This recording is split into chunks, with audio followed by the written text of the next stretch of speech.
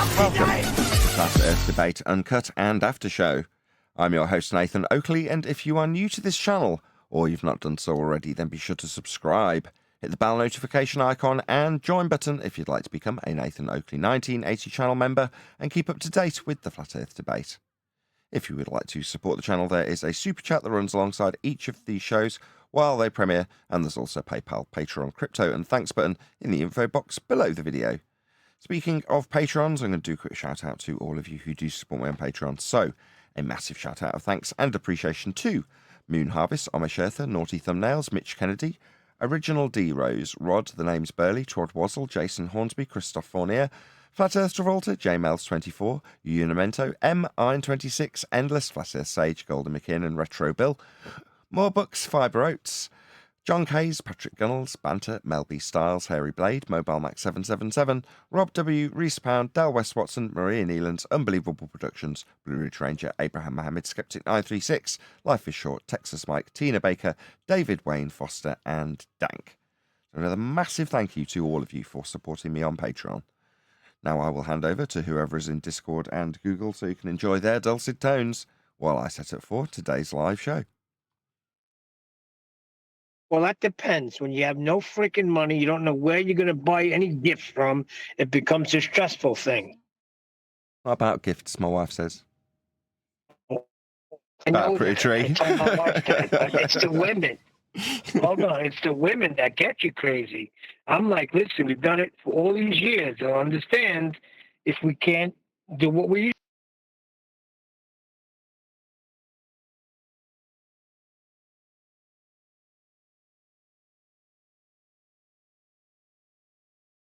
My wife says if you just go out and pick some flowers for your wife, she'll be happy. Put the thought into it. I've done that before when I was broke. She don't know my wife. Fair enough. I mean, she's going on what she's experienced with me, I might add, when I was absolutely penniless. I went out and picked wildflowers. I'd get up really early in the morning, go and find the early morning wildflowers, bring them back. There you go. I haven't got any money to buy flowers. Here you go. I found these for free. Yeah, I did that one time and there was a tick in them. Yeah, that'll happen. The attitude is negative. It's the thought that counts. Yeah, bake a cookie then. And I agree 100%.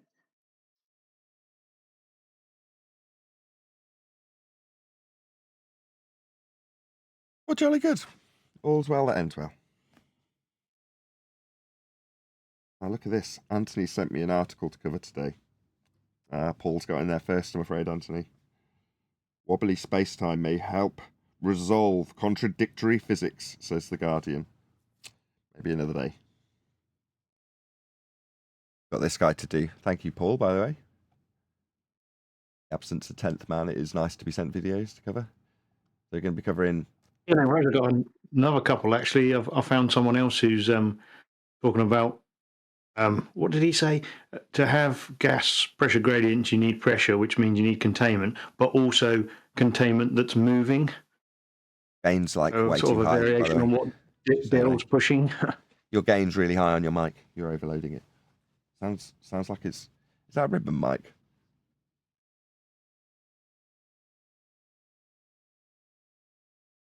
How about now? Is it a ribbon mic? I vaguely remember you telling me you got a ribbon mic. Yes, a Roy or something. Wow. Awesome. Sounds nice now. Now you've turned the gain down. I think Discord is a little bit different to Element, because when I was speaking to Michael the other day, he said I was a bit quiet. Tell him to turn Is you that up. Paul? How you doing, Paul?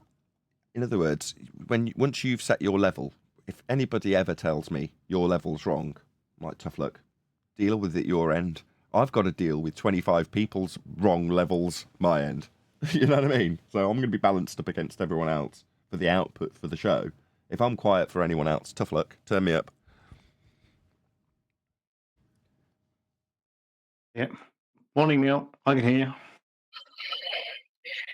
How are you, Paul? Hey, let me ask a fast question. Not to change the subject, but I'm going to change the subject.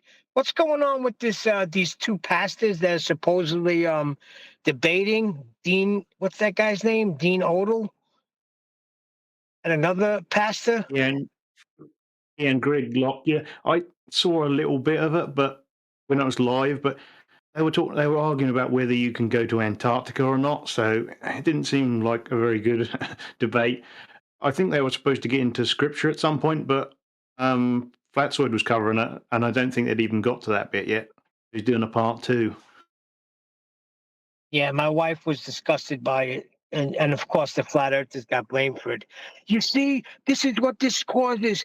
Pastors fighting at the pulpit in church about flat earth.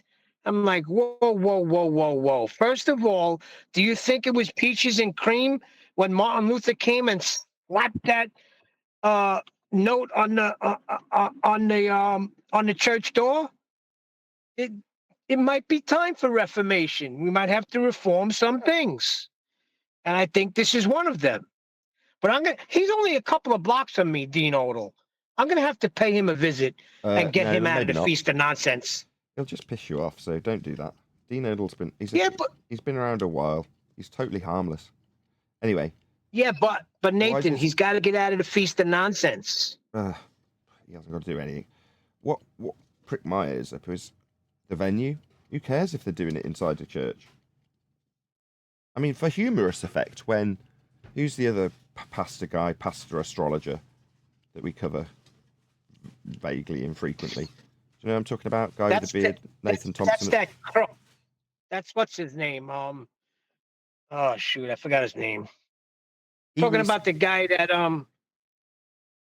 outright lied to Brian about gas pressure. I don't know. Answers in Genesis. Yes. The Answers in Genesis guy. What's his name? Danny Faulkner. Danny Faulkner. Yes. Right, Danny Faulkner. I've got my bloody point now. Oh yeah, we covered him recently, and he was talking about getting angles from hell in a church.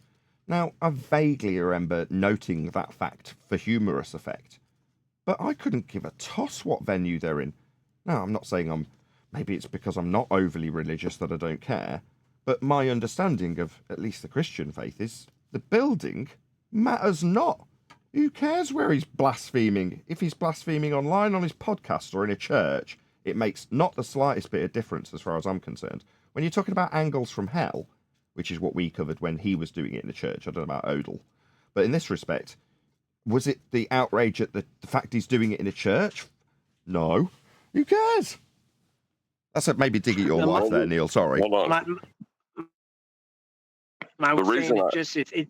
He thinks it's not a good look. The reason I care is that that's a place where you gather to glorify in the name of God. It doesn't necessarily have to be the building, but he did that when they were supposed to be glorifying truth. Did you say when they were supposed to be? Was it like on a Sunday morning or something? That's what church is. No, but I'm saying, was it a service, or did they make the debate at that time, or was it during a church service?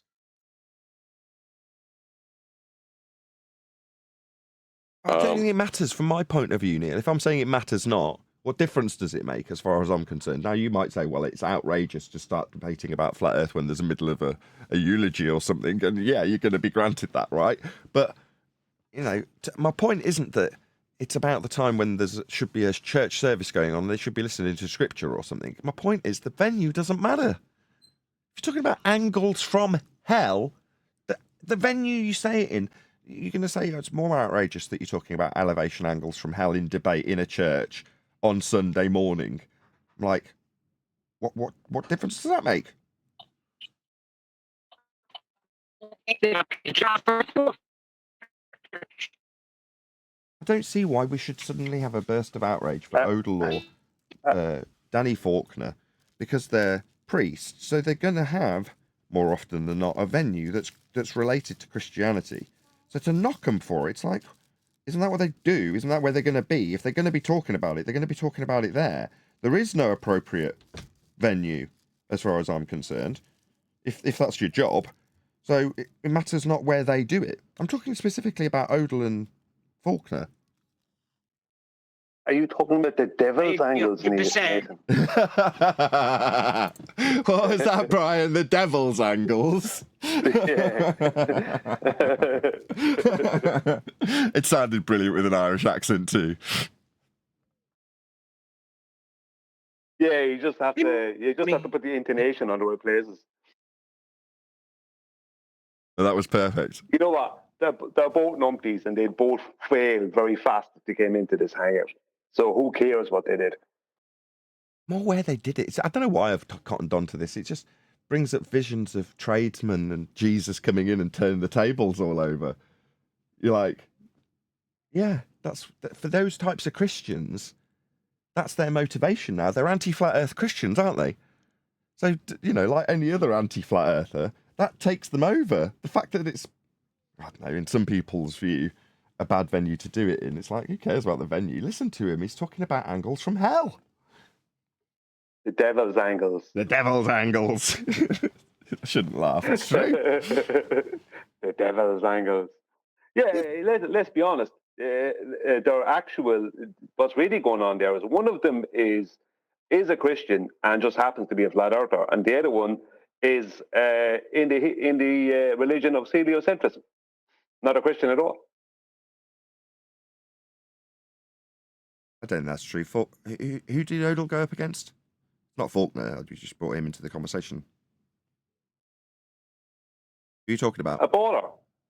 So a heliocentrist. Sorry, you maybe came in just after this conversation started, Brian. No, I heard it. Oh, okay. Well, who was he debating, Neil?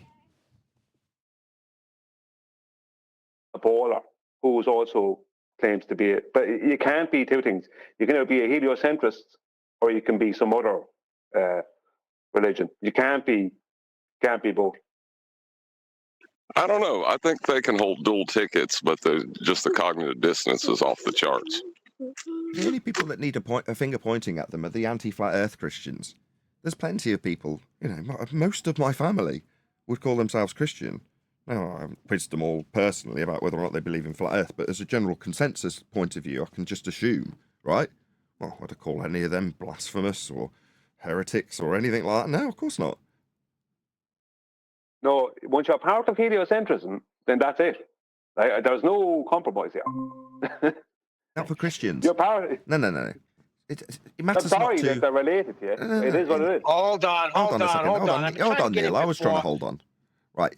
As far as the Christians are concerned, Brian, so long as you accept Jesus into your heart as your Lord and Saviour, that is it. That's the only requirement. There is no got to be a heliocentrist or not. No, once you are a heliocentrist, whether you like it or not, whether you know it or not, that is your religion. That's it. That's the one world religion. That is it. Oh, I see where you're going. For it to happen. No, that I agree with. Yeah, absolutely, I agree with that. People aren't appreciative of the fact that they're in a religion that's come from the church that isn't Christianity. But yeah, they're only Can I Catholics. get back to what you were saying about it doesn't matter where it takes place? You're 100% right, because if you look at the early church, they gathered in women's houses and they reasoned through the scriptures, and it wasn't always pleasant. Right. I don't know where you got this. I'm glad you've said that the house of God is this singing and only worship. No, you reason through the scriptures of how Jesus is Messiah and whatever else is going on in scripture. Exactly. I couldn't agree more, and I'm glad you've said it because I don't have to say it then. Which is to say, I was going to do this, I just didn't. Agree and go, well, yeah, if they're in the middle of worship, because then the venue isn't relevant. It's the act that's taking place in the venue that's being disturbed by flat Earth debate in that regard. That's outrageous, right? But I just didn't want to say that because it detracted from my point in the moment. If I just keep my point as one single point without any caveats, then it's stronger, especially if you then, after the fact, like you have, say, yeah, it's about what's going on at the time. And I do agree, if on a Sunday morning you go into church and suddenly you're faced with a flat Earth debate between two pastors, you're like, what the hell? Yeah, but technically, technically, they're on point. That's what you're supposed to be doing. I mean, come on, we've been deceived. If we can't come out with this and say, look, let's go through the scriptures and see, then I don't know what to do. People seek solace on a Sunday you know, that isn't necessarily what you want to give the people. If you're a pastor, you know, you've got to be, to a certain degree, a people pleaser when it comes to your Sunday morning sermon and your church and your fellowship, right? That's got to be primary, as opposed to convincing the world one way or the other in that regard. Now, back to my point, and you're agreeing with it, is to say that that's what you do in a church. It's a venue for that in that regard, and I'm glad that you're taking the completely opposite view to your wife now, which is good, because I would agree in that regard. It's like, well, to me, it doesn't matter that he's in a church when he's talking to a congregation at 8 o'clock in the evening on a Thursday, and they happen to be intrigued with the subject, and they want to use scripture to investigate. You're like, more power to you, Christians. Hopefully you'll find your way through the scripture to the truth, if that's what you're aiming to do, as opposed to delude yourselves or change the words or whatever it is that I won't be presumptive. I can only go by what we saw. Imagine a lot more Hey, people. Nathan, imagine when they were seeking solace on one Sunday morning and the letter comes in from the Apostle Paul about throwing somebody out of church because he was sleeping with his aunt. I'm sure they took solace that day, huh? Yeah, but a lot more people would become part of belief systems and religions if it meant they could get off earlier on a Friday evening from work. I don't know about that. That's so blasphemous to so many religions, and such an overarching stereotype fallacy. That's an outrage. I can absolutely guarantee you that the whole of Ireland would be turning up. Now you're talking. At Catholic churches if you'd have started with on that Friday evening, right, at Friday afternoon at 3 o'clock in the afternoon, if it meant they could get a half day on a Friday from work. Yeah, for the Irish, I would completely. I know, I've been around plenty of Irish people. Yeah, I agree. Which church are you talking about, Brian? Are you talking about the Roman Catholic Church? Any church at all, Neil. Neil, for the Irish, it could be the Church of Satan himself. If they got off early on a Friday afternoon, they would worship. They'll be there. I can't guarantee that they'll be the most staunch members, but they'll be there. Enough to get away with calling themselves a member of the congregation. If that's 1 in 4 visits a month, you know, then that's enough to get by and get away with the Friday afternoon off. Anyway, let's not smirch the Irish. Yeah, y'all are confusing temple with church now. Temple and church. John, show me in the Bible. Hold show on. me What's in the the difference? Bible. Hold on, I've got plenty of Sikh friends as well. Hold on, Neil. Different subject. Temple, right? What's the difference? For my Sikh friend, it makes the point. The argument and the point would be the same. If it was to Sikh, what would they be into the Sikh religion? God, I should know the term. Whatever the equivalent of priest is in the Sikh religion at a temple. If they were doing the same thing, this argument would not have any slant different. What's the difference? Temple. Why would it be temple rather than church? It makes no difference. Temple is a building that you have given holy meaning to. The church is a collection of people who may be in that building who are glorifying in truth. Boom, way to school my ass. Okay, I'll take it. Humble pie. Yes, Yeah, very, I agree very. with that. Hold on, let's just give him I props. agree. Just give him props. Good point. Well made. That was actually kind of the point I was driving at originally when I said the building don't matter. So kudos on you. Well done. Hey, That's what I'm talking about. No church is a collection of people. We are the church, yes. But I'm talking about a specific area where they gather together. Show me in Scripture where they. Well, you sing 3 hymns, you do this, you do that, and you do this, and then you have communion and you go home. Show me that format in the beginning of the church. yeah, you don't have to go anywhere to do that stuff. You can do that at home if you want. You know what I mean? You could consider what we're doing now in seeking truth, glorifying the truth as church. I agree. And I agree to the point where I empathise more with our Christian followers for that reason, because they've obviously spotted that in what we do. Now, there may be non-Christians amongst the group. Doesn't alter what we do here, does it, John? And I am undoubted. If I ask, I'm not going to speak for her, I wouldn't be so bold, but if I were to ask Paula, I'd be intrigued to see what her response in that exact regard would be as a stout Christian. Well, I know for definite. Oh, that she'd if you, be right into it. Hold on, Neil. I know, Go, Brian. I know for definite, Nathan, that if you could send around collection baskets, weekly collection baskets, based on flat Earth debate, you'd be doing it.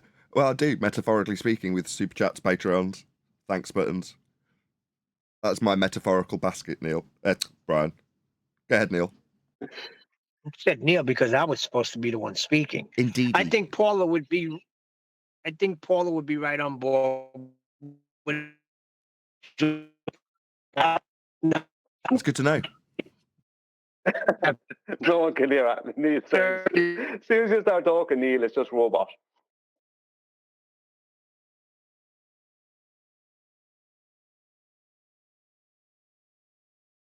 At least the No one point heard that wasn't either. lost. Yeah, but at least the point was not lost, Neil. Good job. That's exactly it. I don't know if it was. I don't know now, John. I kind of didn't hear a word of that. Paula would be on board with I heard that part. Can't hear you either. Yeah, and now you're roboting, John. This is a great start to the show. Hey, Nathan, Yes. what do you reckon of Charles Globert Math? He's a Christian. Would he, if he had to, would he give up Christianity, you know what I mean, to keep fighting for the globe? Because he does fight for the globe a lot harder than he does for... I hear him doing a lot more fighting for the globe and heliocentrism than I do hear him fighting for Christianity. Yeah, I don't know. I don't tune into him much, in fairness, now, so... He's American, though, isn't he? The Americans call themselves Christians, and it's kind of playing lip service only to what makes them fit into their societal group better or easier. Maybe it's an expectation that's maybe of him in his community. Therefore, it's not necessarily something that's going to push. Do I give it any concern? Not really. I'd say... my phone sucks. Every time I go outside of my house, I get no reception. I'm sorry to hear that, Neil. I take it you didn't hear a word I said before. We heard some of it.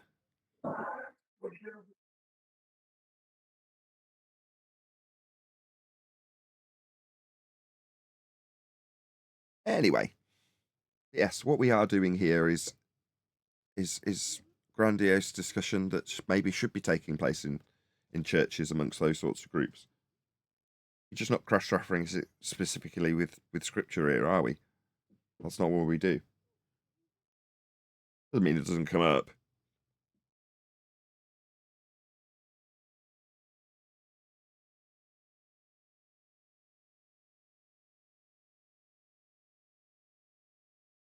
Yeah, interesting stuff. We have plenty of Christian followers. Plenty of people in the Discord server are Christians. Which is, in a way, weird, because it's not like we've gone out of our way to encourage Christian viewership, is it?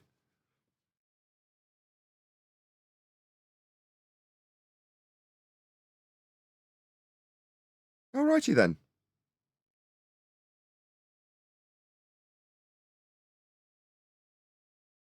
Well, I would say I've nothing to say on the matter. I should stay out of it. Fair enough. You've killed a bit of dead air though with that statement. So well done, you. Yes. Until we get a subject. Hello, change. Eli. Sorry, Nick. I was just going to say, until we get a subject change, I might as well let you guys know what we're going to cover in the live show. So, PolarSaurusRex. What a name. The video is called The Flat Earth and Ice Wall Theories. Oh, joy. Thanks, Paul. Oh, yeah, I love the ice wall subject. I love it when we get stereotyped into total nonsense from the Feast of Nonsense. Yeah, that's what we're going to be covering today. I don't know what the dude's name is. I'm guessing we'll find out. How many subs has he got? 250,000. Is that right? Or is it 750,000? I can't tell at this distance. A lot more than us.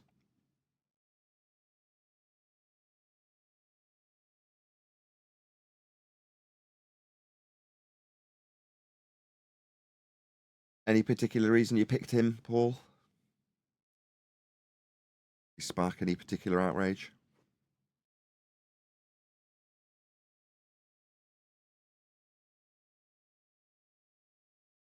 Alrighty then.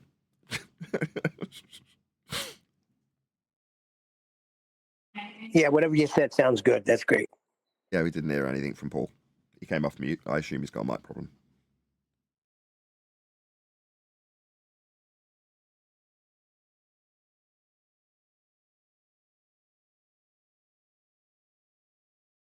Well, I'm glad I'm doing such a great job of warming you guys up, ready for the live show. Hey, Eli. No worries. No worries. We're all here ready to go. I Can tell. asked earlier who we destroying today. Just told you. Ugh. Oh, yeah. Okay, I got you. Literally 25 Good seconds tell. ago. PolarSaurus Good Rex. tell. Something about ice walls. All I heard was ice walls before, but if that's it, sounds good. Not to me. Probably my second favourite discussion subject point. Not necessarily confined to just ice walls, but the feast of nonsense being stereotyped and then used as an argument against me before I've claimed it. It just pisses me off. Someone starts saying, That makes me concerned too, because I thought, I really did in my mind, I'm thinking flat earth debate, this show was going out broad and wide. But if it was, people still won't be talking about ice walls and freaking the nonsense that they're talking about. There's a reason we are heavily suppressed, Neil. Because to a degree, you can tolerate flat earthers in society so long as they conform to the feast of nonsense diatribe that they've been fed, then they're tolerable. Right? You might even get promoted.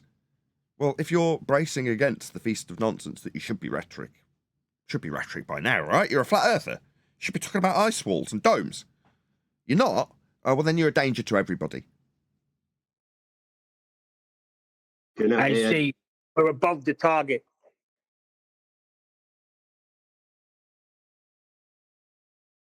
I hate that. It just annoys me. I lost my temper with Rachie00000 the other day, subscribed today. And the reason was simple. She misrepresented what I was stating when detailing Coriolis. So I'm going through the Coriolis effect. And one of our points that we make when we're discussing it is the Coriolis effect is not synonymous with the globe. It's not like a globe-only effect, but people assume that it is when you're detailing it. So, in a chat, detailing what Coriolis is and is not, Rachie comes back to me with, so you're saying the globe, blah, blah, blah, blah, blah. I just lost my temper with her. Like, if you're going to misrepresent what I say and how I say it, you're going to see red really quickly. Nothing annoys me more. So you're saying better be followed by a verbatim quote from me, or I'm just going to lose my temper with you real quick. Like, that travels over into the stereotype when someone starts saying, flat earthers say. Now, yeah, don't get me wrong, it's not me personally, but it's like, I am a flat earther. No, I do not say that. So you're gonna get my hackles up real quick. I'm gonna see red, aren't I? Yeah, you're going to get your balls twisted. Say again, Brian. I'm saying I can't stand that when someone feels the need to continually misrepresent you. It's like, you know exactly what it said. You know exactly what I was saying. You feel the need to misrepresent me. I get so much of that myself. But it's like, why does she feel? Why does she feel the need to misrepresent you? Now, I have to say, I do use straw man arguments a lot with the Globers in comments. I do, right? But this is after their behaviour. After they've shown bad behaviour, then I will start doing that to them, right? Not beforehand. If they're okay with me and if they're addressing something in the video, then I'll address them. But if they're just jumping on some nonsense in the video, you know what I mean, that had nothing to do with the video or the content of the video, you know what I mean, something that they don't even sometimes don't understand, then I'll straw man them. But when you're trying to actually address somebody and they misrepresent you, it's really annoying because it shows that they need to do that. It's like when you ask someone, it's like the opposite side of that is you ask someone a question and they answer something you didn't ask them. like, certain people out there. Piers Morgan, brilliant at that. Ask him a question. Someone asks him a question, and he answers something completely different. No one asked him that. There's You a know what I mean? great, Red there's a herring great joke answer, about that. you know? There's a Scottish comedian who does a great bit on that. So this, I'll just take the role of the comedian, okay, to tell the joke. I won't do a Scottish accent. So I'm in Primark, right? I'm just looking around at the clothes, and this guy walks up to me. Obviously, I must look like a staff member or something, and goes, "How much are these jeans?" And I look at him and I go, "I don't actually work here." And the guy looks me in the eye and says, "That's not what I effing asked you."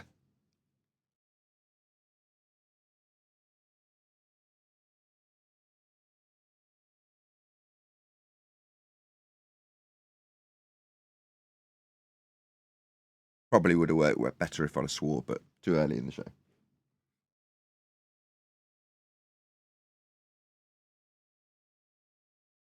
Sorry, I was downstairs. My phone was upstairs. Yes, exactly. Not what he asked him, so he should have answered anyway. Just give him an answer. Just say, yeah, 10 bob, £10. Yeah. But look, let's be honest. Rachie, what's Rachie doing? Right? What's she doing? I thought that the Earth was flying upwards. This flat Earth was flying upwards at 9.8 meters per second squared. Now she's a baller and who doesn't understand Coriolis effect. Right? And God knows what ever else. Look, Rachie's just obviously just looking for attention. That's all. How could you take her serious in any way, shape, or form? Well, I can't take her because serious. people are crying out for pain relief. That's why. I don't have any Hold on. communication with her. There's a niche market that wants that. She provides a huge level of pain relief to our opponents. You have no idea the desire from our opposing side for someone like Rachie to do that. So when you say, you say she wants attention, she'll get it. Oh, the amount of simps she has over there, because sometimes her videos show up on my feed now and again, and I click on one of our recent videos, and looking in the feed in this chat, and there's all ballers, and like all these ballers, and you know them when you read. Some of them you'd know them, some of them are new accounts, but some of them you'd know them, or some of them are just new accounts, but some of them you know them, and they're all like, "Oh yes, you go, Richie. You show them flat earthers. You're doing this kind of stuff." It's like I totally agree with you, Richie. Like you're just a crowd of simps. Do you know what I mean? Richie simps. That's what they are. She has a load of simps. Like Richie's simps. All right, let's use the proper word. Sycophants. Right. Simp is just a millennial word. Well, yeah. I mean, no matter what she says, as long as she's on the globe, they'll agree with her. Do you know what I mean? That's what. Like Sorry, she basically that's different to any other globe believer because. No, but I'm just saying with her, it's specific. See, I remember when she first came out as a flat earther, you had a load of globers, because she was attractive looking, a load of globers doing their best to try to be good, friends with her and all the rest of it. Simply because, like, they had a little thing, right? They had a little thing, because she's like the forbidden fruit of flat earther who's good looking. And do you know what I mean? If one of them, you know what I mean? The whole fantasy, you know what I mean? Wow, it's like forbidden fruit. Do you know what I mean? Like, she's like a black girl for a guy who's part of a skinhead racist gang. Do you know what I mean? It's like forbidden fruit, right? See it that way, right?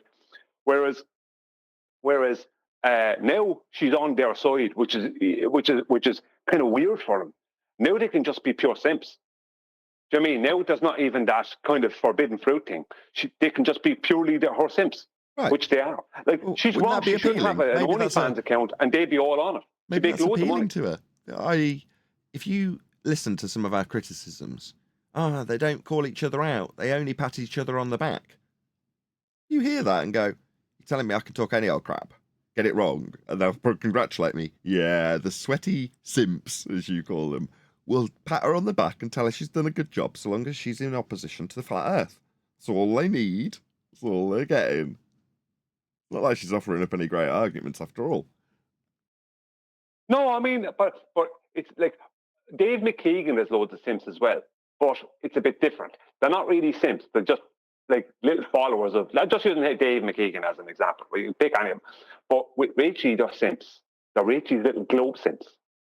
That's what they are. They're giving her needed attention. You know, she's loving it. Do you know what I mean?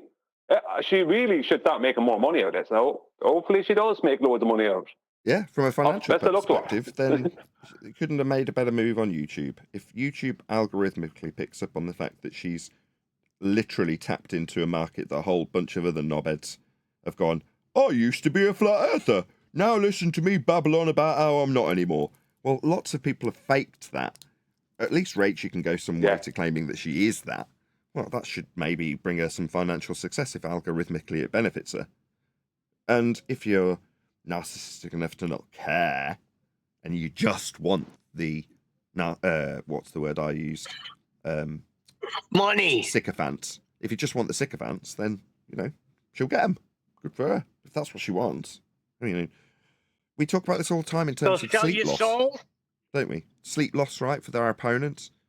It will, for the people simping temporarily, will they forget about the pain of not having a flat earth to measure when they're making their globe examples because we'll point it out to them?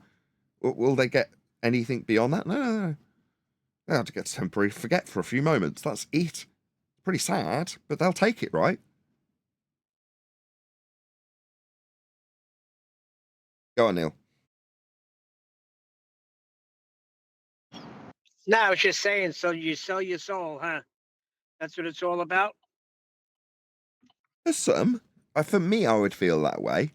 You know, I would always feel like I was going to toss and turn at night, worrying about being wrong. Now, in this instance, I don't think she's suddenly going to become Simon Dan in this arena. That's not to say big, but bigger than almost everyone else in this particular little neck of the woods that we reside in. So while Dan might be raking in all the actual cash from anybody searching Flat Earth, Rachel might not attain those heights, but she might scrape a living by being that person that's transitioned. And if she's trying to make a living, I mean, I can relate. You know, before we started recording, we were talking about being poor, you and I, Neil, about not being able to buy presents, picking wildflowers and stuff.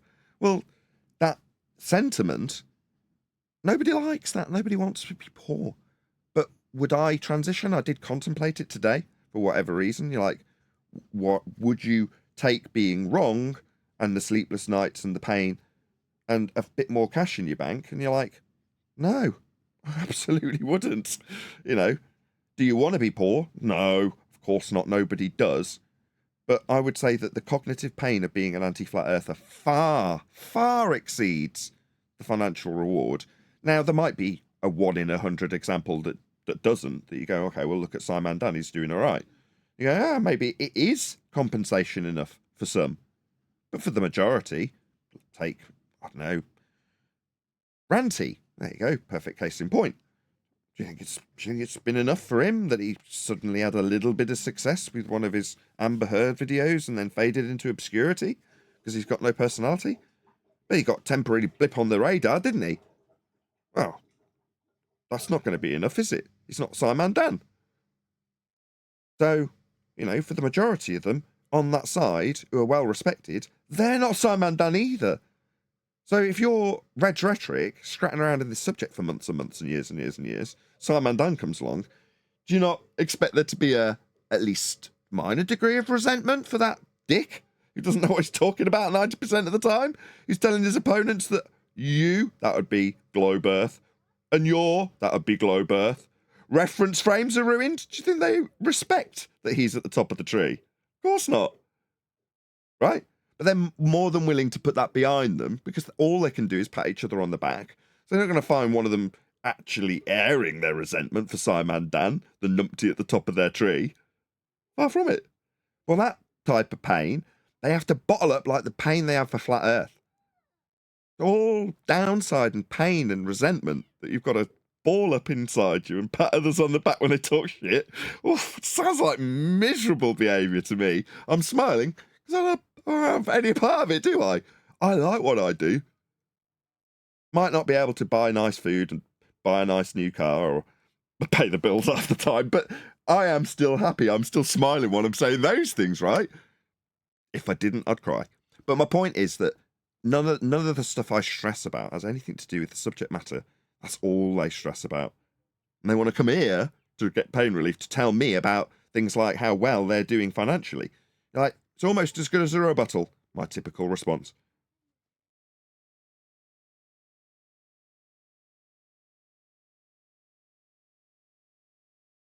Yeah, let's get going, baby. Hello, good afternoon. Monday. Don't mention the day. We want these videos to be timeless, Arwin.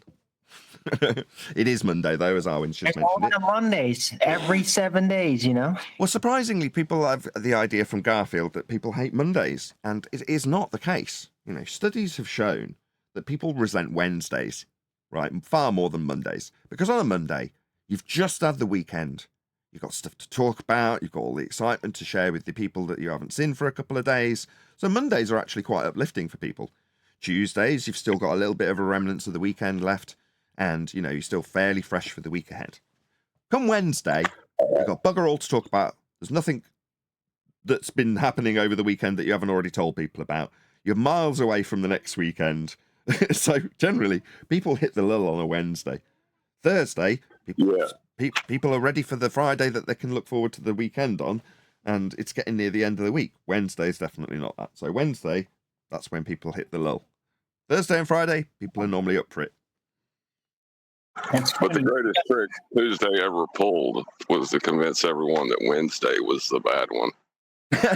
Tuesday's not a bad day. Nothing wrong with a Tuesday. You're deceived, Nathan. You've been deceived by Tuesday. Plenty of work gets done on a Tuesday. See how much work gets done on a Friday. Even in the pre-show, we were discussing about how the Irish are absolutely lazy as all hell and would rather worship Satan than work a Friday.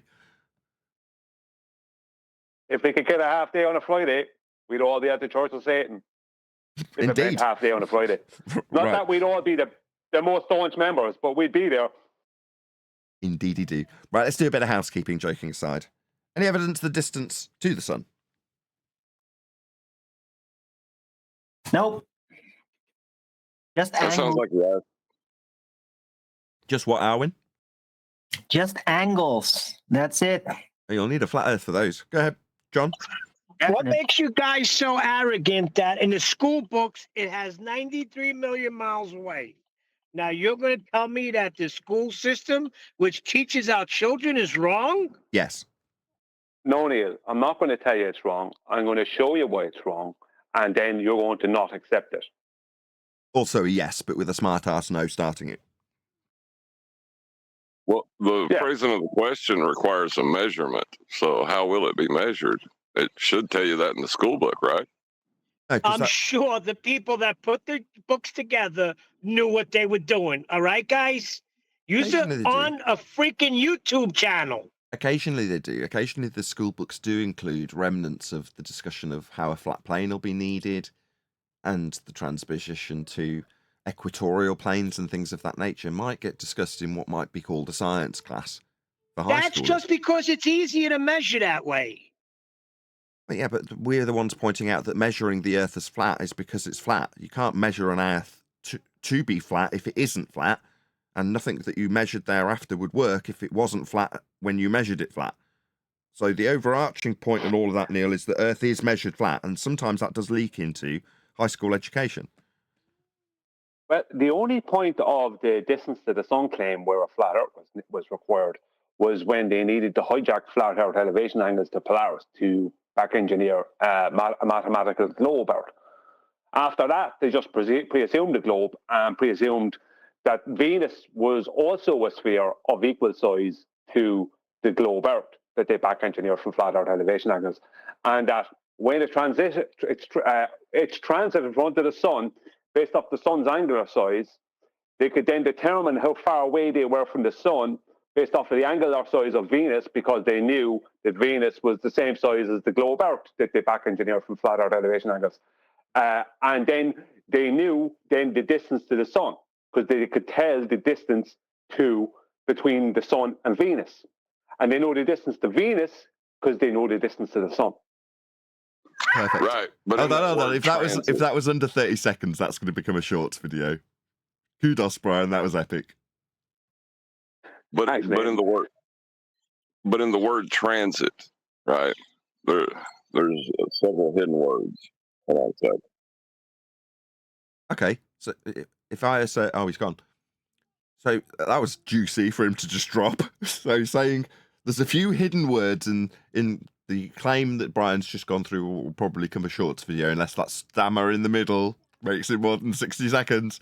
I'll just edit it out. Don't worry. Anyway, what about transits? Oh, he's gone. We will never know, but I'm assuming you're going to need a flat Earth to assert the transit of Venus, to assert that gives you scaling values from Kepler, when Huygens assumed its value to be the same as the size of Earth, taken from elevation angle measurements to Polaris, as detailed by Brian so concisely a moment ago. But I'm sure we'll... Well, he thought that the transit, which would be an angular movement across between, in front of the sun. That'd be an angular situation. But the transit, to describe the transit of Venus itself, requires a flat Earth because it's an angular description. Well, I don't know because it's in the sky. You're using an azimuth across the sky, so I don't know. The azimuth will be that's going to be flat. But do you know what I mean? But you're not referencing the surface of the Earth. You're just doing it from your position. So I could reference the azimuth between 2 points, two lighthouses in the distance. But I don't need to reference the Earth for that azimuth from my position. Fair enough. Well, we didn't get there in one step. Correct me if I'm wrong. Well, no, we'll find out from John when he returns, if we can remember the transit, because he had something to go along with it. He said they were telling, he just said you need a flat Earth for that. Perhaps he did, but he didn't. So maybe we'll find out when he gets back. Maybe he was talking about 4 transits. 4 transits, like White Van Man transit. Yeah. Maybe he was. We'll find out when he returns, I'm sure. So transits are very telling, you say, John? Oh, yeah. Well, not just transit, but also ratio, because they had to create those ratios from something, right? You're talking about Kepler. They used observation. Hold on. Just so we're clear where we are in the story. You're talking about Kepler's development of this system. Using the Keplerian elements. Yeah. 3 of which, there's 3 of them.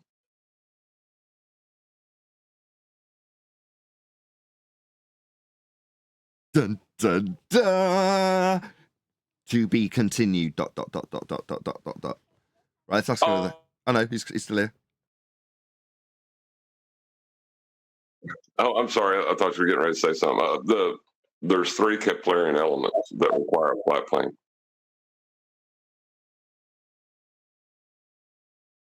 Dun, dun, dun. To be continued. Sorry. We keep losing you when you tell us there's 3 Keplerian elements. Right. To mathematically establish the transit and the ratios for that transit were built on those 3 Keplerian elements that require a flat plane. And they are? Oh, you put me on the spot. Hold on a sec. I'll tell you. I got it wrote down somewhere. I'm sure we went through this from NASA about a month ago, didn't we? Didn't we have a 1980s NASA video that detailed these? Yes. Yeah, that's where I wrote it down from. Okay. But I'm just checking I know where you're going without giving the game away, because I didn't know quite where you're going. Now I do. Good. Yeah, hold on 1 minute. No worries. I'm not keeping the While you're searching that, you want to move on, I was going to say, I'll buy you some time with another housekeeping question. So, any scientific evidence of gravity?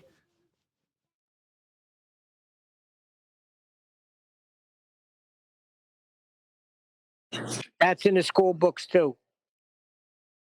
Well, yeah, the one in the school books is Newtonian, though, isn't it? That's a problem in and of itself. Is there any scientific evidence of, I don't know, bending space-time? Current gravity?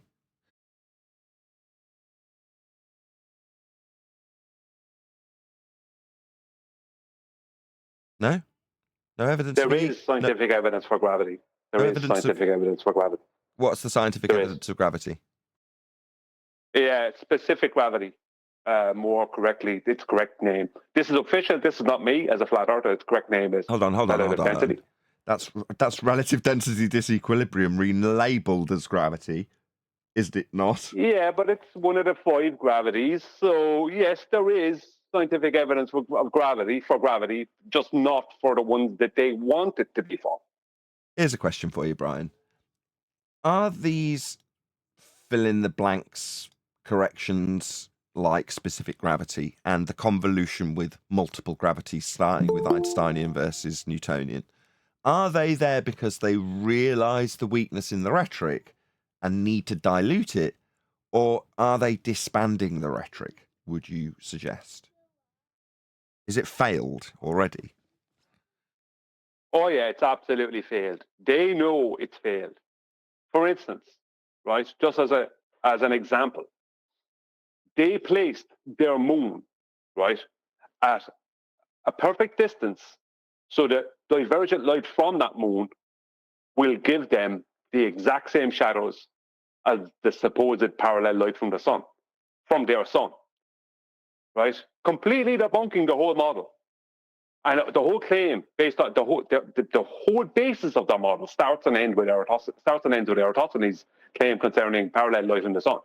So why did they do that with the moon? Why is the moon that specific distance away? So the angles of the light, the divergent light that they are receiving from their moon, why does that moon give them the exact same angles as the parallel light from their sun?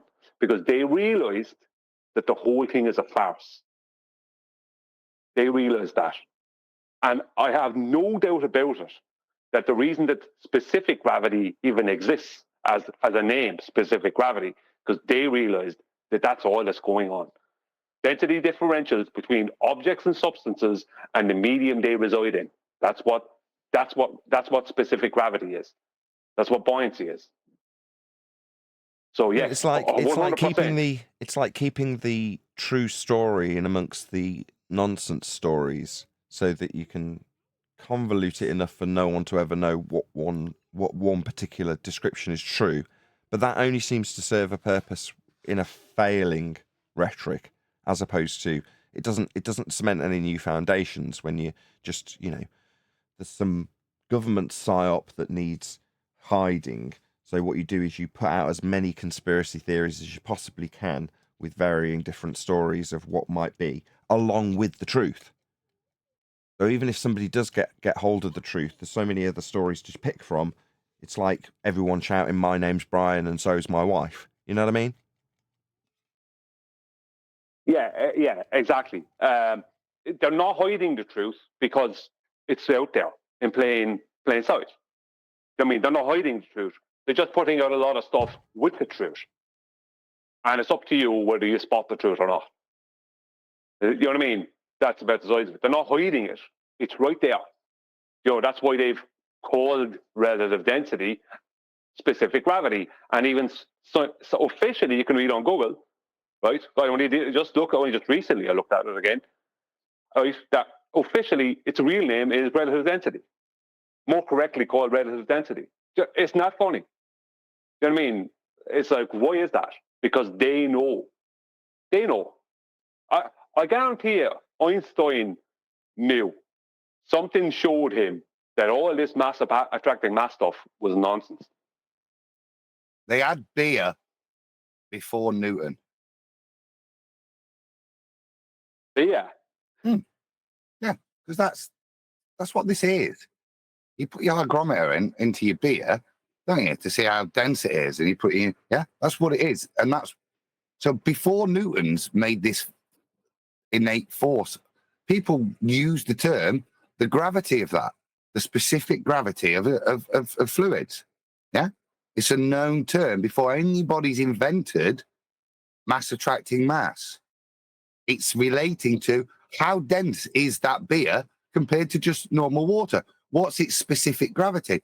What is its relative density as a descriptor of a fraction of water's relative density?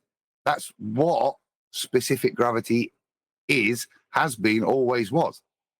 Yeah, don't be questioning. Yes, let me back up Adam on that. Yeah, I was going to say, don't be questioning my men here on this panel when it comes to booze.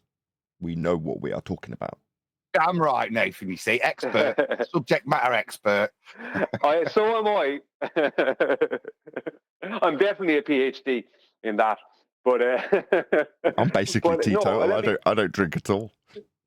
You don't need to. We know all about it. If you want to know about it, I'll tell you about it, or Adam will. But don't tell the audience about my crack problem. They don't need to hear about that. But let me back up Adam there. What a lot of people fail to recognize is that Isaac Newton wrote his Principia Mathematica. Now, he didn't. This is the one he wrote. I don't care about what other nonsense translations happened afterwards. His Principia Mathematica that he wrote was written in Latin. And in Latin, gravitas means heavy or weight. It doesn't mean a force giving weight to something. It's a description of something. It's gravitas. It's heavy or weight. It has gravitas. And the word massa means an accumulation of stuff or matter, right? Not something that's given weight by a force of gravity, right? So when you relate massa and gravitas to specific gravity, they work perfect. You try relating massa and gravitas, which were used in Newton's Principia Mathematica. He wrote those exact words. He wrote it in Latin. You try relating them to a force of attraction between masses and see how far you get. Adam is correct. Right.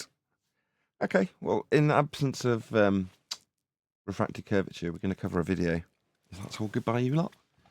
So this has been provided today by Paul. So thank you very much to Paul for providing today's video, which is actually produced by the PolarSaurus.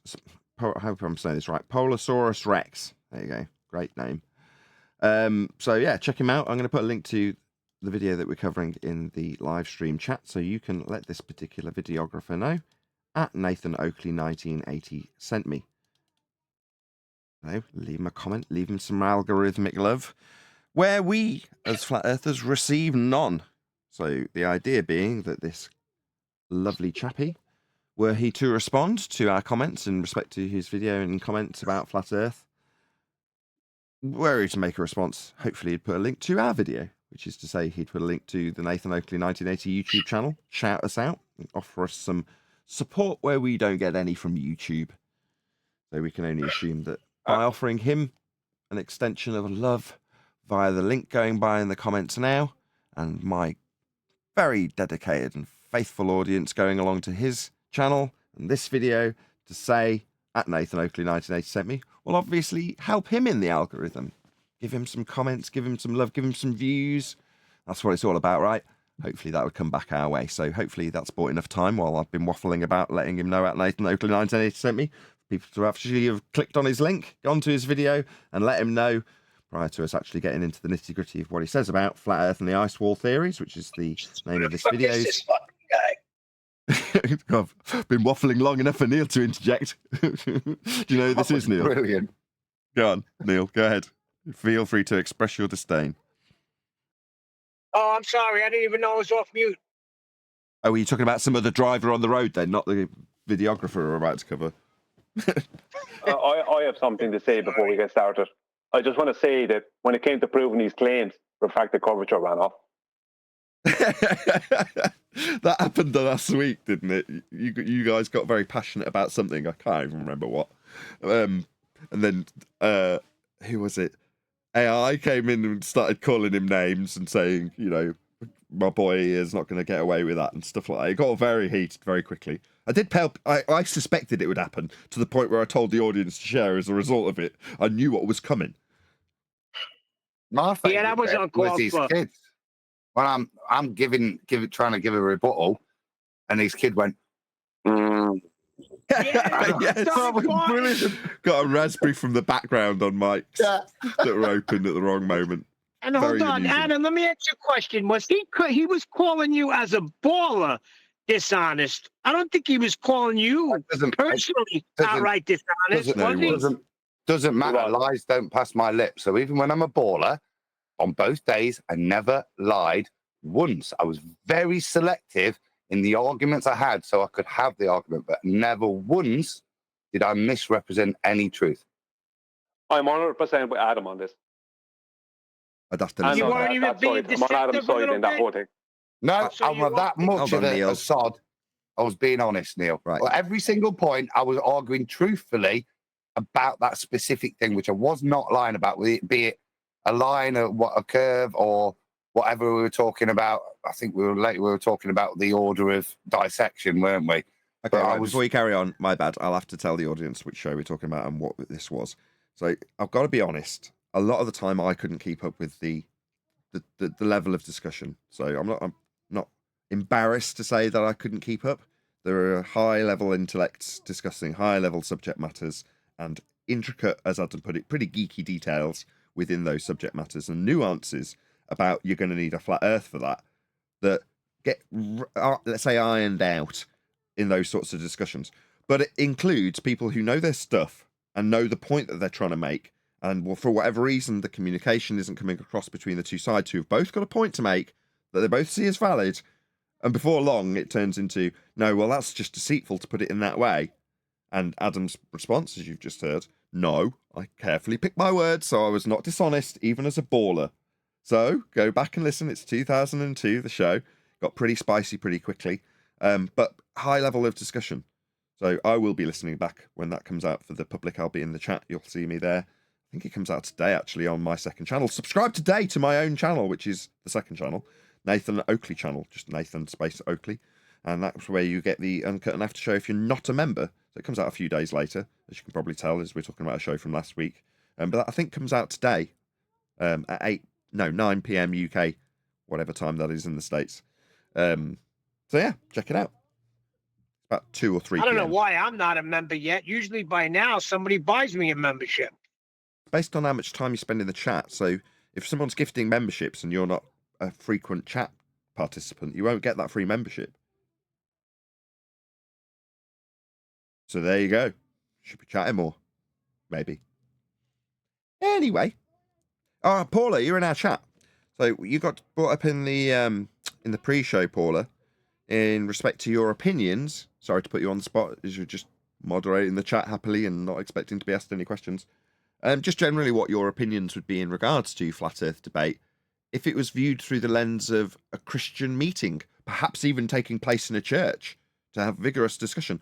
Obviously, without the swearing and my general disdain for people who do things that I feel they shouldn't. But if you exclude that particular aspect of it, which I'm sure you can do, you've got, enough rose-tinted glasses for the show to be able to do that, thank God. But yeah, we wanted to know what your thoughts are from a purely Christian perspective about the discussion that we have on the live show about Flat Earth and how that would be directly beneficial to a Christian way of viewing.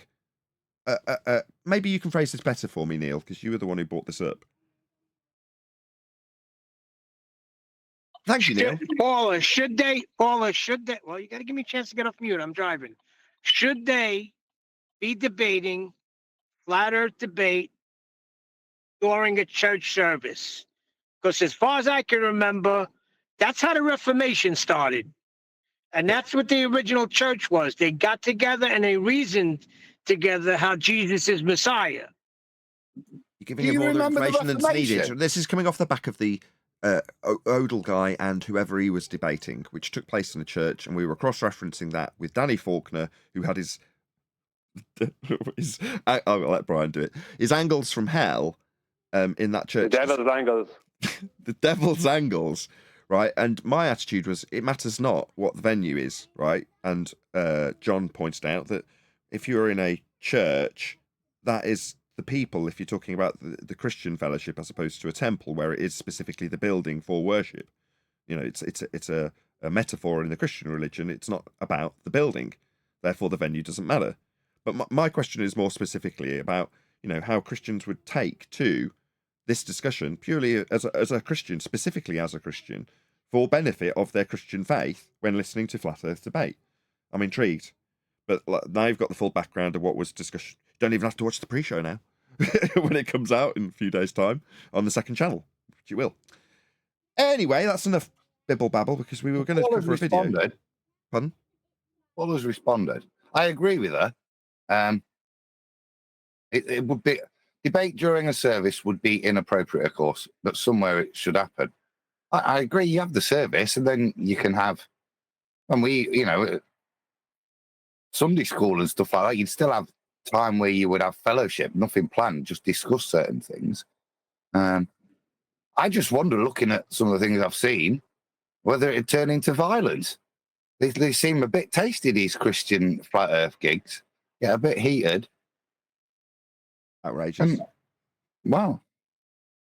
When he chased off stage, one of the bastards. Well, don't swear. Well, it's not necessarily, but they're empowered. We discussed in the pre-show about Jesus turning over tables in the temple, the den of thieves. Anyway, let's do this video. Why I personally believe the... Oh. Go on, Brian. I know, just saying that, just to throw a cat amongst the pigeons. I don't know. I have no horse on the race. Don't mind me. Fair enough. Earth is not flat, because I'm not a flat earther. But if you are a flat earther, I'm going to say a few things about why I don't think it's true. And you Okay, well, listen. can let me know down below, since you know more about We'll let you know live. the theory than I do. And I'll read it. You can let So did you say because you know more about the theory than I do? This isn't flat theory? It's not But he theory. doesn't think it's flat. Oh, come on. That sounds like a guy, just investigate here. I'm going to give my opinion there, and you can educate me. That sounded quite a genuine person who's a newbie. I don't know who he is, but sounds like he's just approaching the subject, and that sounded fairly genuine. It doesn't sound Yeah. ridiculous. It sounded familiar too, didn't it? Well, I know what might come. I'm just saying it.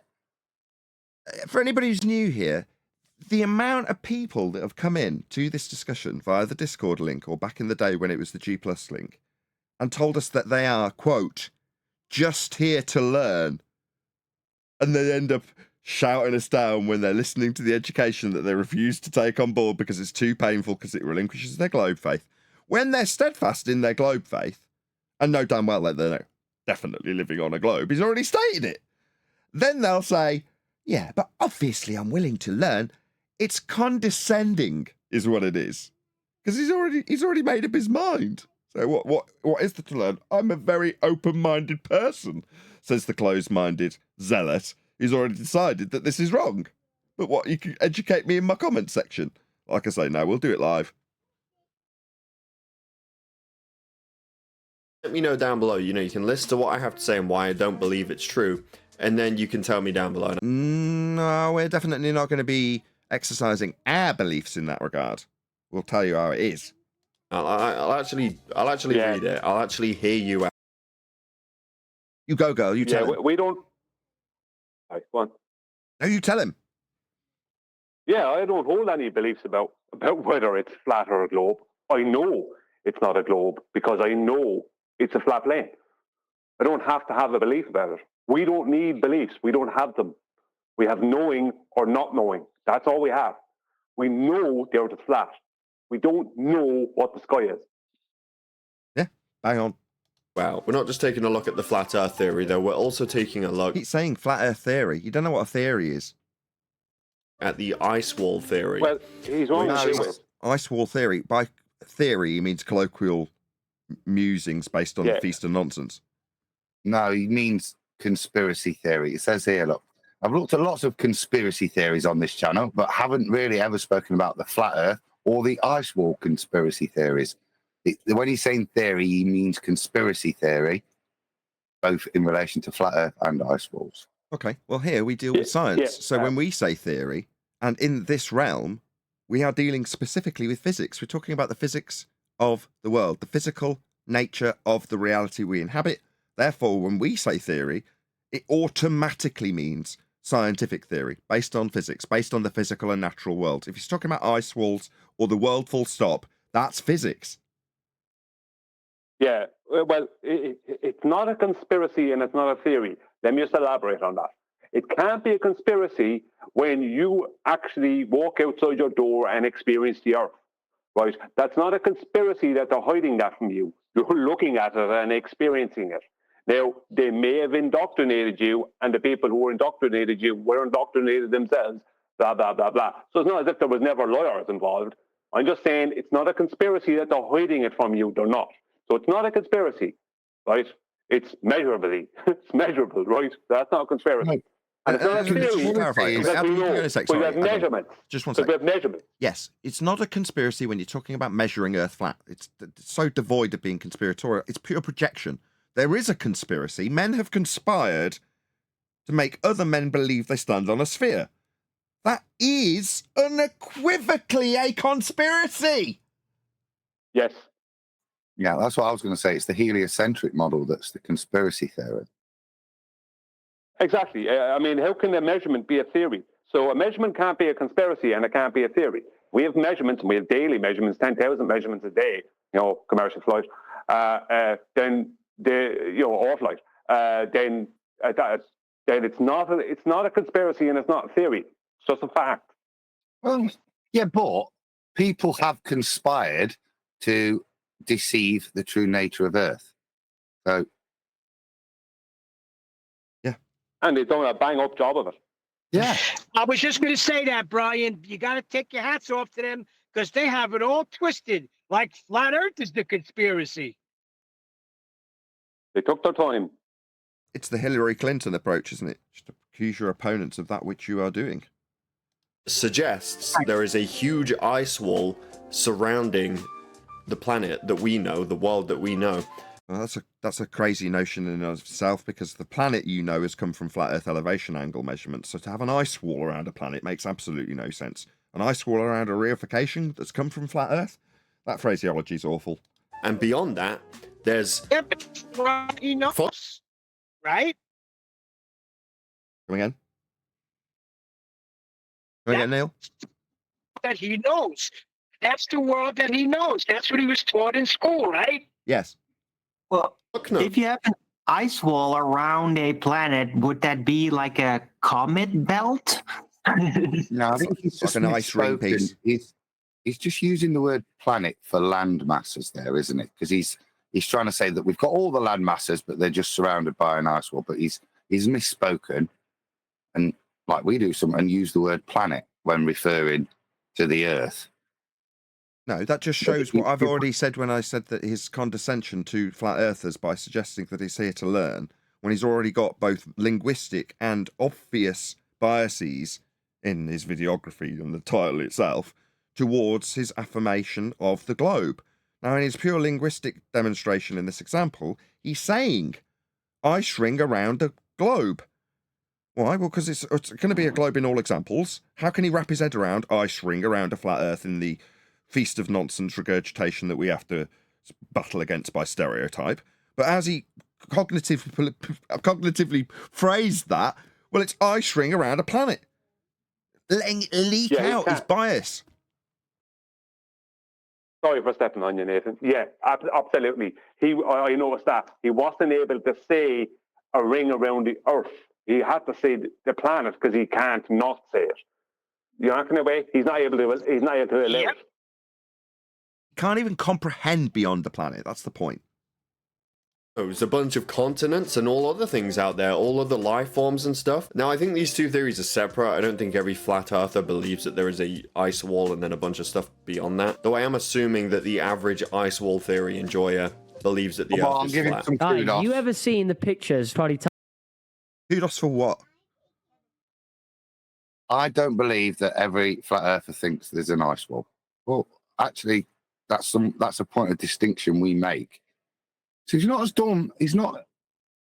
I'm not hearing a guy that's an anti-flat earther here. He's not necessarily wanting to call me dumb. He's wanting to know what's going off. Okay. I know Type I'm in too the nice ice to wall. people, but You're an empath. yeah, but Well, you're not an empath. That's what I'm hearing. I'm hearing a guy that don't know what he's on about. He's genuinely interested, and he's actually bothered to not stereotype me. Exactly. Okay, half a point awarded. Fine, let's move on. That is When Antarctica, Adam right? So says- you can see how. Go on, Brian. I'm just saying, Adam says, I know I'm too nice to people. I think Ruhif might disagree with that. I'm only ever nice to Rufy. It's part of the fun of dealing with him, only ever being nice. I've seen Adam's messages to I know. Ruby. He's very polite. Very polite. I was going to say Neil instead, Oh, okay. but I went with Ruhif. You ruined the gag. No worries. A world in the middle. Flat earthers, or some of them, believe that beyond the ice wall. No, fair play. I'll give him an extra half credit because whoever he's referencing has even said some of them. Is this other world with its own continent. Saw this on Twitter the other day and I was scrolling through it, but the replies to it are insane. Like, they genuinely are so sold on this talking about how there was this one man that went to Antarctica on his expedition back in the day, and I can't remember his name, and he's got proof and it's all up on YouTube. Okay, so it's Admiral Byrd in the bottom right-hand corner that he's got flashed up.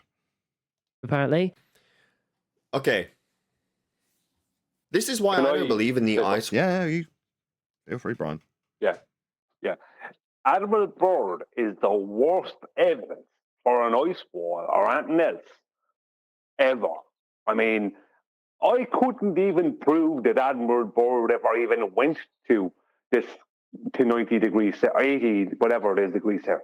90, whatever they want to say, right? Whatever they want to call Antarctica. I couldn't even prove that the guy ever even went there. I have no idea.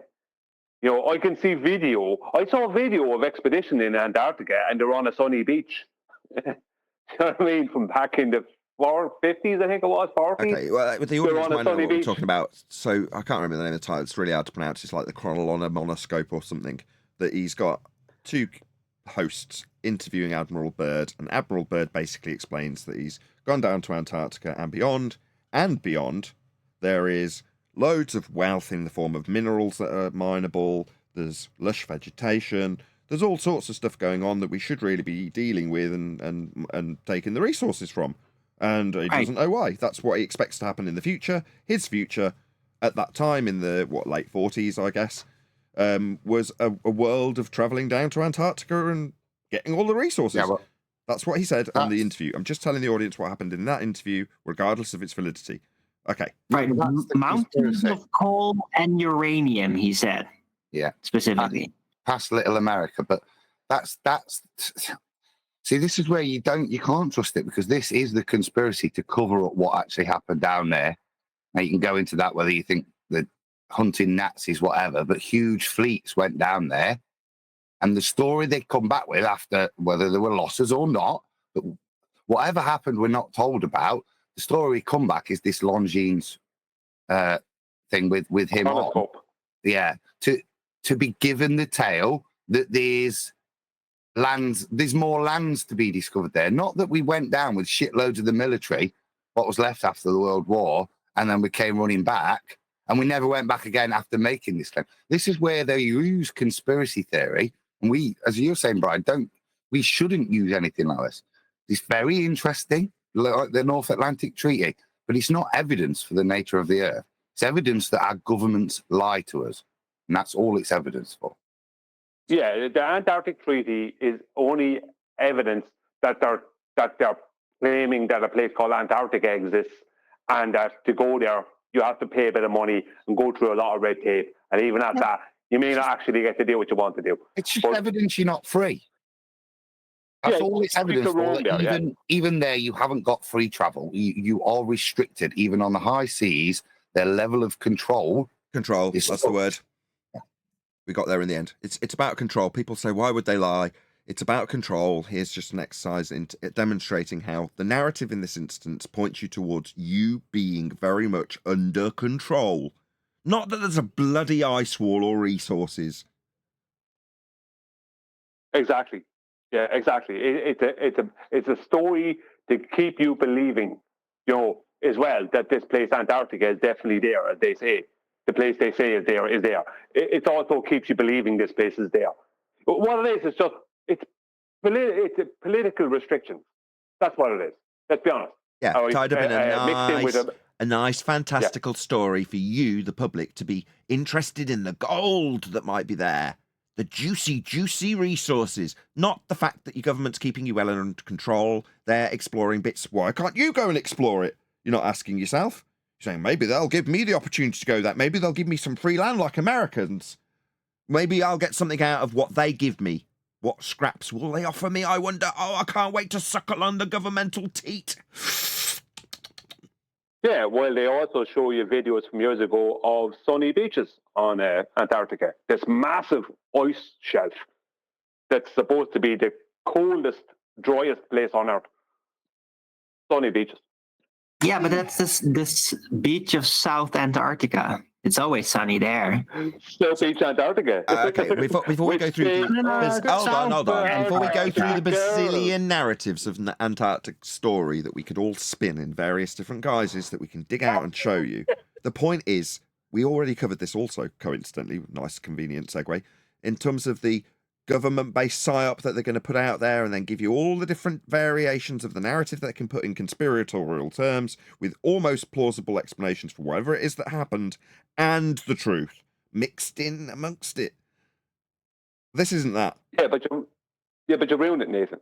Go on. I wish they all could be Did you say South Antarctica Beach? girls. Oh, Neil, No, I said South. Everyone, be clear in Sorry, the airlines. Brian, but you said Obviously, South Brian has Beach. got something to say. Go ahead, Brian. Yeah, South Beach, Antarctica. I wish they all could be Antarctica girls. But it's not the South Beach of Antarctica. No, it's the beaches of South Antarctica. Like Well, the I'm beaches talking on about- the I'm talking about South Beach, Antarctica. side of Antarctica. Well, this is That's wonderful, the isn't point. it? Okay, lovely. Let's move on with the video. Wall theory, or why I don't believe the Earth is flat. It's simply due to the fact that we have pictures of Earth from space. Hey, who wants to cover that?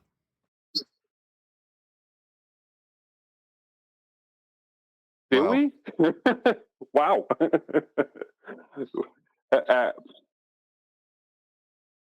What do you say about that? I don't know.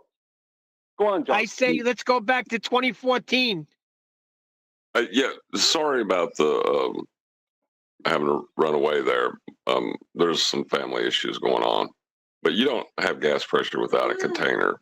The idea that there's an outer space you can take pictures from is just objectively not true. It's also objectively not true. It's also objectively not true that they have photographs from space.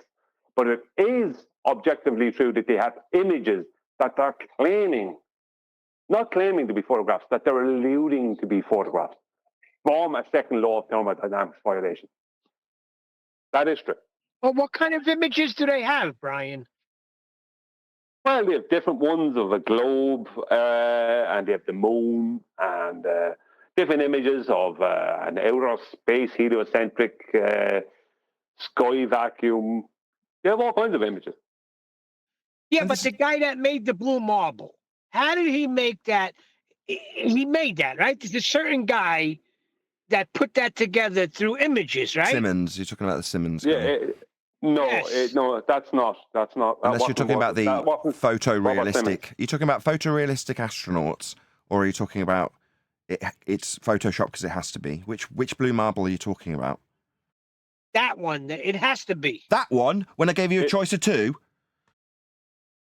No, but hold on. No, The original no, the blue marble. photo. Hold on, Brian. What? Let Arwen get his The blue piece. marble- Hold on, Photoshop. Arwen. Hold on, Brian. Just let Arwen get his piece. Go on. Go ahead. Yeah, the original blue marble photo, the one from like with Antarctica on it in Africa, I think, was it? Like that one wasn't photoshopped, okay? Photoshop didn't No, it exist wasn't. yet. There's Michael Collins. But they used like No, lensing to trick it, to make it an actual photo. Yeah. That's No, why no, that no, no, one- no. Oh my God, we're getting No, feast of nonsense left leave and right. me clear. Stop, No, everyone, No, stop. maybe if you just Right, I'm gonna have to cut him off. Now we've got so much feast of nonsense we can't keep up. So now we've got feast of nonsense from Bart Sabrell in terms of their illusion that you've still gone out into a sky vacuum to take a fake picture of Earth with a cutout. Right, that's more feast of nonsense. Yeah, it's in outer space. I mean, they send up a satelloon and then they use the very special lens to literally bend it on the spot, not photoshopped afterward, photoshopped in that thing. No, Arwen, that's not what they did. No. Oh, okay. Well, no, that's not what the blue Yeah, marble no, is. that's It's not a what they did. painting. That's what it actually They're is. separate. Yeah, I'm trying to clear up, right? Yes, Michael Collins was a photorealism painter, but he wasn't the one who did that photograph. But damn you, I always get that wrong. That painting. Damn. Sorry. It's about the third time I've got it wrong. Who's the actual astronaut it's that not did your it? fault. It's not your fault because I forgot the name. I mixed up the name. Right, I forgot. He did do photorealism paintings of the globe from the moon and all this other nonsense, right? Right, he did do those things, right? So I'm not saying he wasn't involved afterwards, but it was Alan Bean, astronaut Alan Bean, who did who was a photorealism painter also, right? And he did the blue marble painting, and they took a photograph of that painting. That is a real photograph of a painting. Sorry, Arwen, I just had to get The that. original South Antarctica thing? Or The original blue marble original is a picture, painting by Alan Hold Bean. on. I'm asking the original, very, very, very, very, very first picture ever that's been like doled around in the world about this 72 photo or from 69, sorry, whatever, 69, whichever one it was. Yes, Alwyn, the original blue marble from 69. Yes. Yeah, Alan Bean. Okay, so that's a photo of a painting. That's really sneaky because they say it is a photo, and I guess they're technically correct. No. Yeah. That's not even sneaky. No. If you're talking about the Mona Lisa and I hold up a picture of the Mona Lisa, do I have to bloody state that it isn't the original painting if you're looking at it on a monitor, for instance? No, you don't. Right? What we're talking about, regardless of if it's a presented image of the blue marble, the original work that is presented to you called blue marble is just a painting. That's all it is. That's the point, right? If you want to get more on this, go to Math Powerland's channel, right? Math Powerland's the originator of the photo or painting argument. And he just did exactly that. Created a picture of the original blue marble. Put it on a t-shirt with the caption, photo or painting. Now, given that he painted it, I'm pretty sure he knew the answer. But for most people, they go, oh, yeah, that's Earth from space right there. No, it isn't. There is no space. Let's get on to that. Who's going to cover that? No, I get that. It's just that when I was in school, I still remember this moment. They showed me that specific one and then said, no, that's actually a photograph. And I guess they tricked me because it really was a photograph of a painting. And I didn't even at the time thought of, like, was it really a photo made in space? Didn't I just cover this like 2 seconds then ago? They would have had to like stutter through that. I got you the first time, and I covered it when I said if I show you a picture of the Mona Lisa, am I going to tell you that it's a photograph because I've got to state the bloody obvious while I hold a photograph of it? If I go and take a picture of sunflowers, right? Number one, I'd struggle to fit it in frame. It's really massive. But if I could get a whole picture of it and show it you, scaled down to A4 size, do I have to declare to you that I've taken a photo and printed it out? I go, that's the painting of sunflowers that I've taken a picture of. It's not deceptive. What? Who cares? We're majoring on the minors when we're not focused on why we know it unequivocally isn't a photograph of Earth from space. Yeah, I get that. I was just going on about how they tricked me with the word. Go on about it again. My lead up to making the actual point worthwhile. You're going to yammer on about that again. Thanks. I'll make a fourth attempt to a pressure segue. without a container. It's a second law of thermodynamics violation. You can't have a chemical reaction that is required as part of photography take place in a vacuous system. But that's not. We don't need to know about that. I need to know about how cameras work in vacuums. What are you doing? So he said there's one photo. I'd not heard what Brian said. I'd kind of assumed it wasn't or knew it wasn't. But I've just wicked it here. And this is, see, he's a conspiracy theorist. So he'll have looked at this and he'll be going, no, see, look. So this is the party line. All the crew members took photographs during the mission with the onboard Hasselblad. Yeah. So you don't argue about vacuum, gas pressure and vacuums and cameras and they won't work. They had a Hasselblad. So for those that are normies, that's your rebuttal answer, Darwin. They have largely avoided definitively answering the question of the photographer's identity by each member claiming to have taken it. You see, that's the argument that the mainstream, that's the conspiracy. Who took the photo? Not can the photo be taken?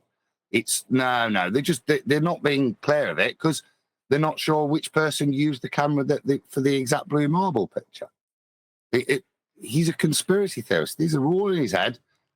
All these things, that's the conspiracy. But the photo, being genuine anyway to him, that's not debatable. Right. And I'll try once more. Arwin did it through the top of me moaning about him feeling deceived by a teacher when they said he wasn't deceived because it was a photo of a painting. But there's no way your teacher knew it was a painting. Just to round that subject off, hopefully it won't come up again. But the point is, we know it's not a photograph because the claimed location of the shot, where they took the picture from. So they claimed to take the picture with a Hasselblad camera in the sky vacuum. So as we all listen to this show, we glance our heads upwards towards the nearest window and towards the sky and say, if that was a vacuum, all of the gas that we are currently breathing would vacate into that area instantly. It's a law of nature. It's called the second law of thermodynamics. Gas fills space. There is no space. There is no outer space to take this picture from. The picture's automatically fake. We have no requirement to provide a backstory about photorealism from Mr. Alan Bean or from Michael Collins. It makes no difference. The place is Narnia that they took the picture from.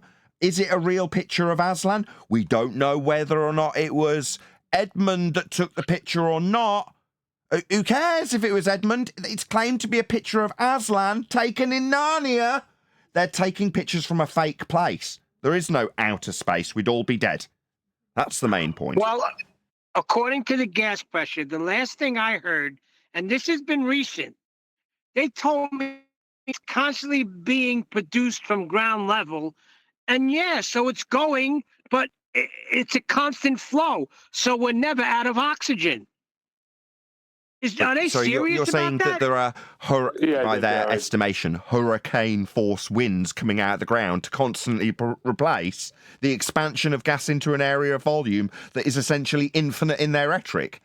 Now, this little tiny blue dot they claim we are in a sky vacuum, with gas clinging to it in violation of natural law in the first instance, that never have developed gas pressure, ever.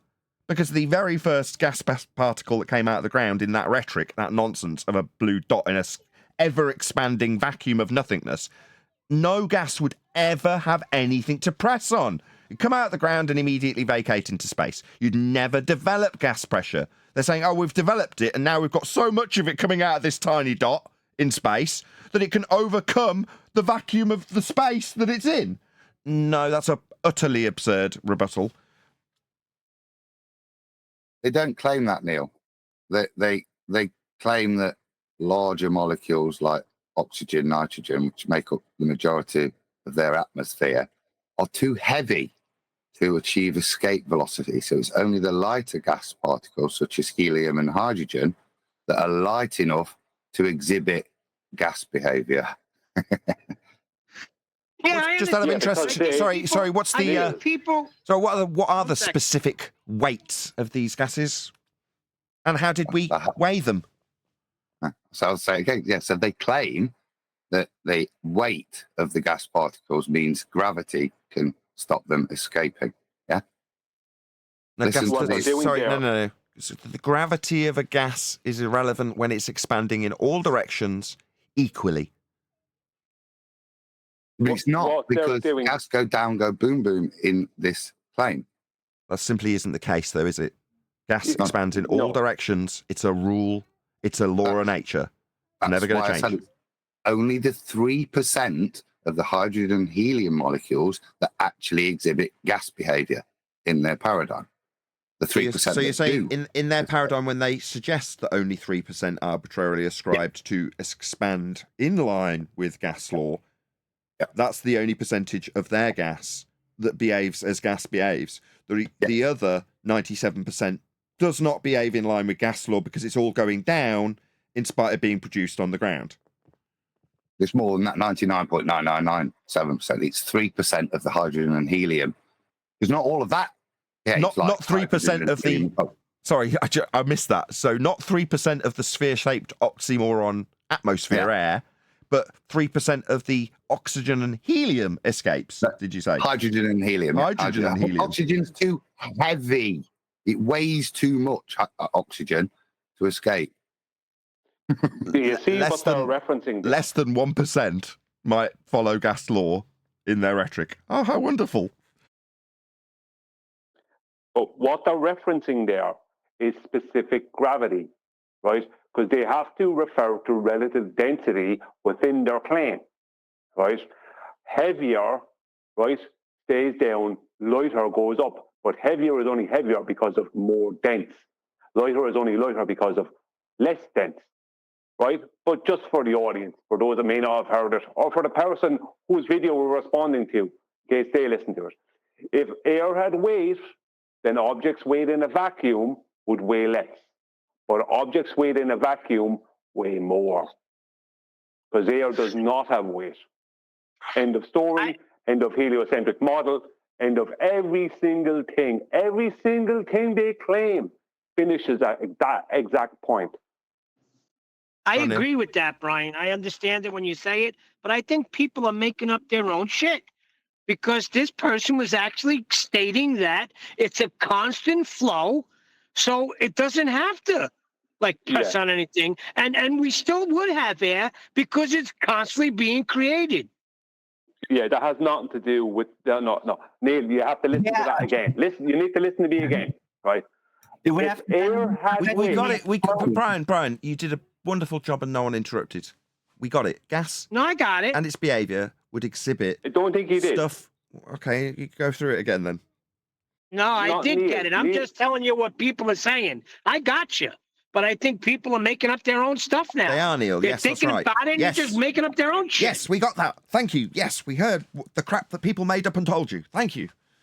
Feel free to reiterate it a second time. We got it the first though, Brian. You were really good.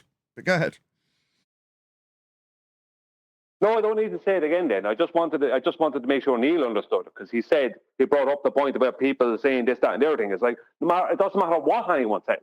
There is no way around that. It's over. The whole heliocentric model finishes right there. Over. Assume the average flat earther's response to that is going to be fake. And all I have to say about that is... When we say second law of thermodynamics violation to assert the sky is a vacuum and that gas don't go down, go boom, boom with gravity, you think that our response would be fake. I don't think we use that word. We attempted to explain where the images have actually come from with the photorealistic artwork of the astronauts. We also pointed out the bait and switch narratives that have been put out there in terms of who might have taken this picture, and then went on to juxtapose it with Narnia. Because there is no area above my head that is a vacuum, I'd be dead. And we'd never have developed gas pressure in the first place because the first particle of gas that came out of the ground and travelled up would vacate into the area of volume never to return. And so would every subsequent gas particle that was ever produced ever. We'd never have gas pressure. So no, there is no area devoid of pressure called a sky vacuum you think of as outer space for them to take the pictures from. I didn't just say fake, did I? Yeah, shocking. Please let this guy know. At Nathan Oakley 1980 sent me. He might be shocked at what we actually do say, as opposed to just calling your pictures fake. No, we can justify why we might call them fake. We did. But our argument was that you can't take pictures from Narnia of Aslan and then argue about which of the children took the picture, because there is no Narnia. Likewise, there is no outer space sky vacuum. We'd all be dead. We'd never have any gas pressure. Second law of thermodynamics is what you'll have to contend with, not me saying fake. It's really not that crazy that we can get pictures of Earth from that far up. Like, really think about it. You know, on a day, it's an astonishing achievement that we can... What, travel to Narnia through the wardrobe and get the pictures from really high up in a sky vacuum? Yeah, Edmund had to get really warm to traverse the wardrobe to get those photos of Aslan, didn't he? No, nobody's traversing into an area devoid of pressure, looking back at clouds attached to a marble, not vacating into the area 10 to the minus 17 tall black around it. That's utterly absurd and a violation of the second law of thermodynamics. Gas fills space, my friend. So you might think it's an astonishing achievement when they've lied to you because you're too dumb to recognise a lie. Is that me calling these photos fake, or me pointing out an area that violates the second law of thermodynamics that they definitely didn't go to take these pictures? Utterly absurd. Can do that. But when you really think about the amazing technology... Yeah, John? Did he say that they got really high? Yeah, above man. surface level? Yeah, baby. Really, really high. Well, no, I'm just saying so they got an altitude from surface level that exceeded what?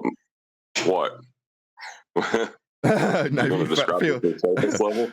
This is another one of those Lamborghini moments where John's just superseded the entire argument by pointing out how this gentleman has asserted how high they got. All right, well, to reference their elevation with respect to sea level would require a flat Earth to reference their height too. So your elevation that they got to, regardless of whether or not they're entering an area that violates the second law of thermodynamics, is going to need a flat Earth. Kudos, John. Go ahead, Adam. Yeah, and if you're going to describe these orbits, I have those elements that I mentioned earlier. They're eccentricity, right ascension of the ascending node, and argument of perigee. Also utilize a flat plane to measure angles. I see. So should he get onto his orbital mechanics that he might believe in to think he's on a sphere painted by an astronaut, claimed to be taken by one of them, who knows, from a place that doesn't exist, he's going to need a flat Earth to assert the orbits that they claim to be in when they traverse the Earth to slingshot themselves to get to the moon. Gotcha.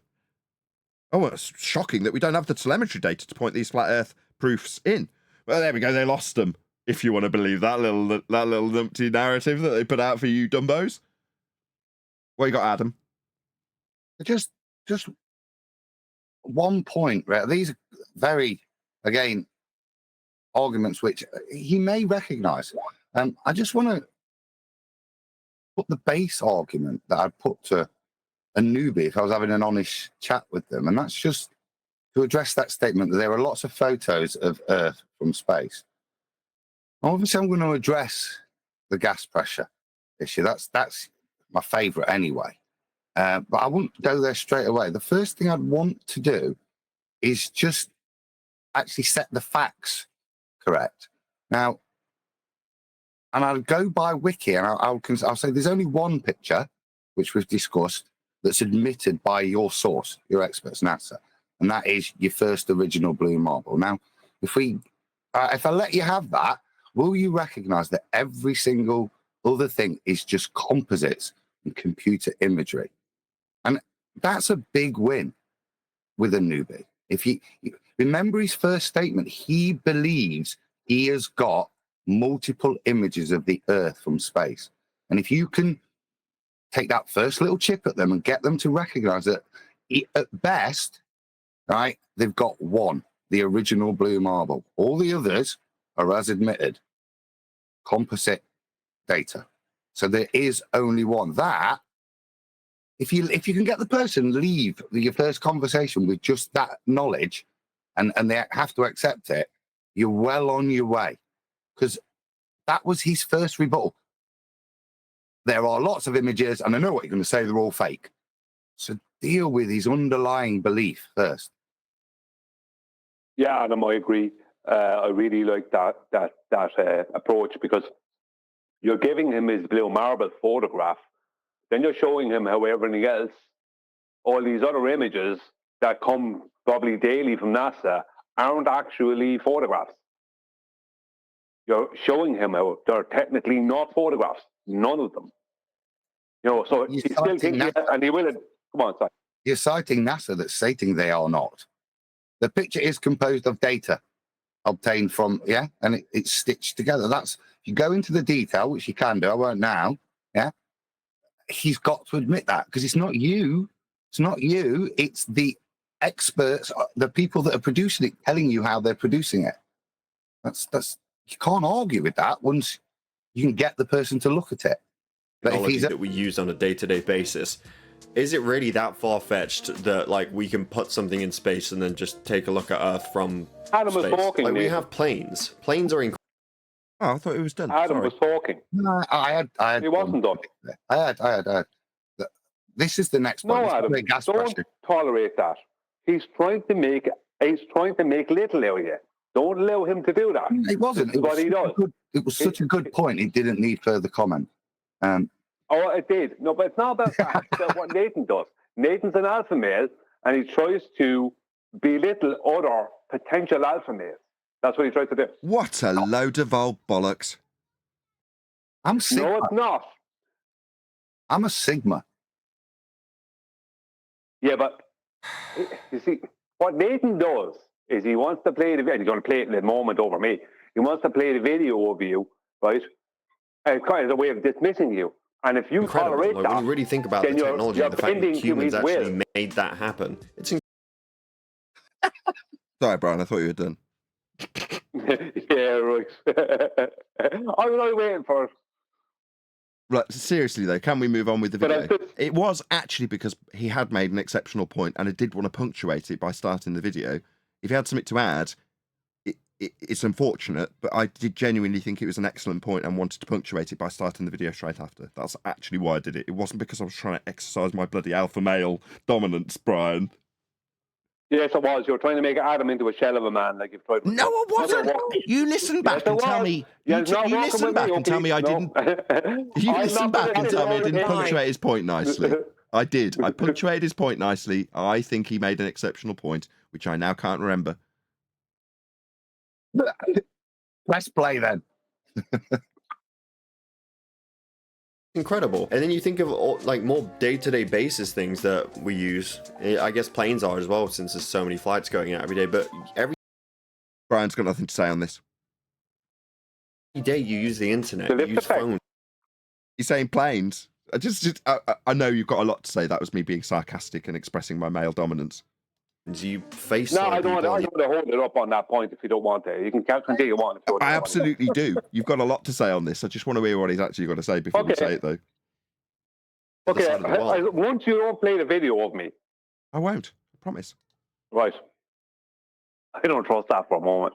I The honestly, lift effect, fingers crossed, I won't. Promise. yeah, right. The lift effect requires for a plane, right, for the pilot to make sure that the plane is opposing the weight. He needs to make sure that there's enough lift generated. For a plane to generate enough lift to overcome the weight of the plane, the full 100% weight of the plane, then the pilot must fly the plane with the chord line of the wings and consequently the nose of the plane, right, a couple of degrees above horizontal, right? As soon as that nose, right, which will be the chord lines, is dipped below horizontal, then the pilot is not accounting for the full weight of the plane, and the plane is in a descent. Not only is it in a descent due to its angle, but it's in a descent because it doesn't have the enough lift to oppose the weight. So essentially, it's falling out of the sky at an angle. Hang on a second. That's what it is. If it's moving around a spherical surface, surely it must be in a continual descent to descend towards the gaping void opening up ahead of it. Well, that's the problem, you see. It could never fly with an above horizontal pitch for even a second going around a spherical surface. Exactly, that's what I'm saying. It would always Exactly. be accumulated. Yeah. Altitude's not the issue. It's orientation or reorientation with regards to the constantly reorientating surface. You traverse across it in a straight line back to. You can mitigate altitude by trim.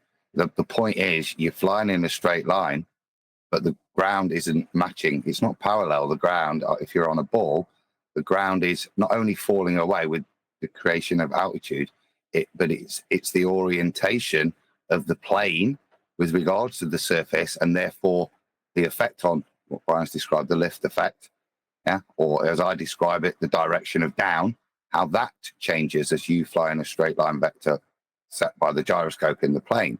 That's your issue, because down stops being down the second you start traversing. And if you don't mitigate for that, then all your lift effect falls apart, because the plane's pointing in a different direction because the ground's changed. It shouldn't fall apart based on their descriptions of the increased thickness of the atmo as you traverse their sphere surface, right? Therefore, it should all work out nicely, and they should actually traverse a sphere. But all of their references, Brian's discussed a couple, you did as well with the gyro, but what are they actually referencing?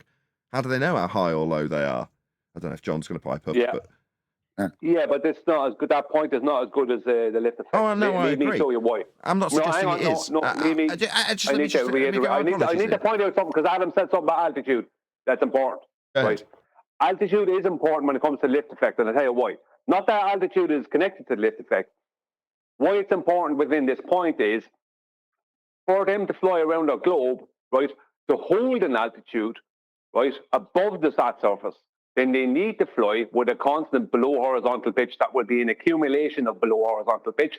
From the moment they get to cruising altitude, from that very point on, they must then have a constant second by second accumulation of below horizontal pitch. But the problem is, right, they're then not accounting for the weight of the plane, so they are essentially falling out of the sky, so losing altitude. So Adam is right when he says altitude, but not what the reason I bring up altitude when it comes to the lift effect is they won't have the lift they require to oppose the weight, so they are actually falling out of the sky. We don't need to get off the ground, do we? Nathan's right, actually, because before I take off, I've got to calibrate my gyroscope. What am I calibrating it to? I'm calibrating it to the flat plane of the surface I'm going to traverse. Alternatively, just stop you there. Alternatively, Brian, they orientate with the horizon, something a sphere doesn't have. Yeah, that's what I'm saying. That gyroscope, which is going to be in the artificial horizon, is going to be calibrated to the flat plane of the surface. That's what it's going to reference. That's why it's staying on the ground for half an hour, making sure it's spot on accurate. So, yeah, that's what that artificial horizon is. It's a flat parallel plane to the surface. Like a horizon. Hmm. I just want to get into this wrangle dangle. Maybe you can. So what is a horizon then, in this regard, with aviation in mind? It's an optical leveling device. Level with the plane of the surface of the Earth that you're traversing. Yeah. Yeah. Well, it'll make sure that the plane you create, the optical plane you create to reference wherever you are on the plane, is parallel to the surface. Yeah. So in many, many, many ways, this type of traversing Earth's surface references and requires Earth to be flat, and does not, i.e. debunks the assertions that you're traversing a curved surface, because that is not happening, and you can demonstrably show that that is not happening. Why does this guy believe that it's in any way a globe proof? Think of Earth millions of years ago. Like, we had grass and rocks and stuff, and then humans come along and they create internet out of that shit. You know what I mean? Like, shout out to Quantum Eraser. Clearly an evotard. Go on, Brian. Millions of years ago. Where did they get information from? Noah, if it was millions, I don't know how long. Yeah, but the point is that millions of years ago, and then humans came along. It's like, that sounds like the Big Bang Theory to me, leading into an evolution. And stay clear of that. Let him have that. I would not jump on that in the slightest. Let him have that. I don't need to challenge that. That could fall apart later for him. Yeah, I wrapped it up by calling him an evotard. Yeah.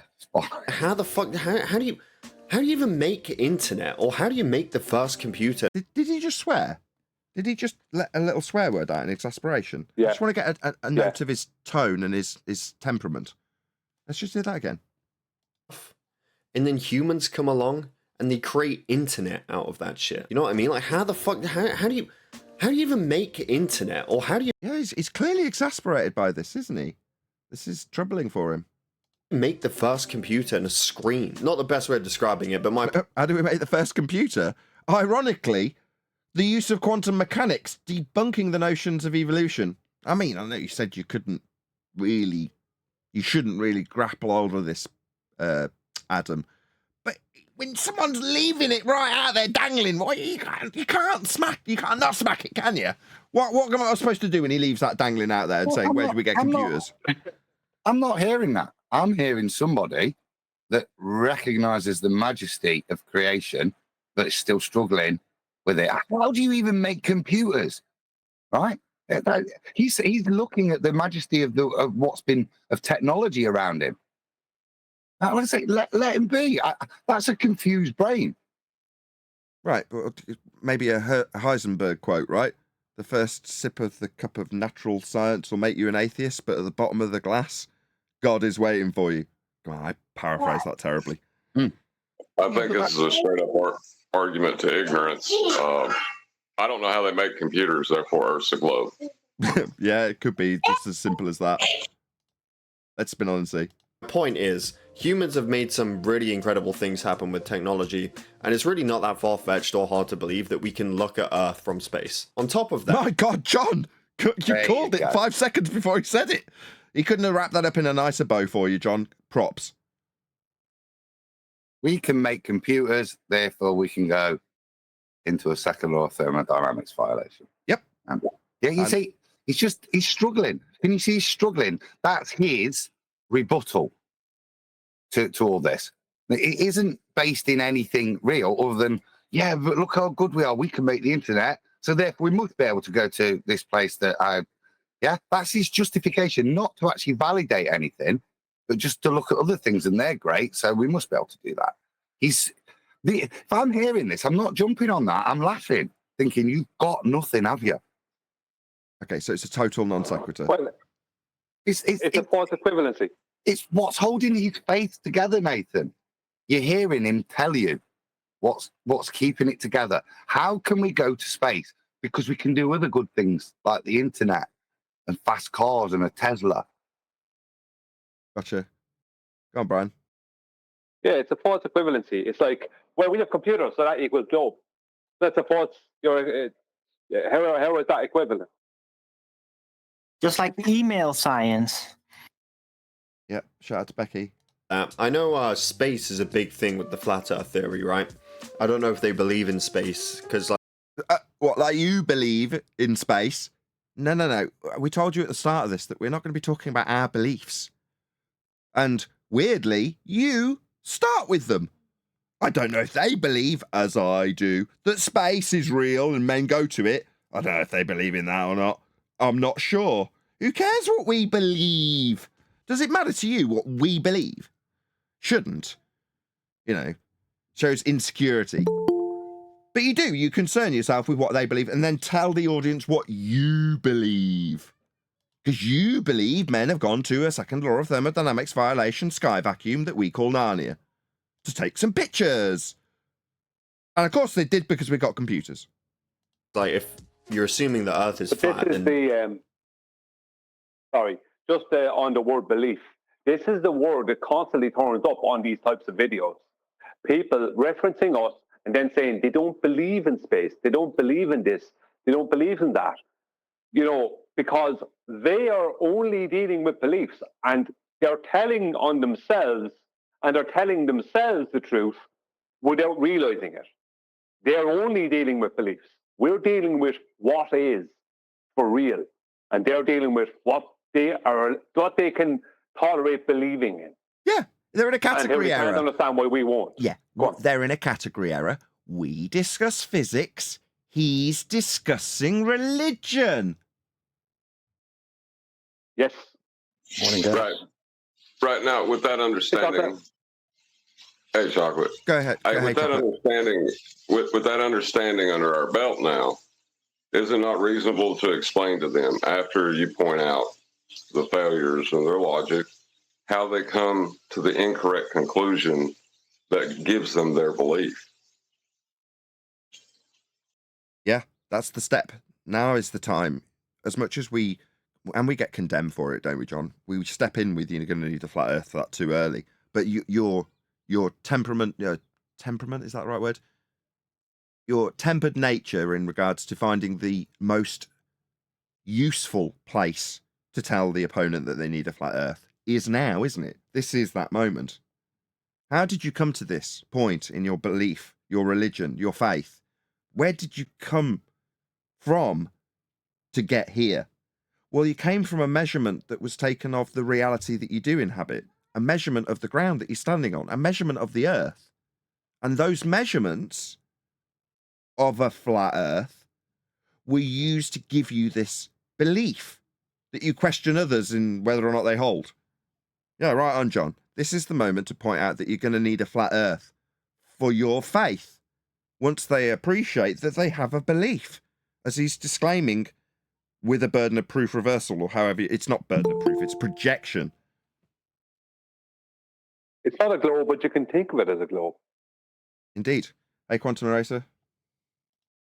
Still think you're a bit early.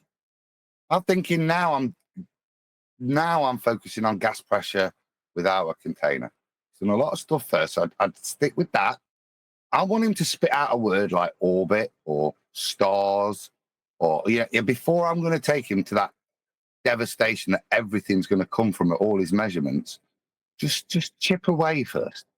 Gas pressure without a container is a big shake. You don't need to drill it. Just mention that this is, of course, a violation of actual known physics. Because he sounds like the sort of person that's going to respond to that. Well, this is known physics, so let's discuss that. Get in there, and when he's going to get there, he's going to get to this. space. Yeah, and I take it on board, right? Let's just get that as read. I take on board what you are saying. We got to lead him into the point where he, as the opponent, is making the claim, positive as it needs to be, about an angle measurement or such like that I can tie a flat Earth to. Why do I have to extend him this courtesy? Pray tell. Because he's not an anti-flat earther, and you're trying to actually lead him to a positive point, not send him running, crying, and frankly, if you go straight to that point, bewildered and confused, and probably not as. No, you're telling me what I've got to do. Why do I have to do that? Because he's a normie. So you're not doing it for your entertainment. You're doing it to try and actually set him on the right path. No, I'm not. Because people ain't ready for that yet. Hold on. This is only going to be caveated by one statement. Unless he's watching right now, I couldn't give a toss. You, my beautiful, beautiful audience. I care about you. The people here now, those people right now in the chat, now they only represent 10% of the people watching. And if he's one of them, I'll take it back if he ever challenged me. Absolutely unequivocally. I do care because he's watching. But beyond that, who is he to me? Well, sorry, why am I motivated to offer him this courtesy, this generosity, nay, Adam?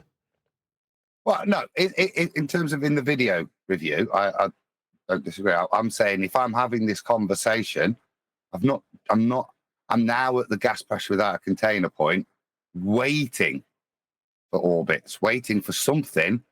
Yeah. Like I said, with the flight, I'd have nailed him down with my flat plane with the gyroscope. Yeah. I'd have pulled it there.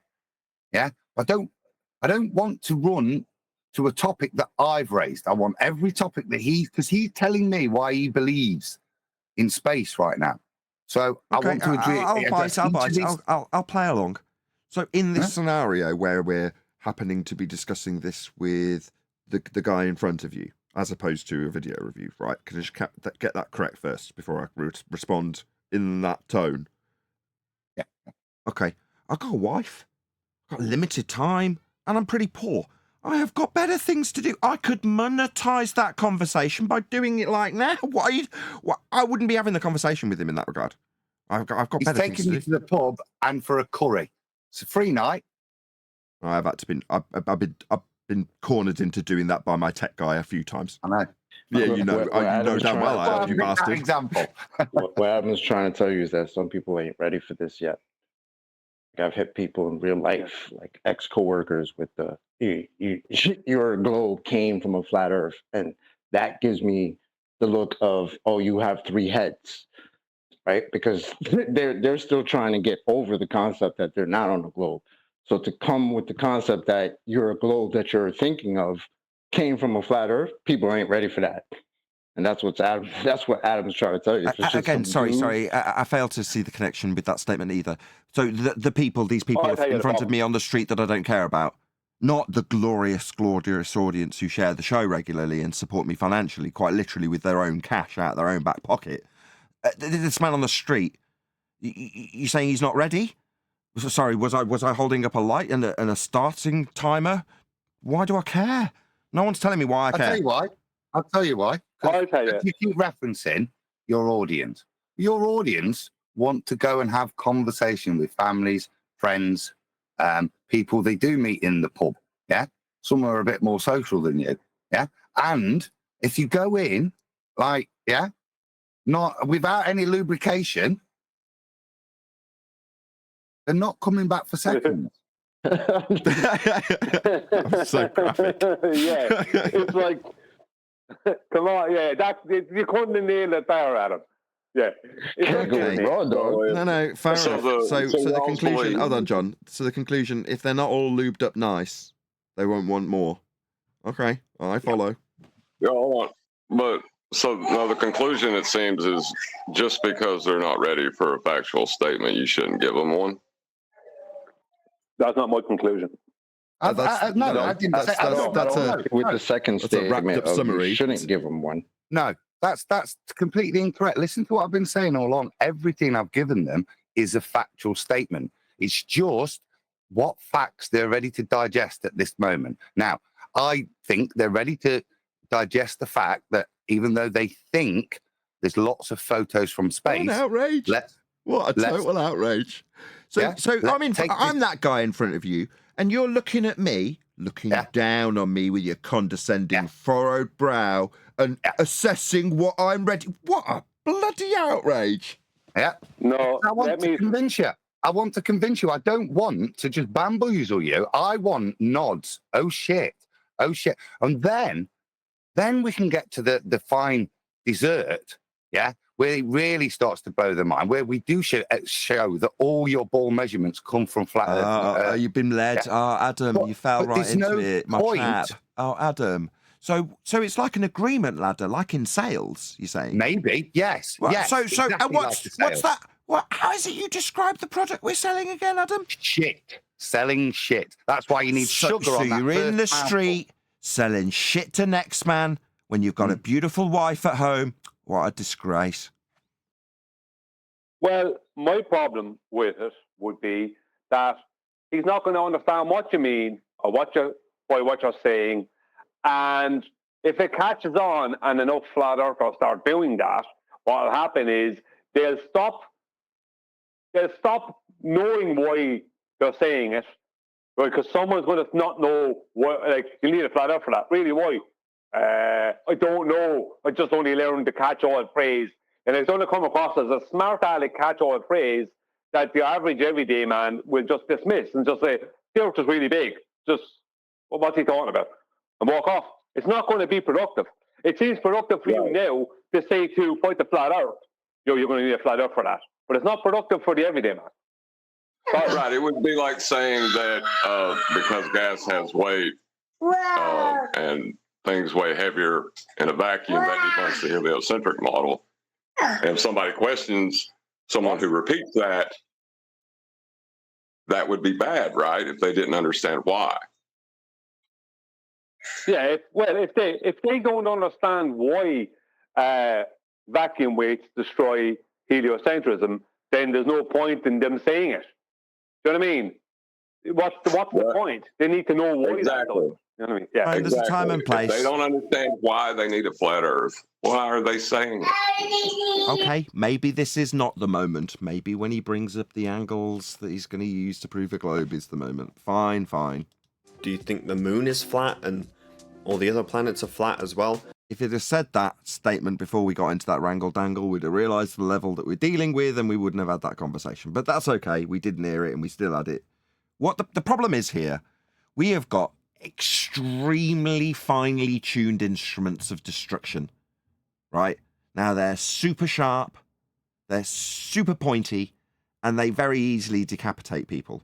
However, like with the Black Knight, if you just keep chopping off limbs and the guy's still turning around and he's going, I'll bite your legs off, yet it doesn't seem to matter how many limbs you chop off or how sharp your sword is. It ain't having any effect on the Black Knight now, is it?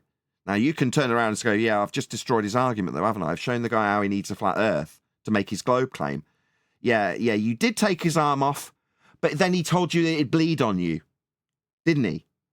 So maybe not pulling out the super sharp weapon and taking their arms off immediately is the right approach, because if you can get them to literally disarm themselves without even touching them or picking up a sword, then that might be more effective when they're standing there naked, realizing how exposed they feel. Because they might actually have a dramatic, lasting effect when you do that. I get your points, but I've got to oppose them to draw them out of you. You know the score here. Don't really know how that works. It just depends on the conversation that you're having and who you're having it with.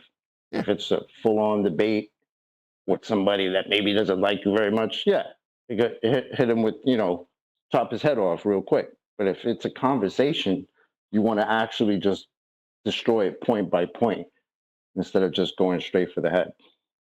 Well, in that context, where we're at now, how often do we come across friendly people that just want to discuss our ideas? Oh, this guy's Not friendly. often. He just wants to learn. No? In the flat earthers, you can let me know down below. Hold on, But that's what one they thing say else- right in the beginning. No, sorry. Yeah, Neil. That's what they say right in the beginning. But then how quickly they want to be the teacher. Yeah, since something challenges their rhetoric that they can't overcome, they want to tell you how they know better.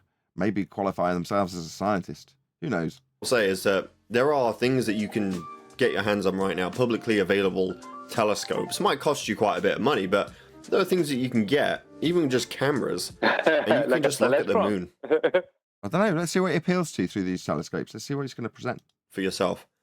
You can look at like stars and planets and shit. Like they're just there, Okay, and? Ready. You can see them. I think that's it. I think that's his claim. You can look at stars Is and that see where them. is that where the curvature is in the stars? No. He's saying, look, there's this fantasy land that they say they travel to that's a sky vacuum. And what they say is irrelevant because I can look at the stars where they say they're going and see them as well.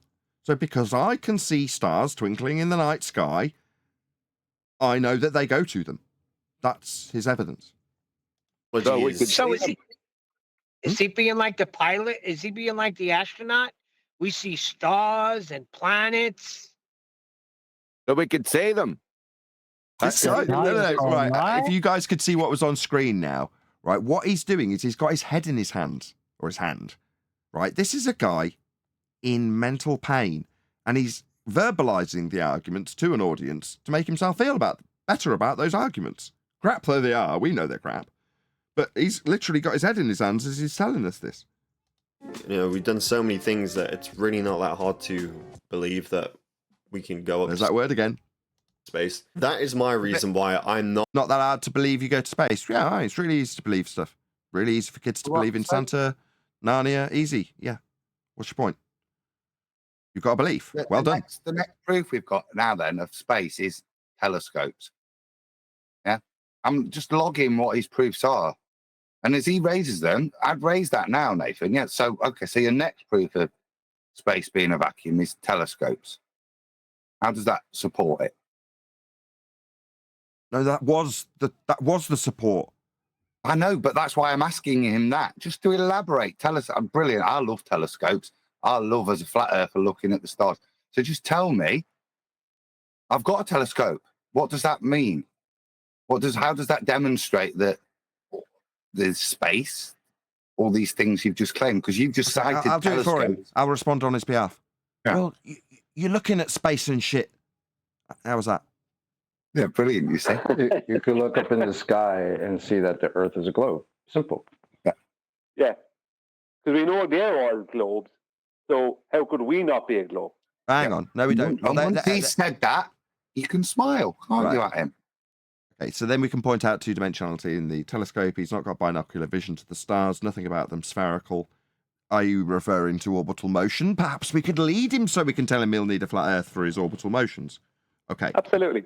Time and place. Not a flat earther or an ice wall theory enjoyer. Did you know there's a theory out there that suggests Antarctica is not just an ordinary icy land mass? Excuse me. Hold on. Okay.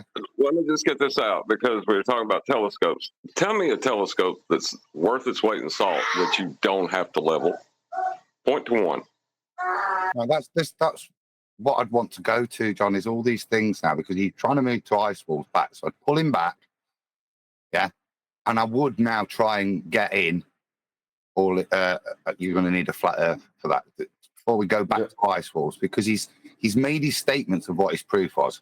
Let's now give him an education on the latter part, because we've gone through what he thinks his pictures, gas pressure without a container. He's now referencing the stars and measuring them. Hopefully, that's what I'd lead him to take him to that final destruction before I'd then let him postulate ice walls again.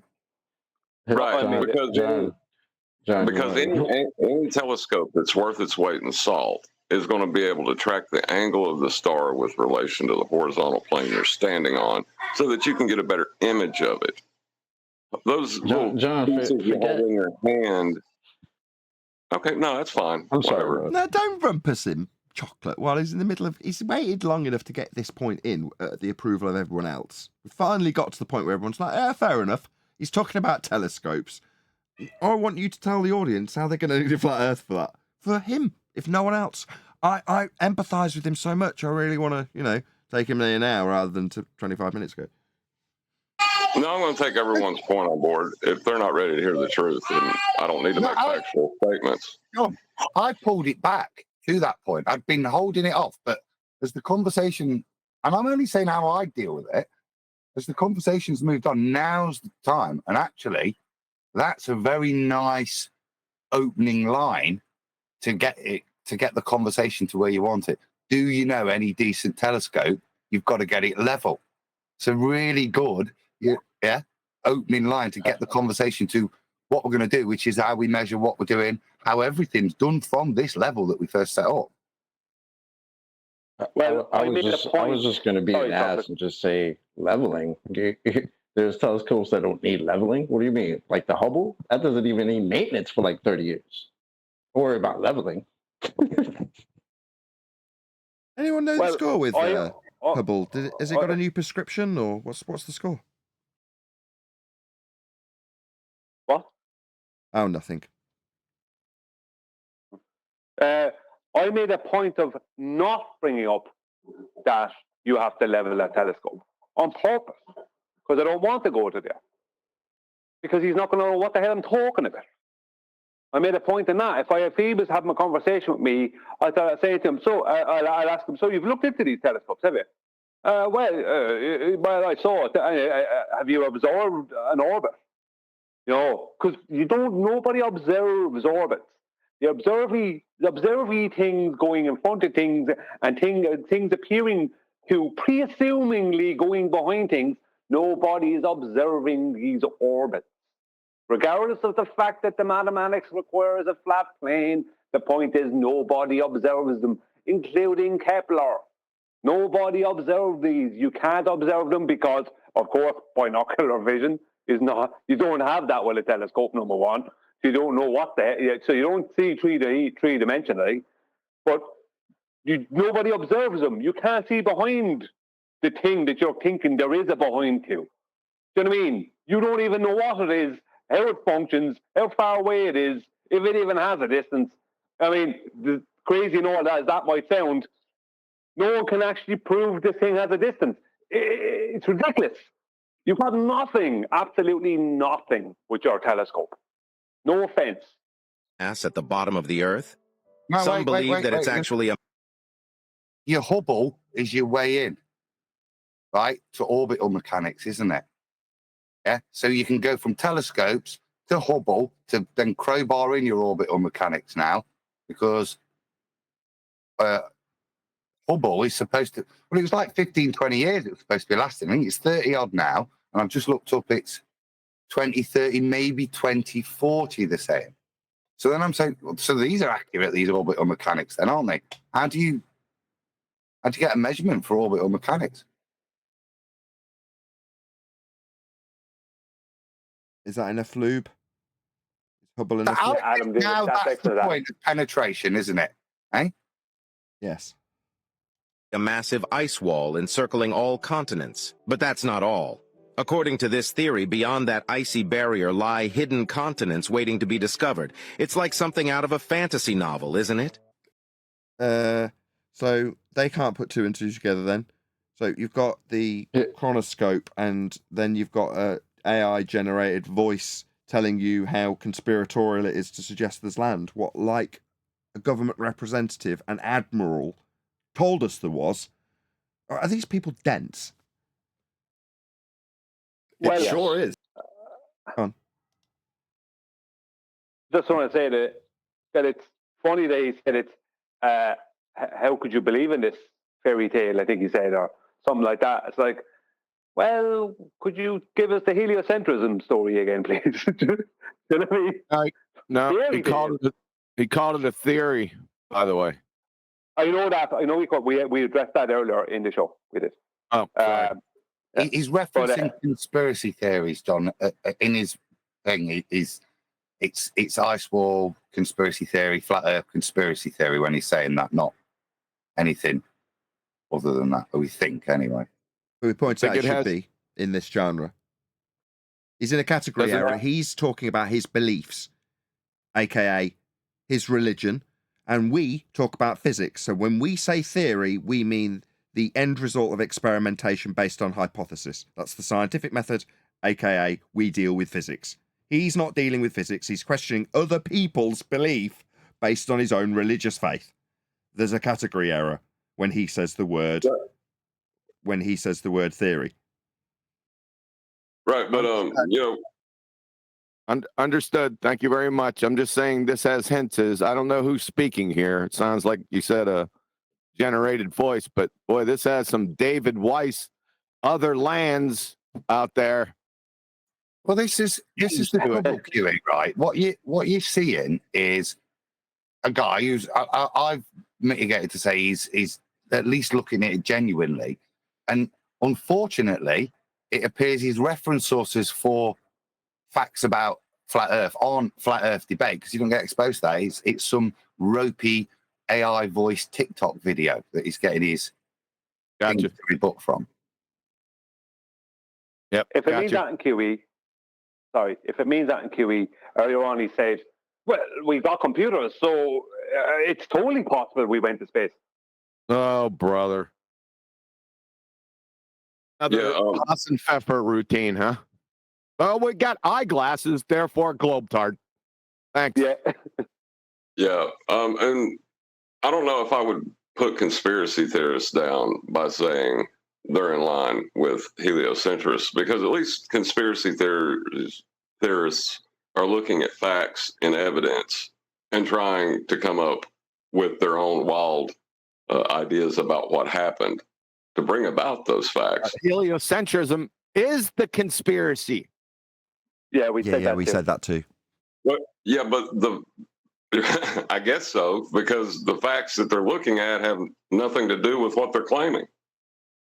Now, although QE has made it seem like we're going round in circles, we're not. This isn't a repeat. We are still live, and I'm more than happy to extend this because of one of QE's stats that I got off a show the other day, which is to say that often about 5 minutes of video will take approximately an hour to cover, which is about in keeping with what we've covered so far at about the 4-minute 27 mark. And given that this is an 8-minute video, if the audience is keen, and we've got like almost 100 people watching, please share the show, by the way. Thank you very much for joining us. I'm happy to continue to the end of this guy's video, just so we do a full response on this live stream. Just one more thing. I'm going to say goodbye. Just one more thing. You're going to round out now. No, I'm not. Just one more thing. Let the guy know, at Nathan Oakley 1980 sent me. So while we're having this little chit chat back and forth, because I'm not going to play any of it till you all rejoin us, I'm going to put a link to his video so you can go and let him know, at Nathan Oakley 1980 sent me. help him in the algorithmic love that we would hope to get from him should he respond to us in this regard. So there's a link going by. Go and let him know. If you're new to the channel or you've just got here, this is what we do. Help people. This is help for him, whatever his name is. PolarSaurusRex. Yeah, so go and help him out with a comment. Hopefully he'd do the same for us. Go ahead, Adam. Brian. It was Adam, actually, but go ahead. Okay, I'll go after Adam. I nothing to say. I was just being. That's normally the way you round out. I was just being flippant. Oh, that's what. Yes, sorry, it was you. You were someone with an actual point. Go ahead, Brian. Yeah.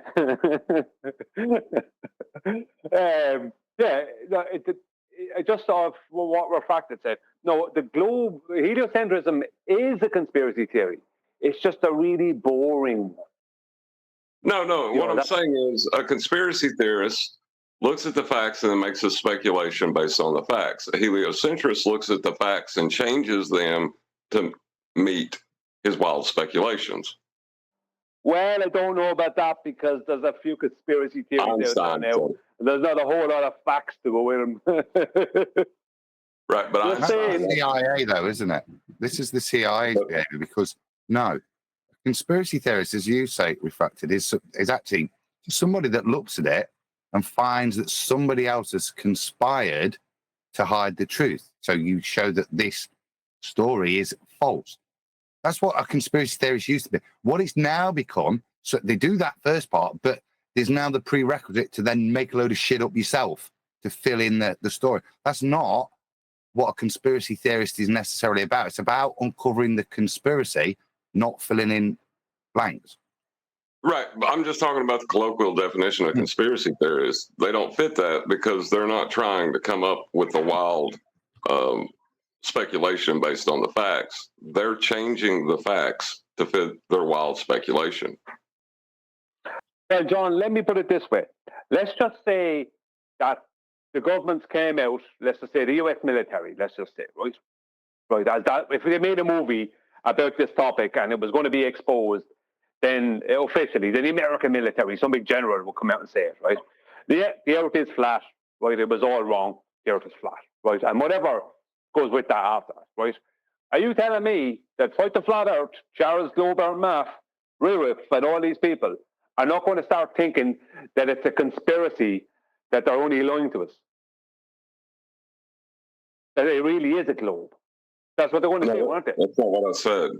That's not what I said. That's not what you said, but I wanted to say that anyway, even though it's totally not what you said. I just wanted to get that out there off the back of what you did perfect. You while ignoring what you said. No one's heard what QE responded to with, and it's the same as me. It's the conspiracy as opposed to what you're looking at, which is a conspiracy theory, a defined term given to us by the CIA to belittle people who look into conspiracies by giving them a kooky... the kooky idea of what a conspiracy theorist is.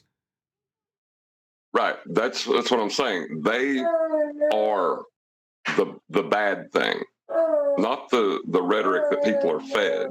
That was my point. Indeed. Right, let's listen to a bit more of him. Yeah, but otherwise we're never going to get to the end of the 8 minutes. It's only an 8-minute video. Yeah, but a lot of conspiracy theories are based off of heliocentrism.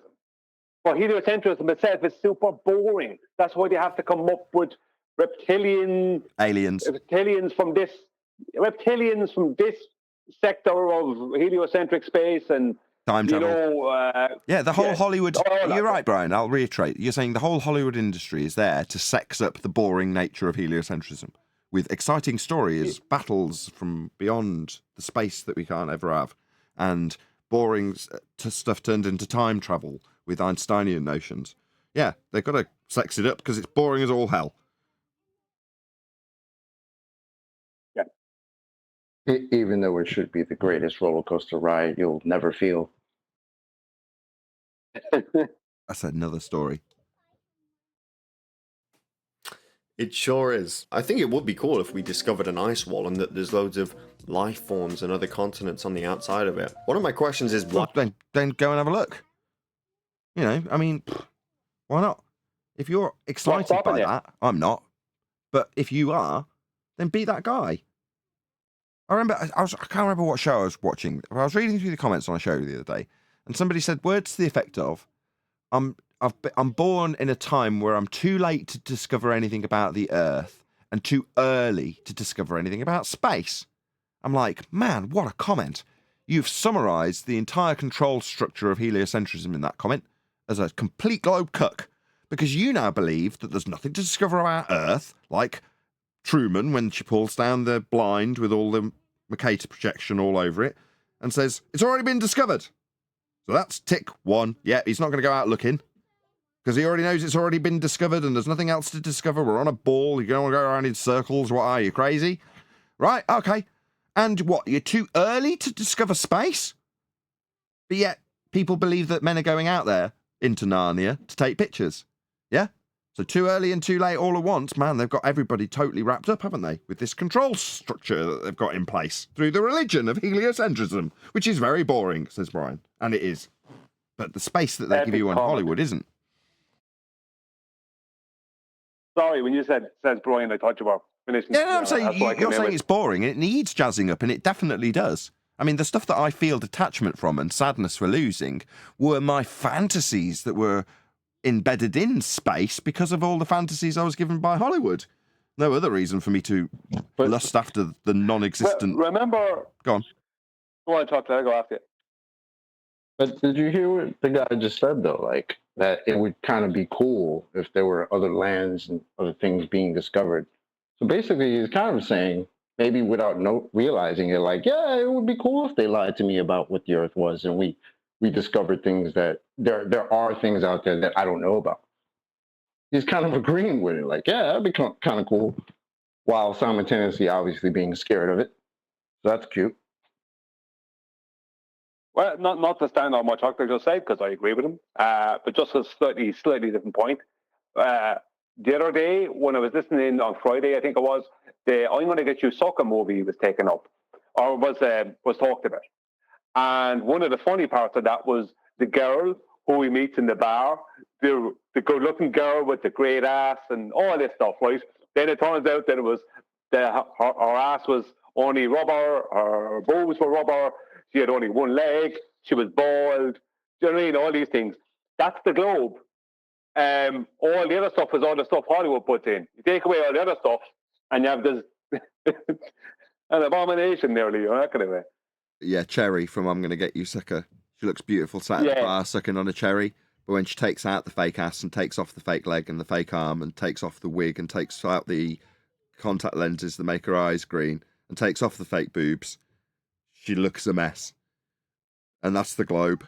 And the dressing and the fake leg and the contacts are the Hollywood garnish. But they all want a real man. A real man. Well, that scene starts off with him confessing, doesn't it? She says, you know, at the bar when I told you I was 12 inches? Well, you know, she goes, well, you know, at the bar when you thought my eyes were green? Well, no. And this perfect ass? Well, no. Why don't we just fly over the ice wall? I just find it hard to believe that there is a wall surrounding all of the continents and no... You find it hard to believe. Okay, well, maybe we're in agreement on this one. Yeah, I find it hard to believe also. Strange that you're comparing your original belief in a sky vacuum violation of the second law of thermodynamics with a new belief in ice walls. Why? You looking for a new religion? Not happy with your old one? No one has really discovered it yet. Not many people have... Why is it hard to believe in ice walls, something he's seen, that the whole heliocentric model, something he's struggled to give any validation for, is believable? That's where we're at. He will not admit it. Zealotry. That's all it is. Discovered it.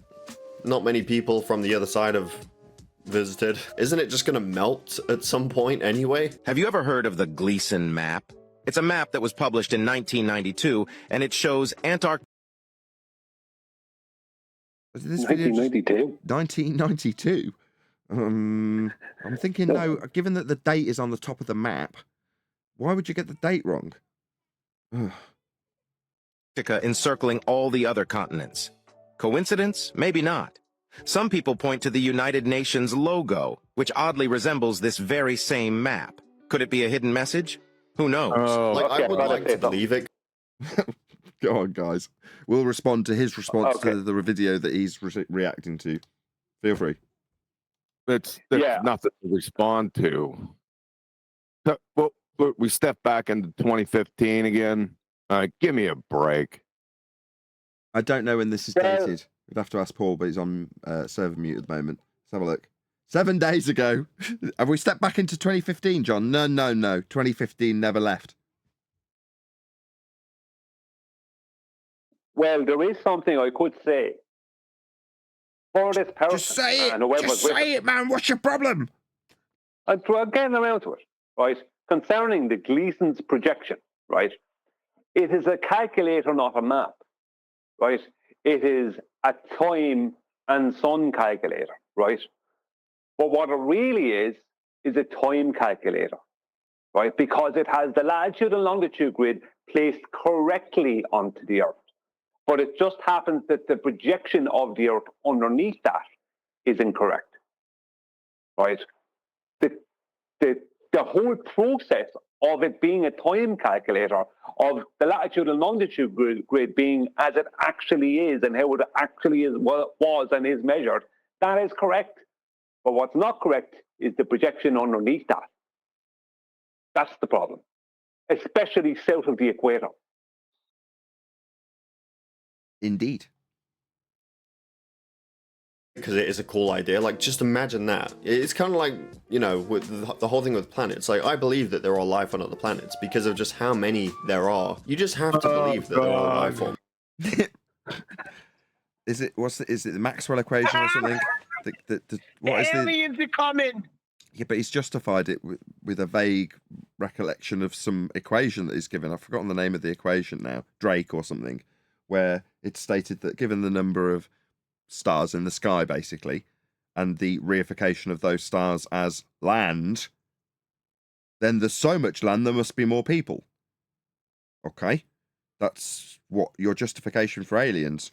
Now, ironically, and you'll see why for a very strange reason, I agree with him. Shocking, Nathan believes in aliens. Yeah, I do, yeah. But just not in the context that he's given, based on actual demonstrable evidence that they have been discovered in our very recent history. Aliens were discovered. Yeah, isn't it shocking? Just go back to what the maps and what they wrote on them and how they progressed in terms of the new worlds that they found and documented on the new maps with new worlds found. Where did they find the new worlds? Anybody? 100 people watching. Where did they find the... Beyond the horizon. Beyond the horizon. And what did they call the area that was unknown at that time beyond the horizon? Outer space. Outer space! So in our very recent history, we can show how the mariners of old documented firsthand their exploration into outer space beyond the horizon to find new worlds. And you know what they found on the new worlds? Aliens. People. That's what they found. And those people are described to this day when entering our existing worlds as aliens. So they do exist and have been documented for a significant period of time, as have the new planetae, the new lands, the new worlds that are on the maps found in outer space in our recent history. So it's not a stretch.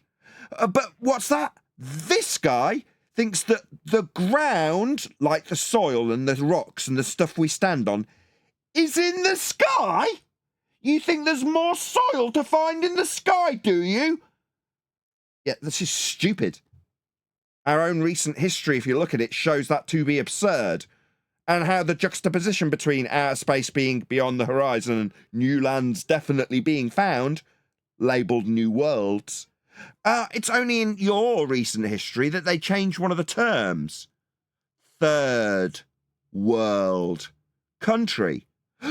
Shockingly familiar sounding terminology, considering they only recently changed it to developing countries, because third world country with all its aliens isn't a very good term to be using when you want people to believe that you'll find soil in the sky.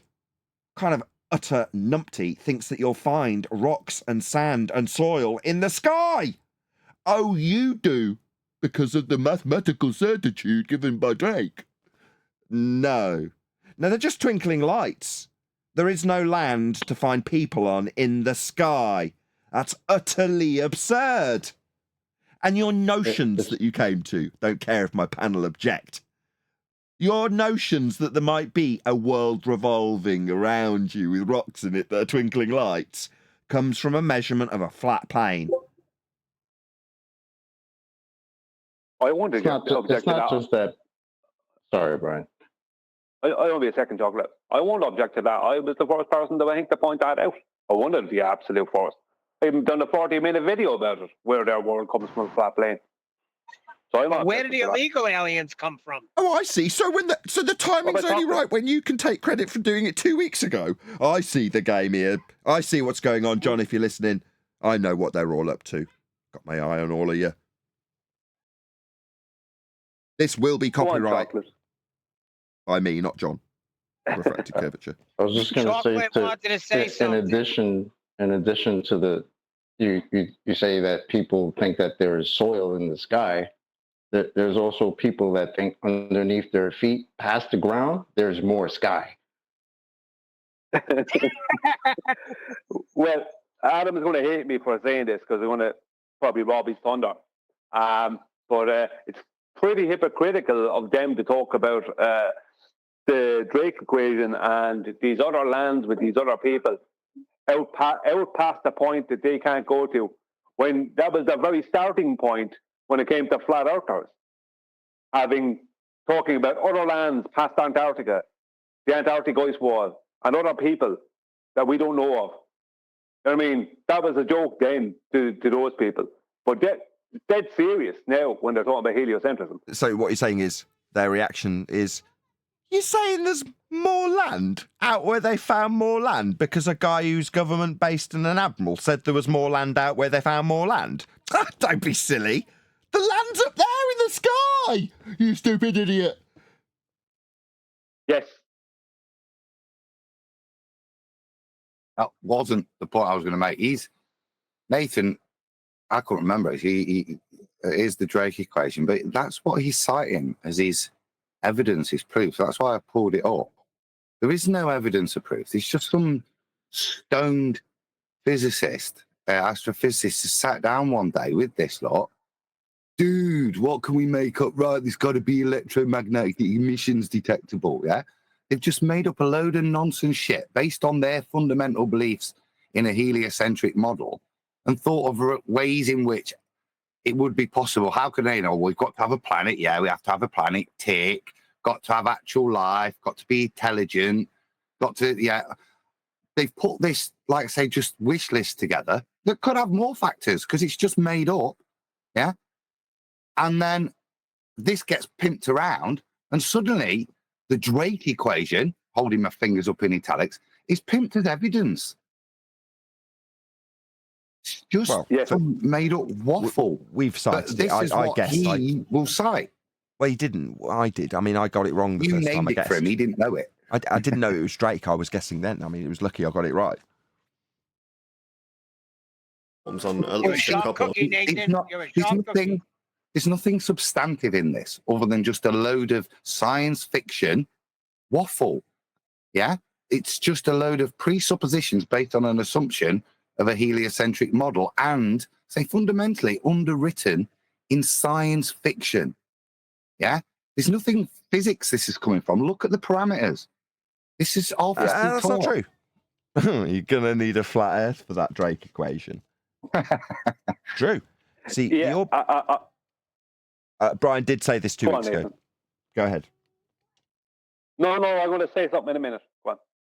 Well, the fact that you will put the world in a motion of orbits around the sun in a heliocentric model to then infer that the number of planets in our orbital motion-based heliocentric system would infer that it's one of those old heliocentric. There's such a small probability of it being true that it can't not be true. Therefore, there's a very slim possibility it is true. Therefore, it is true. They kind of take that. It's so small a number, even in the Drake equation. But then when you go, but there is a chance. So there is a chance, therefore, there can't not be aliens. That's kind of how the Drake equation works from my vague recollection of it. But none of that is based on evidence. It's mathematicized into existence. None of these factors are substantial. Not even the term planet is actually substantiable. Yeah, the term Milky Way, all of these things, everything is science fiction. Yet it's pimped as astrophysics. Even there isn't none. Yeah, you can just say if every light in the sky is a grain of sand, and there's an infinite number of lights in the sky, then eventually you're going to have enough for a sandcastle. Well, it's unlikely that the lights in the sky, being grains of sand, are going to form sandcastles.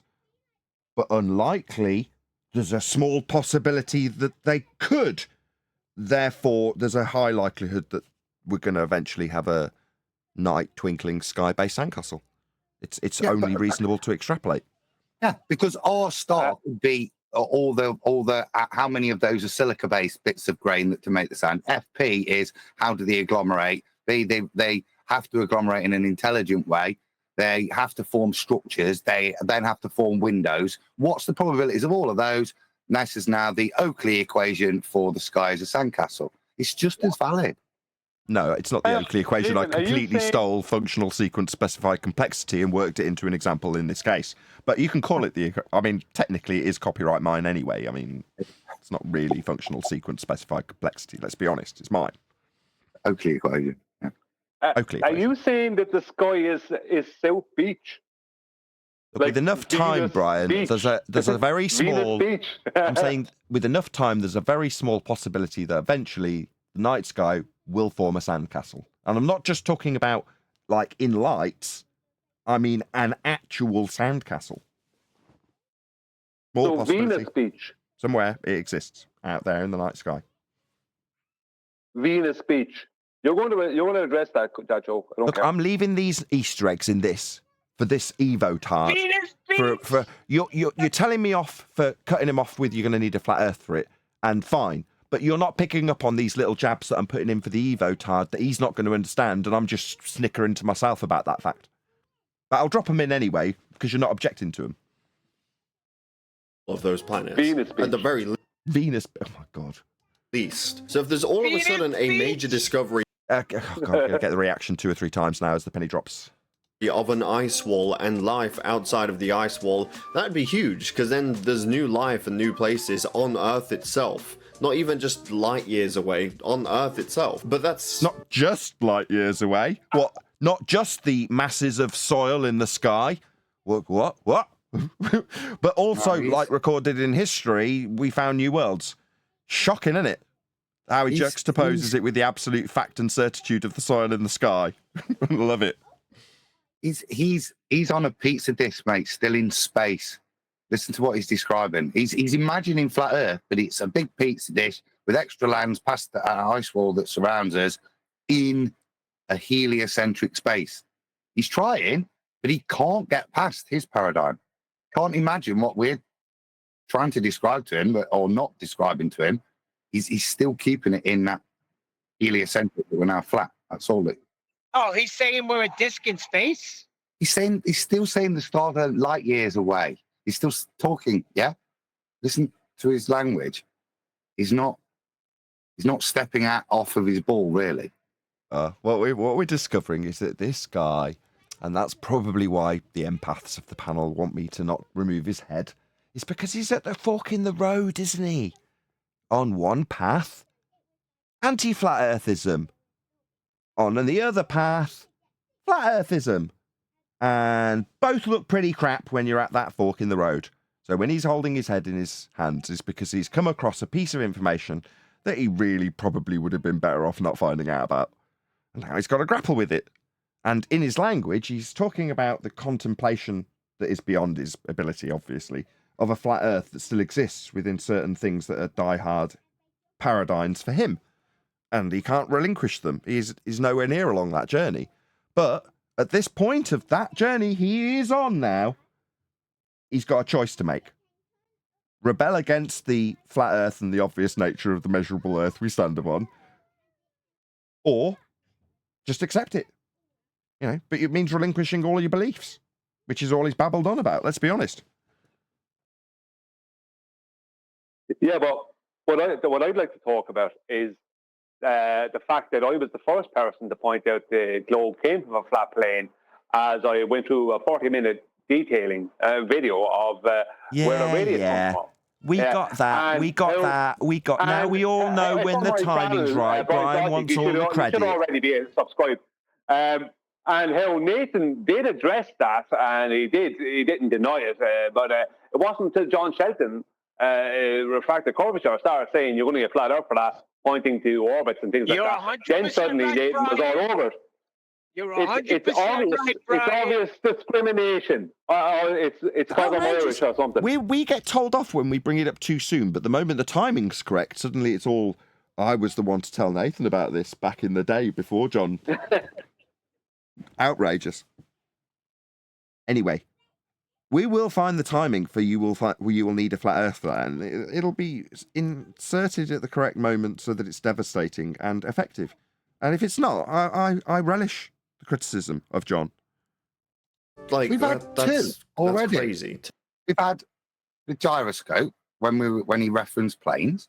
Yeah, so that's the first point when we bring up a flat plane, what it's referencing.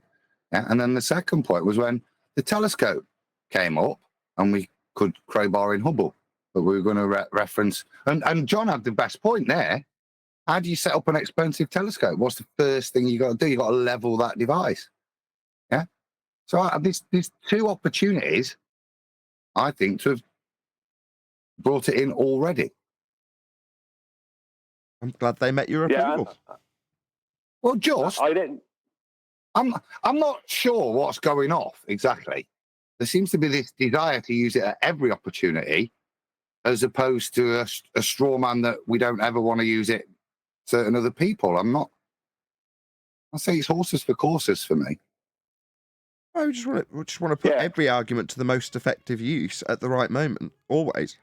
And by having a new argument, you've got to say, well, let's just throw it in where it seems appropriate. And if it isn't, we, amongst ourselves, we're pretty keen to critique each other and make sure that we're all as sharp as we possibly can be. But it does take somebody to throw it out in excess, let's just say, for someone to go, oh, whoa, in this particular scenario, no.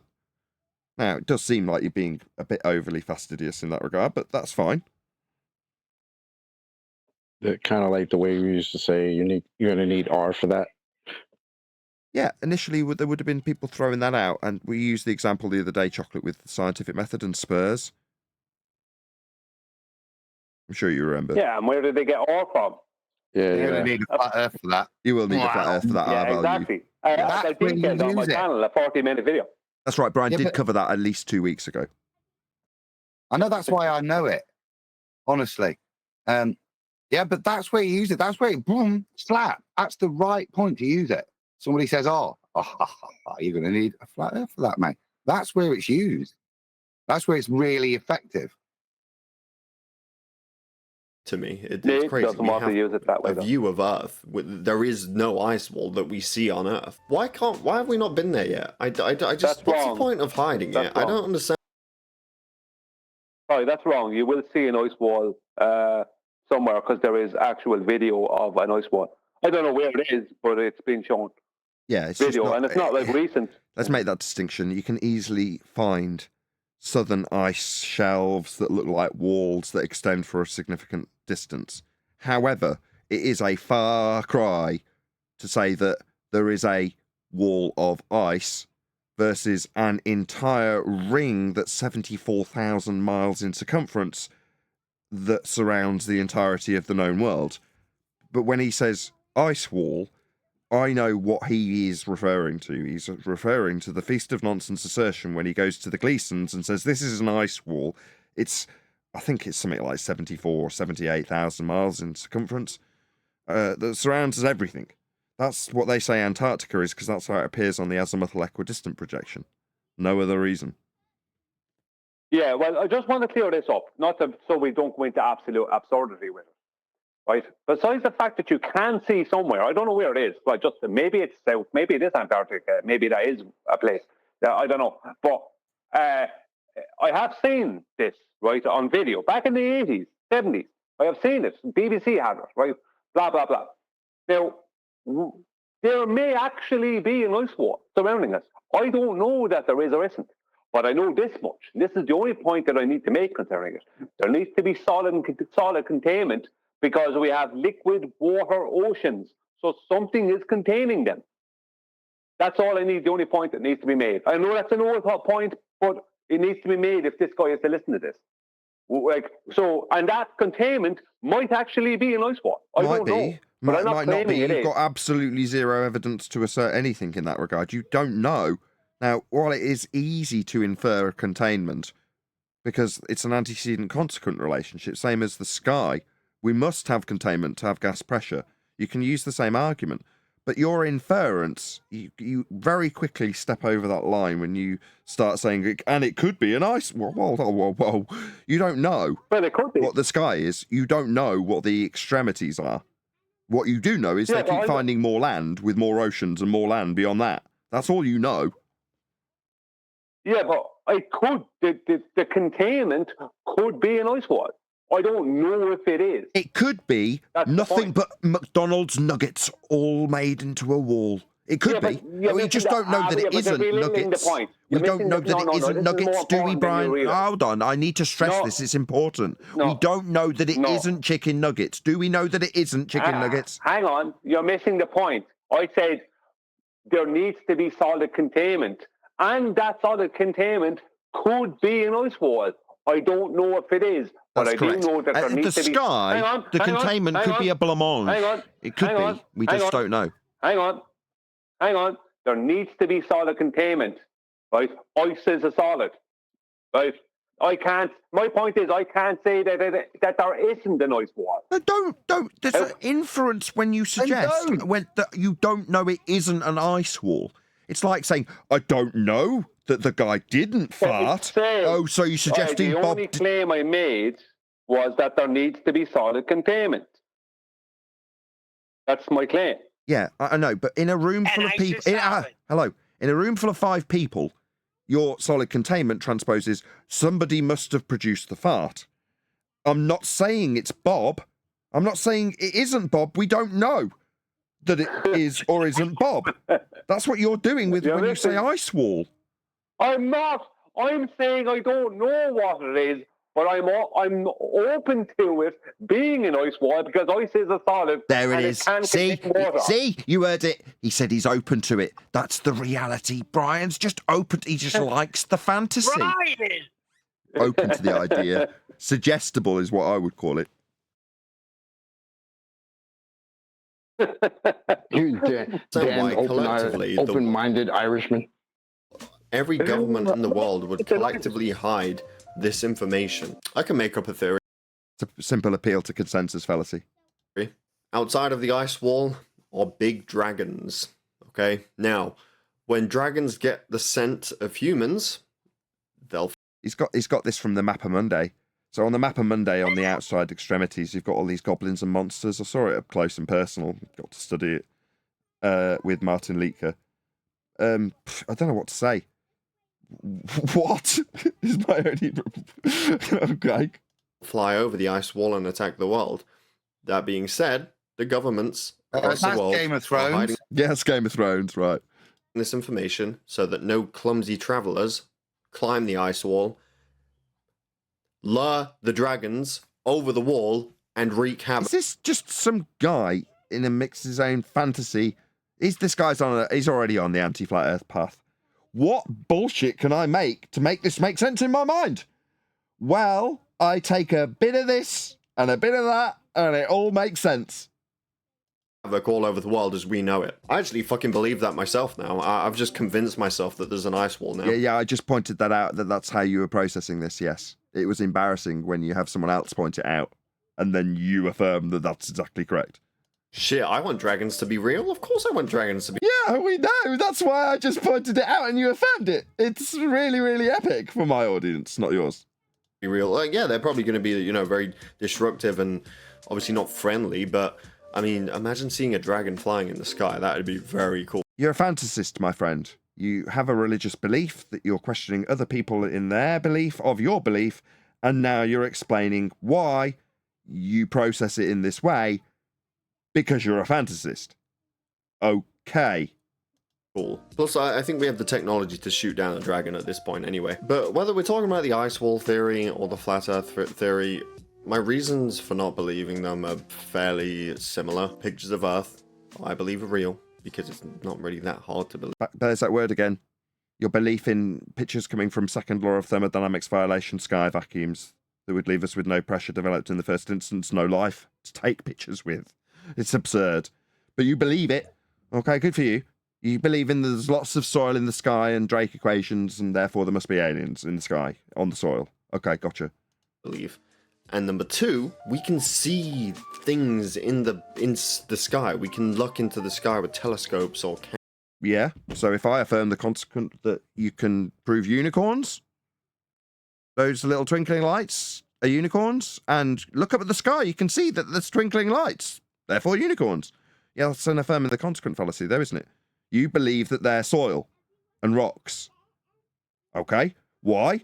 Because you can look at them. Yeah, I could look at them without thinking that they were rocks and soil. Cameras or just anything, and see what's out there. Lights, twinkling lights. Go on, Brian. You can't prove they're not rocks and soil. Okay.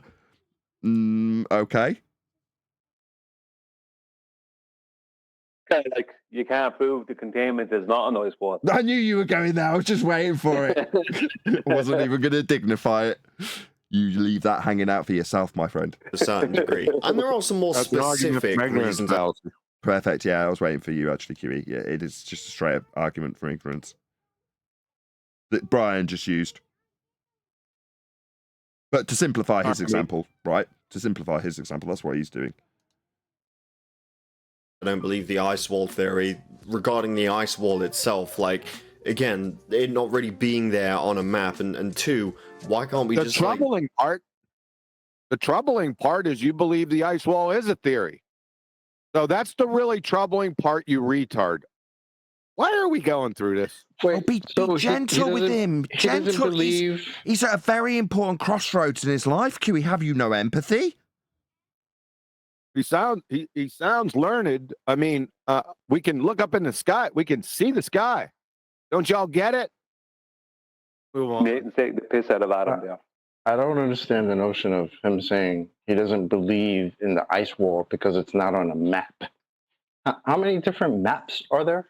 He played a little video documentary that alluded to the idea that the outside edge, which looks like an ice wall on the map that he had in his own video, was proof that there was an ice wall that looked like the ice wall on the map, where the map says the ice wall is.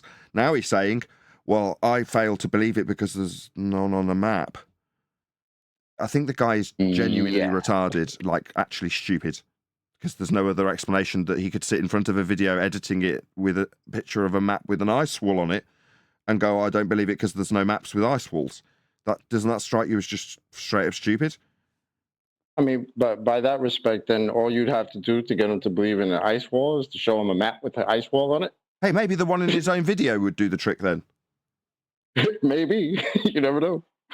Yeah, it wouldn't do the trick for me, though, for all the reasons we've detailed, but we won't reiterate again. We're nearly at the end of his video. Go there and fly over it already. You know, like, what's the point? Like, there might be an ice wall in Antarctica. I don't believe it. I can't believe it. There definitely isn't. There isn't any maps of them, notwithstanding the ones in my own video that showed them on maps. But there could be an ice wall. What the hell? If there's an ice wall, it would be flat. What he's doing is he's choking on the feast of nonsense, isn't he? That's what's actually happening here. No, I tell you what he's demonstrating is in his cognition. What are his pillars? Listen to what's holding it all together. Listen how little it takes to shake his world. Well, if the Could be an ice wall. I've seen. Well, it might be flat. He's got very little holding his foundational support for his ball is. So much so that he's wobbling on this. I've seen ice. I've seen ice. Ice exists. Somebody said it's on a wall. Yeah, but I can't believe that. He doesn't know where he is on such very little things. He'd really see his arse if you presented gas pressure without a container. You sound like Joe Biden right now. I don't know. I think the guy might be interested in my Allied Dragon alignment program that I've got going on. It needs some funding, and I don't know if this guy might be keen for it. Yeah, my dragon research. I've got some very serious dragon research. And, I'm not looking for vulnerable people and gullible people or anything, but, that dragon research does need funding. Let's be honest. Yeah, it's going to be awesome. Anyway, Adam's making an excellent point, because it brings me to a point that I'm also being inspired to because of Adam. It's just a realization, actually, right? We'll get back to the dragon research, Nathan. I'm not saying there isn't dragons. If you're saying they aren't, then I'm in. Look, this guy's halfway to being convinced there are dragons, right? And I reckon with a little tiny prod, some charlatan could convince him of the truth of dragons. Well, the point I was going to make is, if you look at how flimsy the Feast of Nonsense is, yes, that took and does continue to take people straight away from the globe. Just shows how nothing that the globe has when the Feast of Nonsense trumps it, time after time. Hey, don't be knocking the Feast of Nonsense. That's a carefully constructed dish. Or feast. It is. You don't be knocking it. It is. They've got you straight onto that diet once you get here. And, man, it poisons so many. So many still have that poison coursing through their veins, some of them calling us scammers for calling them out on it. That you can see with your own eyes. But what happens if you scale it, you go over it, and it's just hundreds of miles of ice, and it just turns out you're in Antarctica? But like I said, if you are an ice waller, if you're a flat earther, you can let me know down below, and you can tell me the facts or what you believe are the facts. Feel free to correct me. No, we don't. Not what we believe the facts are. No. We know how Earth has been measured flat. And your globe claims are derived from those flat Earth measurements. Those are the facts. They're not what we believe. You're being educated in how your belief of a globe to stand on is derived from flat Earth measurements. That's what we're telling you, as opposed to informing you of our beliefs. Go ahead, QE. Yes, and the final message to him is, piss off, you retard. How about that? Gently.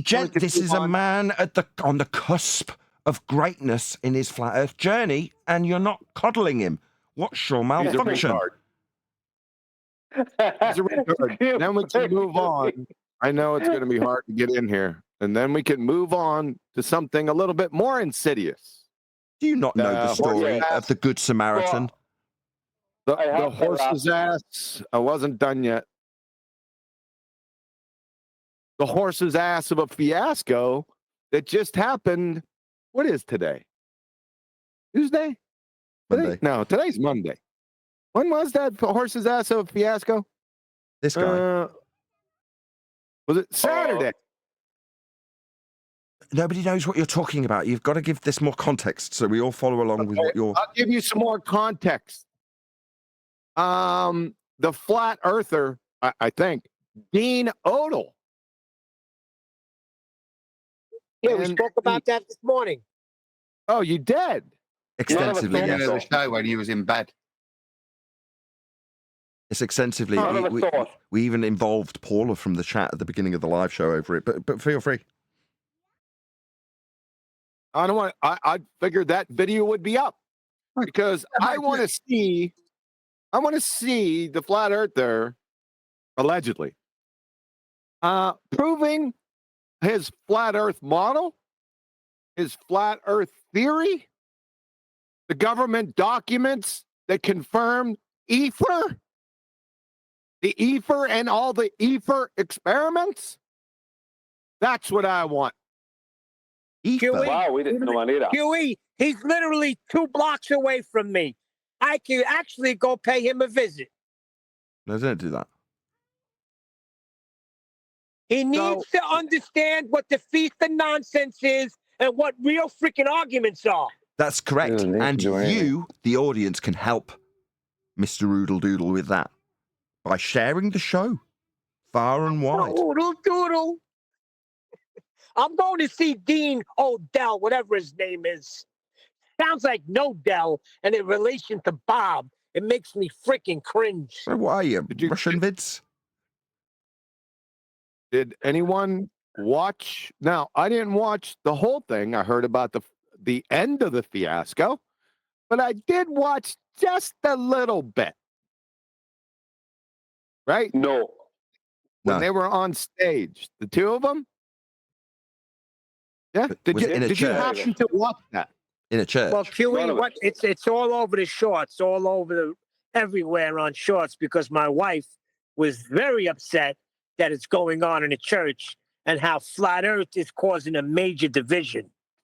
It's not that. It's you Christians. You just bloody hypocrites. Look at how they behave. Yeah. Got not what one of which of them can say that was Christian behavior, and to do it in a church. Christian behavior, Adam. What's Christian behavior? We're sinners like everybody else. We're going off. No, I'm saying you don't put the subject matter when it's the people that are to blame. Yeah, they're saying flat Earth's making these Christians behave unchristianly. No, they're unchristianly Christians. That's why they're behaving like that. No, that's not true. No, there is an entity known as flat Earth, and it is sentient, and it does get into people and make them behave like that. Just accept it. Yeah, that's a completely other topic.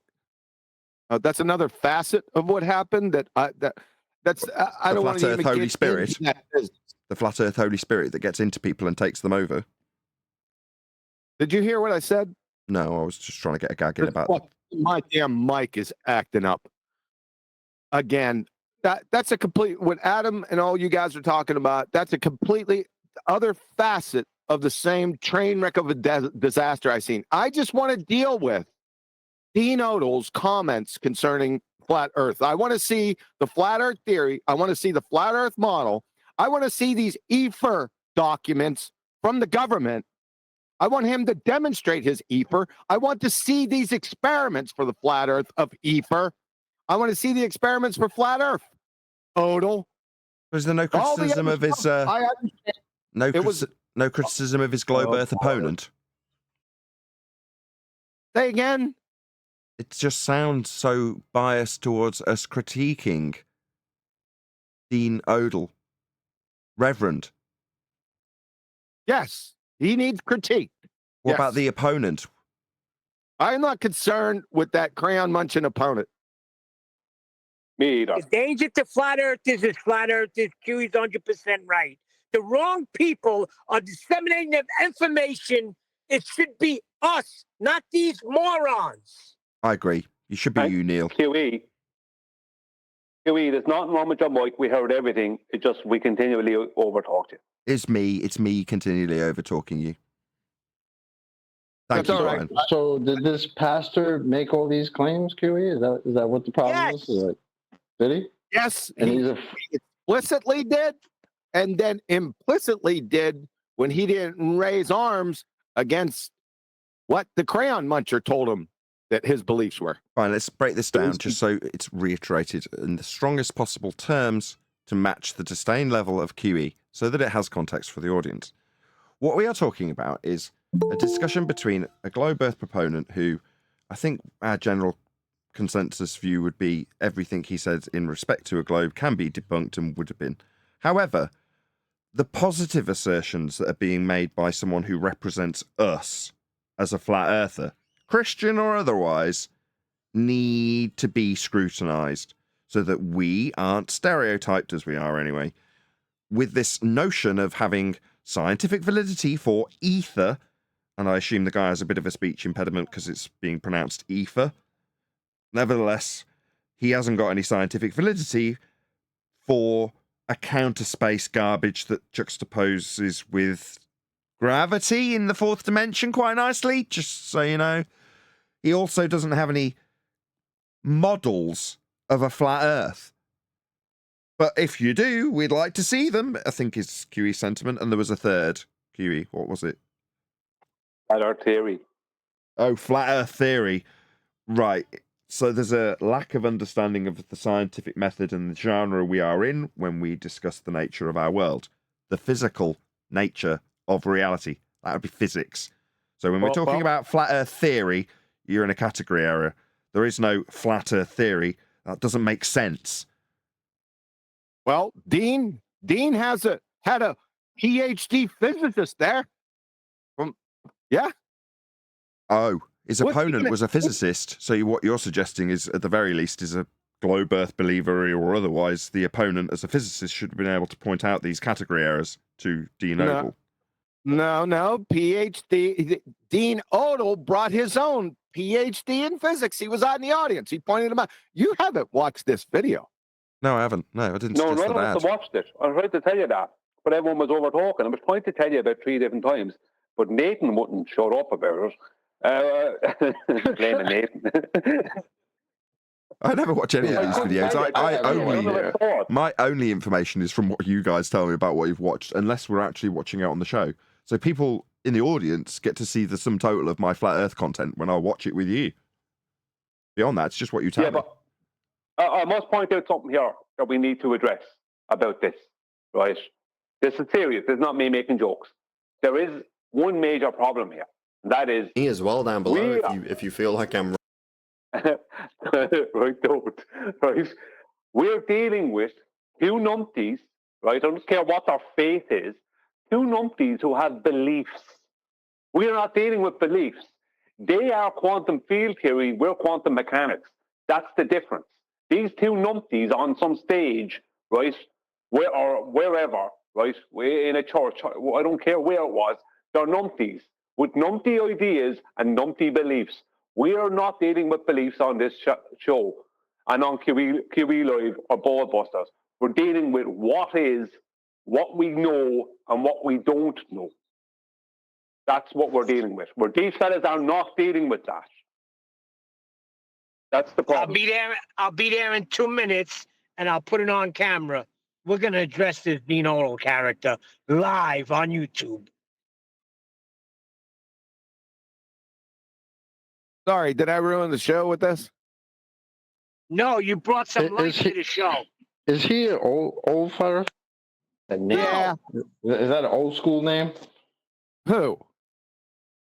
Dean Ogle? Yeah, he's been around for a while. Yes. Okay. Yeah, thanks, Neil. Been around for a while. Lighting up my camera and everything, right? Been around for a while. Thanks. Yeah, I don't need that. You're welcome. Just when I'm lining up all my camera and getting everything on set, I thought I'll transition just to show me and my disdain while you waffle your way through the fact that you're about to go on someone's doorstep and potentially commit a felony or something. No. Please don't do this. I'm just going to ask him what his problem is. Oh my God! Please don't do this on my show. Well, I'm gonna cut the live stream at this point. I think this is definitely not going to make it out live. Right. Don't do it. Don't do it. While they all talk him out of it, I'll say a huge, massive, enormous thank you to all of you for tuning in live, smashing the super chat and all that good stuff. If you're watching this on either Nathan Oakley 1980 or Nathan Oakley Programming Streams, then stay tuned, as there will be an after show to follow. I don't, and them being Christians, I'm not concerned with that part of it. That could be that's for another venue. All I want to deal with Dean Ogle is that the claims that he did make and the complicit claims that he did make when he didn't doth protest. That's what I want to deal with. Yeah, I'm with you there because I know the rubbish they're going to come out with. I don't have to think about that. I've heard it for 8 years. It's the nonsense that this Dean Ogle guy has come out with. That's the important stuff. Because he's supposed to represent us. Yep. According to him. I didn't put him forward as my representative, just so everyone knows. Yeah, somebody needs to get a hold of that. We need to go over that video. Can't do it tomorrow. No, need to go over him. That's what we need to go over. Him. Yeah, I want to know. Yeah, get to his door, Neil, and ask him. Tell him you have someone here who wants to ask him a question. No, don't do it. Don't do it. Don't do it. I'm almost there. Well, I thought you should close up the show, lawyer. Oh, he's a nice guy, Dino. I'm Christian. He should be able to welcome me with open arms and answer some questions. He's going to hit you, Neil. He's going to hit you, Neil. Paul Armstrong.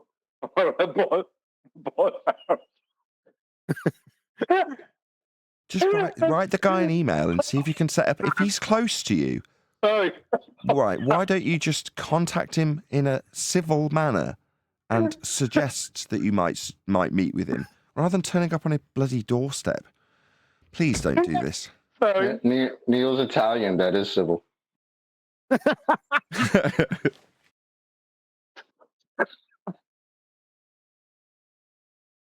Yeah, Dean Odell's from my neck of the woods here in Alabama. Your neck of the woods. Right, number one, let's lay down some rules. Do not, from this point, mention where your neck of the woods is, because you're inadvertently doxing Dean Odell. So just be careful what you guys say from this point forth. He's got a church. I'm just a bit worried about Neil. So, Neil, can you take a couple of pipe specialists with you? You don't want to do this on your own. Some hard-hitting ones? Yeah, some really hard-hitting ones. Yeah, the surveyors. Some hard pipe-hitting surveyors.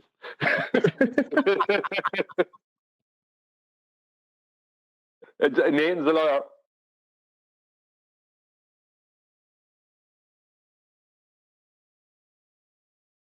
Yeah, I am the boy. All jokes aside, once he doesn't do a Buzz Armstrong. Neil, do you remember Buzz Aldrin hit that guy who turned up at his house asking him questions? What was his name? The guy with the NASA. Yeah. Be careful, Neil. We were just passing you, man. Come on, sorry. All right, boys, this is it.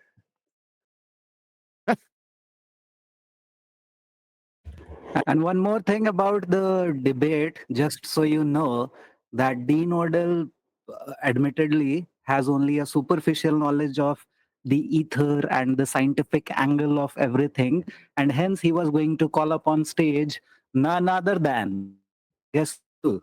Shits at 60. But it No ended before way. that. No way. Arthur's not a lawyer. Interesting. Did you just make that up? No. How you know? I How you watched know it. that? It was early morning. It was early morning here in India when the debate was about to end. So I caught the last half an hour of it. And later on, I also happened to watch almost the entire debate. So yes, it was supposed to happen. And you can watch it in Witsit's own live stream of that video where he talks to Dean Odell afterwards, after they were thrown out of the venue. Oh, I told you he was with Witsit. I knew it. Yeah, well, I know Dean Odell from the very first Flat Earth conference. I became a Flat Earther in 2017, and that's when the first Flat Earth conference happened. And Dean Odell has been around since then, as far as I know. Listen, this Witsit, he's a disease. He's a freaking disease.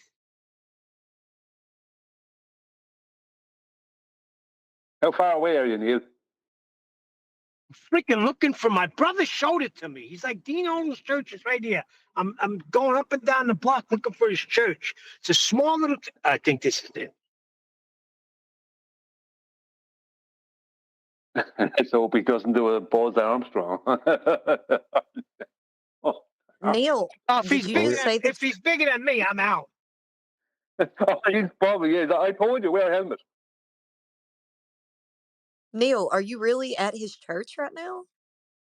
I'm looking for it. I'm right on Pepperell Parkway. My brother pointed it out to me. He's like, Dean Odell's church is right there. He's literally walking distance from my house. But now I Nathan, nothing. Didn't Nathan say not to give any kind of information? That was you're just disregarded giving the hard by. street information, my God. There's probably a million Pepero Parkways in the world. Oh, yeah, we have them all over the place. I was tripping over one yesterday. Yeah, but if it's his church, then that's his church. It's going to be public information. Yeah, it's public Yeah, information. he gives It's out not his information. He ran for exactly. governor.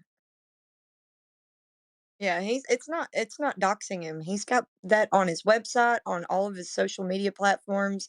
He's got the name of his church, where it is. It's in Opelika County. Yeah, that's where I am right now. What's the You're address? close to me. What's the address? The Like, address. I can't remember. I want to smack this guy around. Oh, brother. Unless he's bigger. He looks quite a big guy, to be fair. Everybody's bigger than me, so that doesn't matter.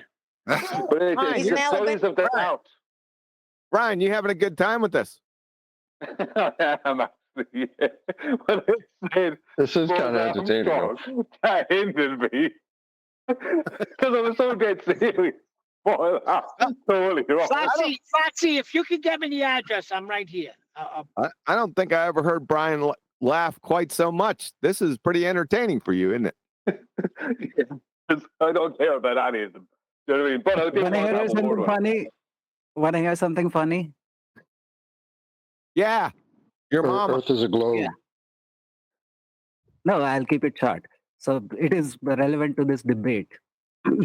After Witsit's live stream, there was a person who came to Witsit's live stream and said and complimented him that your live stream was the best one because everyone else, Jeranism and Kingdom in Context, Sean of Kingdom in Context, all of them were live streaming the debate. But why was he complimented? Witsit complimented because he had no color commentary.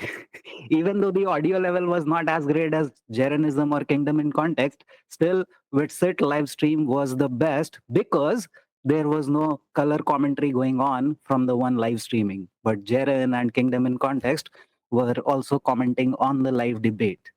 So that's funny because there was no color commentary. Witsit's live stream was the best one. I You also mean agree. it was the best because Witsit didn't talk? Yeah.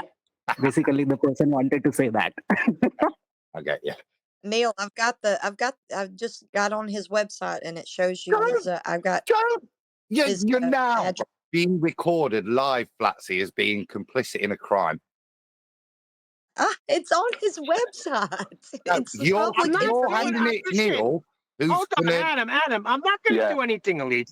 I'm going to speak to him like a gentleman. Flatsy, Neil assures you that he's not going to do anything bad with it. Yeah, you can't say So it, if he talks- Flatsy. Exactly. I just want to talk to him because QE's right. If he's making these assertions, he's got to understand that what science is, what the scientific You make method him is. understand, Neil. You make him understand. I'm going to make him understand. Yeah, too fucking right. You do it. No swearing. Sorry. Now, what's the address? Don't let him scare you, Patsy. Flatsy, don't say it, Carol. Man, Don't say it. why this guy ever came back? I don't have the address. Well, he's either going to make me crash because I'm trying to get it while I'm driving, or he's going to protect me and just let it give it to me so I don't have to do this while I'm driving. I will go with Because the either way, I'm going in. See, he's threatening you now, Patsy. Oh yeah. He's threatening you. Look, with road deaths or giving the details. He's lost it. He's lost the plot, mate. Don't do it. It's either me or him. It's gonna be like falling down. Can you tell me, does this look like what's in the picture? You're gonna hang him off a bridge. That's what you're talking Why about, are you right? The saying that to movie him? with the movie falling down. Yeah. When he goes berserk. When he goes into the hamburger joint. Does this You look forgot like your that picture? briefcase. Yeah. Does this look like what's in the picture? Actually, I got a burger the other day that did. I was impressed. Is that ether? Is that ether there? Does this look like ether to you? I'm going up and down this freaking block. I know he pointed it to me. What's wrong with me? Why can't I remember shit?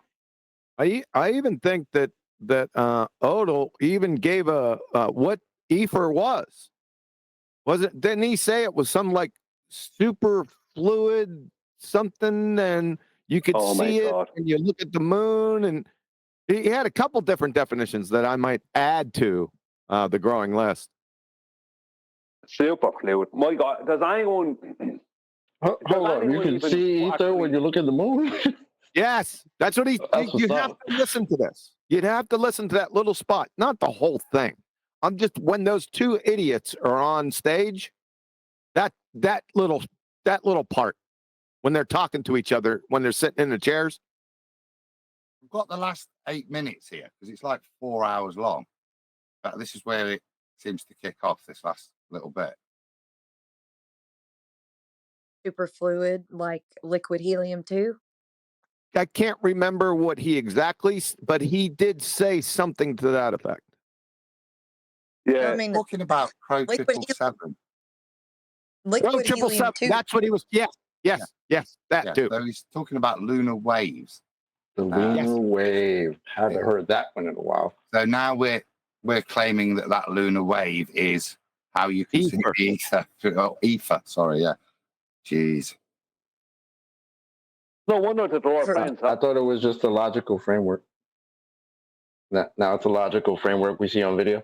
Okay. On the moon. On the moon. Last time I checked, liquid helium-2 is not ether. It's liquid helium-2. That's right. It's a superfluid. A superfluid is something that has no viscosity. Isn't that right? Is that correct? Yeah, we got introduced to this back in the Robert Bassano days, which I told him many, many times to cease and desist, but he just wouldn't do it. Yeah, superfluids, to create a superfluid, to make helium when it is liquefied is a superfluid. But to make it a superfluid requires... Oh, Jesus. Oh, brother. In the boot, quick, Neil. In the boot. Get him in the beating him boot. up right now? Trunk. Sorry, trunk, not boot. Trunk. He's in the bushes. 202nd Avenue. Here I come, baby. Just on that, Huey, I was listening tuned in, I think it was last week, to a bit of Globebusters, and I'm sure they were playing an old Robert Bassano video about this source. No way. You go back a week, so I'm sure it's like, I think it's Globebusters Tech. I'm sure. Because I turned over thinking, I know that voice. And I'm looking on screen, and there's no one there I reckon. I realised they're playing a Robert Bassano video. So it might be those ones, because what else are they going to reference from Robert? Go and look, last week or the week before. I can't. I don't. I'm sorry. I'll have a hunt. I'll have a hunt, and if I find it, I'll send it you. It's balloons, people.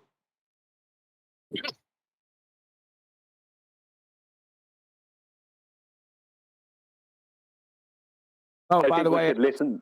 Sorry. Hold on a second. You get to it right after this. Adam, since I got you right here, we have time bandits tomorrow? No, because I've been doing a bit of pondering. I want to add to it, so I want to just pad it out a little bit. I did you the picture, but I want to just tweak it a little bit. I want to bring in the Gleason's map and stuff. So okay, but I'm not quite ready. So no. Okay. Thanks for dragging it out beyond 3 weeks. It's brilliant, isn't it? Yeah. I'll get it to 4 at least. So does somebody have a semblance of this video? I've got it up screen now. If you want me to play, I've put it to the end where it seems to be getting a bit heated. There's 8 minutes, and then I've seen the security guards arrive. See, I don't want that. Everybody else does. I didn't see that part. The only part that I need is that short little, I don't know how long it was, maybe 20 or 30 minutes when they were on stage. You know the one where I'm talking about? No, all I've got is the one that LVA Paul's put in Master B. He just pulled one up from Where is it? I haven't seen any of it. Parable of the Vineyard. So So that's in Master B? it must have been A by LBA Paul. All right, let me see if I can. Well, I said it's the full 4 hour. Yeah, let me see if I can thumb through it and see where that spot is. Keep it on mute for right. Oh, I think I see him already. Start at. This starts right. Second.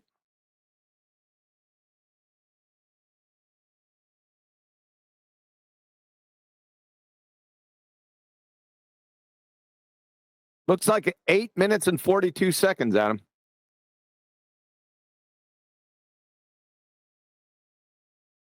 Oh, it seems like it goes on a ways. Hold on, QE.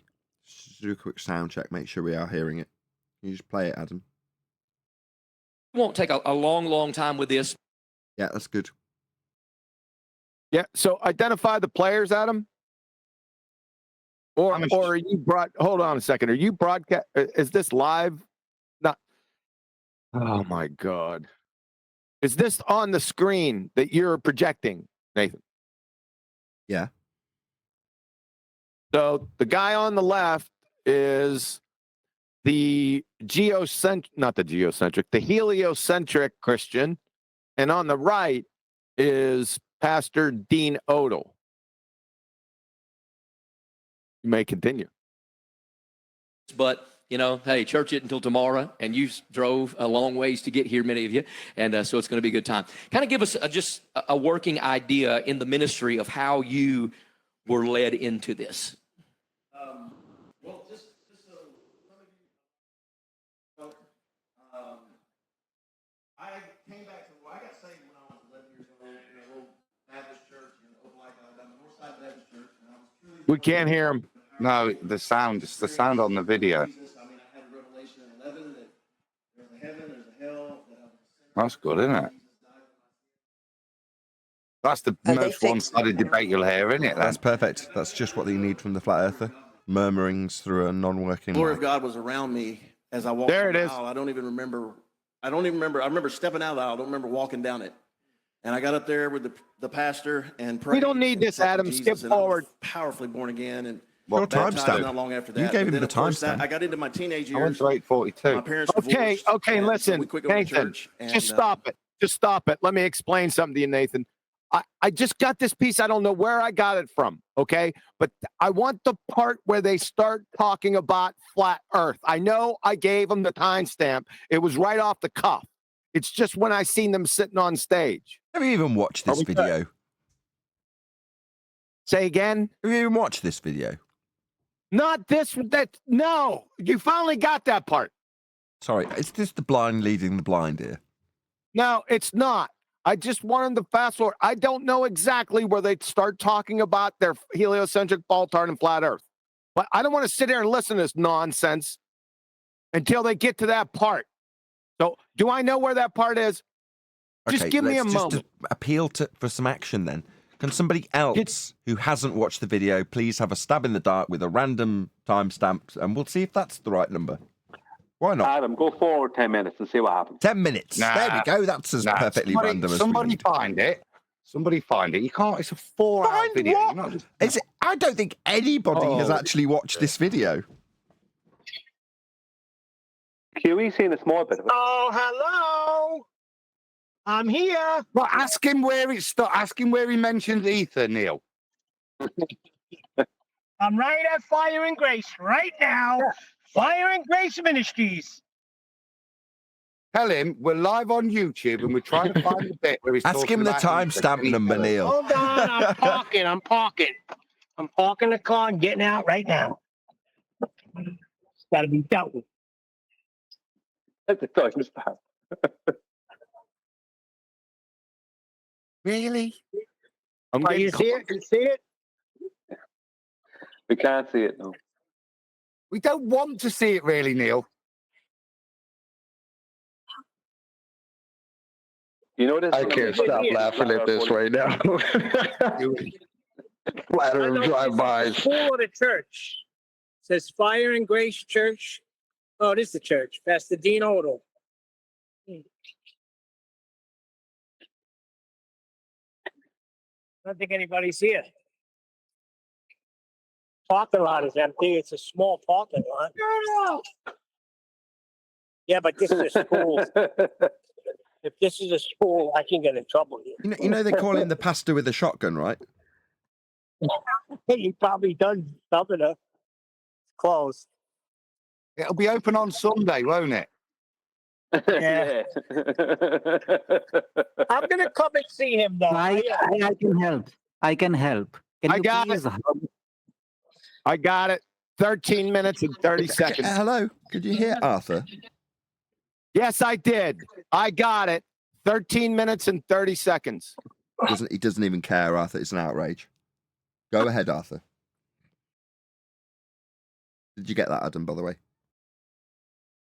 Yeah, I'm cute whenever you're ready. I just want to say, at least Kiwi doesn't say video. You're not Arthur. Hello.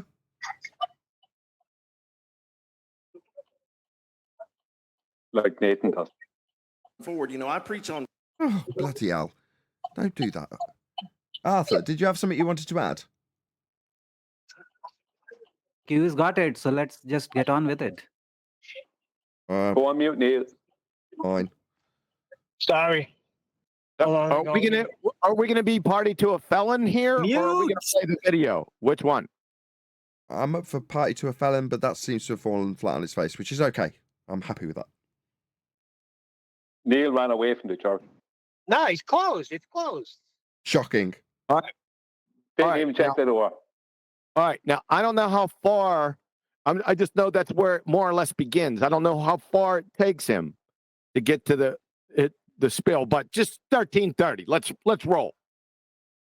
Just about everything. I talk about the Nephilim, the giants, the alien stuff. I talk about everything. Turn it up. And that's why I'm going to this place, because in 2015, the Lord spoke to me about 2 months before God really opened my eyes to this, and He said, "I got something else to show you, and it's big."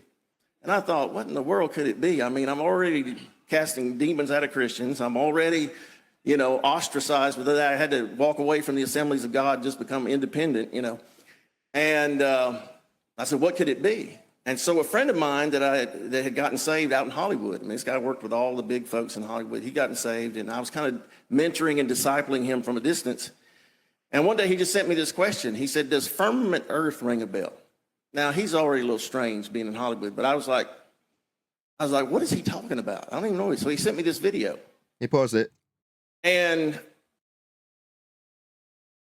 very interesting. I did have a comment, and I was going to interrupt, but it was right at the beginning. So, he's looked into aliens and all sorts, has he, Dean? Is that what he was saying? He's in all sorts of stuff. Yeah. So, did he believe in aliens when he was looking into that? Straight up space cadet. I just a question. I assume he doesn't believe in what he used to investigate now. I haven't heard him say that aliens are demons yet. The point I'm making is he's happy to use his title as a pastor, talk about stuff, use that authority. He's boasting about it here, how he's ministered to people about stuff he doesn't even know about. Yeah, be that in the past, aliens, or in the future, ether. Yeah, it's true. I mean, he's willing to lend his hand to things that he doesn't have any actual solid evidence about. Can we get to the play button, or does Nathan have something to add? Go ahead, Adam. But it said nothing about flat earth or biblical cosmology. It said nothing about it in the beginning, but I just started watching it. And the first part of it was a lot about NASA's fakery, where they've been caught faking stuff with the ISS and all kind of stuff, and the moon landings and all that. And I already didn't believe in the moon landing. So he sent me this, and I'm like, what is he talking about? But as he got about halfway through it, the Holy Spirit just came all over me. I knew. I said, you know what? They've lied about everything. Not just some things, but everything. And I began to see, the high altitude balloon footage, and there is no curve. And the long distance for I'd like to say there is no curve. They didn't lie to anyone about the nature of the earth. the nature of the earth is observable and experienceable for everyone. Hey, if We've you done go on to experiments ourselves. 21, sorry, if you go to 2156, he starts talking about it. Thanks. And I'm on the His fame. parable. Yeah, go ahead. No, you go ahead. I looked it up. The parable of the vineyard he had a he posted the live stream on his YouTube also. Cool, thank you. Are you at that new Famous theory of timestamp, Adam? relativity. Go ahead. Yeah, I'll just press play.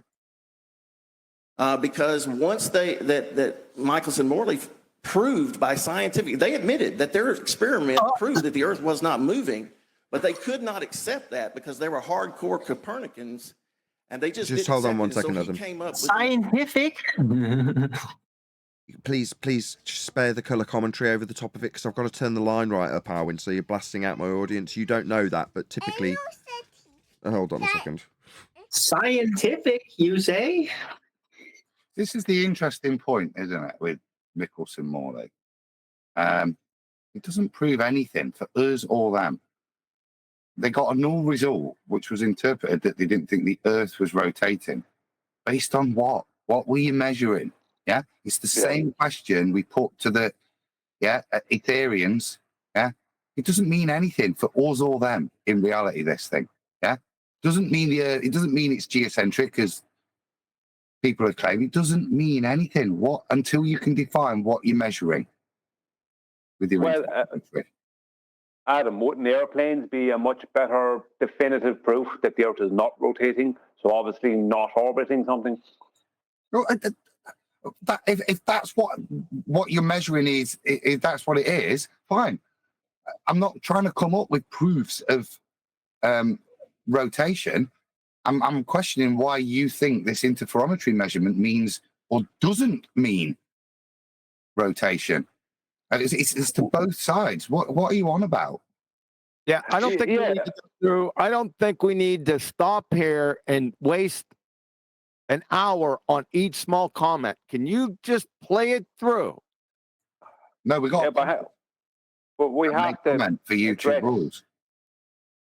Oh, that's right. I forgot. Can you just stop for like 20 seconds and then let it roll?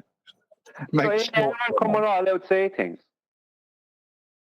Maybe you have to do a onesie all by yourself.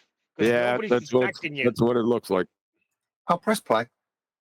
the E equals MC squared theory, right? But Tesla theory. Right, guys, let's try that one more time. Stop. Everyone stop. Right, when he presses play, I have to crank the volume up to the max. So you going, oh God, is absolutely deafening. So can you just subtly say, please stop? Then I'll turn the volume down. He'll stop the video. Then you can comment, please. Why aren't you in control of the video, Nathan? Why is Adam doing it? I don't know. Who cares? Just don't scream through the top of the video. It's irrelevant who's controlling the video. I saw it mentioned. I looked for Flat Earth Banjos because I'd heard comment. This is really poor quality, the video. Flat Earth Banjos done one, but it's not on his YouTube channel because this has been fairer copyright. So it's out somewhere and I've not had a chance to find it yet. But there's better audio on that one if you can find it. Flat Earth Banjo, shout him out, wicked. But this is the problem with this video, Bright. It wouldn't matter if Nathan's doing it. All right, fair enough. Thanks, and I'll calm down. Go ahead. Fair enough, Nathan. Play. Okay, there we go. Tesla was the one that was the real inventor and true scientist. So, so what I'm saying is that it works both ways, you know. But I will say this: people that are on our side, Perfect. Thank you. Did that work? Perfect. Yeah, you're welcome. I think what the part that we missed is he said somebody was he was the true scientist and inventor. I think he said it was Tesla. So yeah, I wanted to hear that too. So Dean, we're going to need a list of the experiments this scientist did, Tesla. That's number one. We're also going to need the Michelson-Morley experiment. We're going to need the hypothesis for that. So that's two. That's what we got up to so far, right? Yes? Correct. Yes, that's it. Continue. So, so what I'm saying is that it works both ways, you know. But you got to. I will say this: people that are on our side, my side about this issue, the other side, you have to remember this about us. We believed everything you believed before, you know, because that's what we were taught. You know, we didn't have a choice. I mean, from childhood on up, that's ingrained in your head that we're spinning and flying through an ever-expanding universe. But here's the reason why you know that's not true. We can observe it. But see, remember, brainwashing stops you from being able to think and even accept what you observe. Now, they tell us we're going around the Earth 66,000 miles an hour, 67. I mean, it changes all the time. And they say we're going around the sun. Then they say that we're moving 500,000 miles an hour through our solar system. And then it says that our solar system is moving through the ever-expanding galaxies at 500,000 miles an hour. Now, we do that. They say we're doing that we've been doing that for thousands of years, and yet Polaris, the North Star, never moves. When somebody does time-lapse, focuses on the North Star, and does time-lapse photography, the circles that the star trails are perfectly circular. And every night I can walk out at my house and point in a direction, and Orion's belt will come up in the same place every night. Now, if we're flying, spiraling, spinning through an ever-expanding universe, then the stars we see should have changed. But we can look back at the ancient Egyptians, and they were looking at the same stars and navigating the same way we do today. So just by what we... Yeah, you want to pause it. No, I just brought the mouse in to do so because, yeah, fine, brilliant, wicked. Eric debate. Yes. I'll press play. Observe and see. We are not a spinning ball in outer space and then flying through an endless space. That's just nonsense. Let me ask you a question, and we're going to get to a lot of that more in detail when we both do our debate discussions. One of the things I have a hard time with is, you know, look, I get the government lies. One of the hard things about the flat Earth idea, what I would call a flat Earth theory, is there's a lot of conspiracy theories that are true that I believe in, right? There's no doubt about that. And so it's almost like an us and them. You guys are the few enlightened people of reality, whereas I would say, well, of course I know the election was stolen. Of course I know that vaccines are nonsense. Of course I didn't close my church. We even put up a sign that said we're a mask-free campus. We won't even allow you to wear a mask here. And so it's not like we're into all of the stuff, right? And so it seems like with this, you know, us versus them football mentality that we're tackling each other over some of the same issues because, yeah, there's a lot of things that you and I agree on. But then it's like you got to keep going deeper in the conspiracies and keep going deeper. Why did he offer up that complete non sequitur to say that he aligns with whatever nonsense he just spewed that claimed to be conspiratorial, but yet he agrees with, which seems like a contradiction in terms? He's saying you don't have a superior position in terms of an overview of society as a whole and how much we know we're deceived. You don't hold a superior position. He's trying to just equate the things to say, yeah, I'm aware of that, but I disagree with it. But I am aware of corruption elsewhere. You pointing out 9/11 vaccines isn't something new to me. I'm aware of conspiracy theories, and I believe some of them like you. I think he's just evening up the intellectual ground there. In terms of, so that you're not thinking one's a conspiracy believer and one isn't. He's saying, no, it's just this conspiracy I don't. Okay, yeah, I think we got the flavor of this. He did say flat Earth theory. Greg Locke did say flat Earth theory. Dean Odell didn't doth protest. And because he didn't doth protest, he's complicit. So I need the flat Earth theory from Dean Odell. He's probably going to come out and say it anyway, but just a point of order, Your Honor. Yeah, the flat Earth is not a conspiracy or a theory. No, but Dean's got like the Ethereans, they've got a theory, mate. Yeah? Yeah, they have. Yeah. That's because they have a belief. They have belief. That's probably a better word, actually, because we challenge the word theory, obviously. They've got a belief that they'll purport as a theory. And people won't challenge when somebody says that. They don't see their sensibilities aren't offended at that word like ours are. Exactly. So that's why I need to know the flat Earth theory. We can move on. We got the flavor of it. And now you can agree with me on all these things, but if you don't agree about the flat Earth theory, the flat Earth model and concept, well, then you don't really understand the Bible. I'm not saying you can't be saved. I don't believe you would believe that either. You don't really understand the Word. You're not really enlightened like the rest of us. But then we know, government, NASA lies. But here's the problem that I have.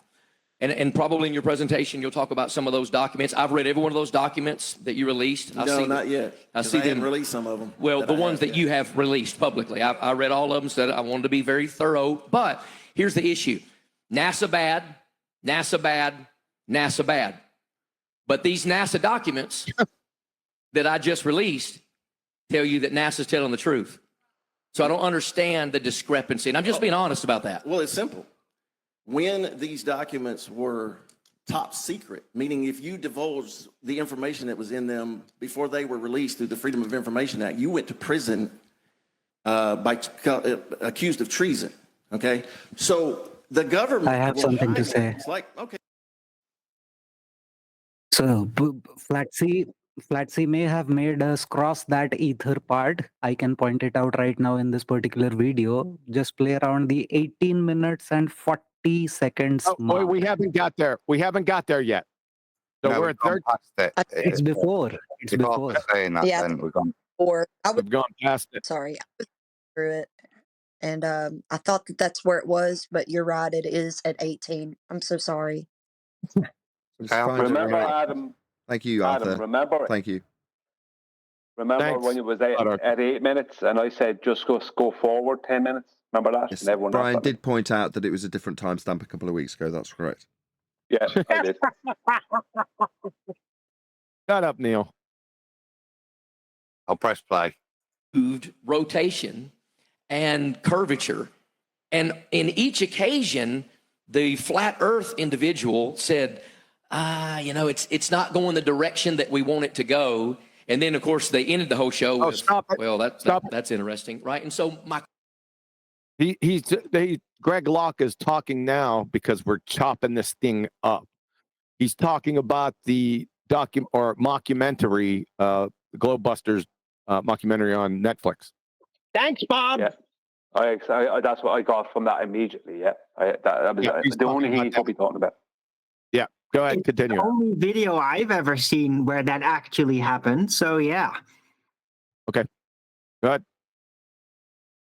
question is, why is it that when we do come up with an argument, it seems like it doesn't matter what we say, you're just not going to believe it? Does that make sense? How can you just reject the that evidence? works both ways. Yeah.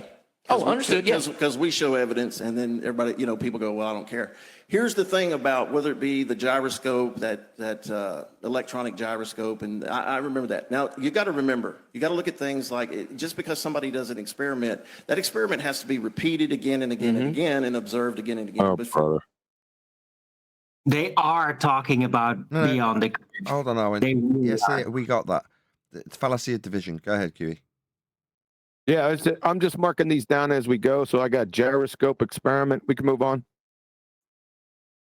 Yeah, I just thought we had to pause at the word experiment. But... Okay. Where you realize it. But see, Michelson Morley, the two scientists in the days of Einstein, did an experiment, the famous one, where they proved that the Earth was not moving through the ether. And the ether was an accepted concept back then, and really more and more physicists are coming to accept the ether. Now, what the ether is it's an unseen, you can see it sometimes if you zoom in on the moon, but it's actually a dense type, superfluid type gas. It gets more dense as you go up. And I've unseen something that you can zoom in. Wept. Just ask him to stop the video. So I'll turn it Stop down. the video. I've stopped the video. Ether? Gas? So, yeah, it's a superfluid type gas. It's an unseen thing that you could actually zoom in on if you're looking at the moon sometimes. That's what he just said.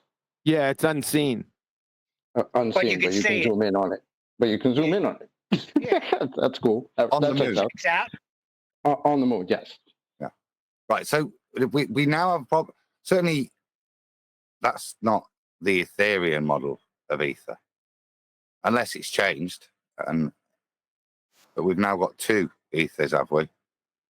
I was just fascinated with how they form this consensus between these physicists, because that's obviously science.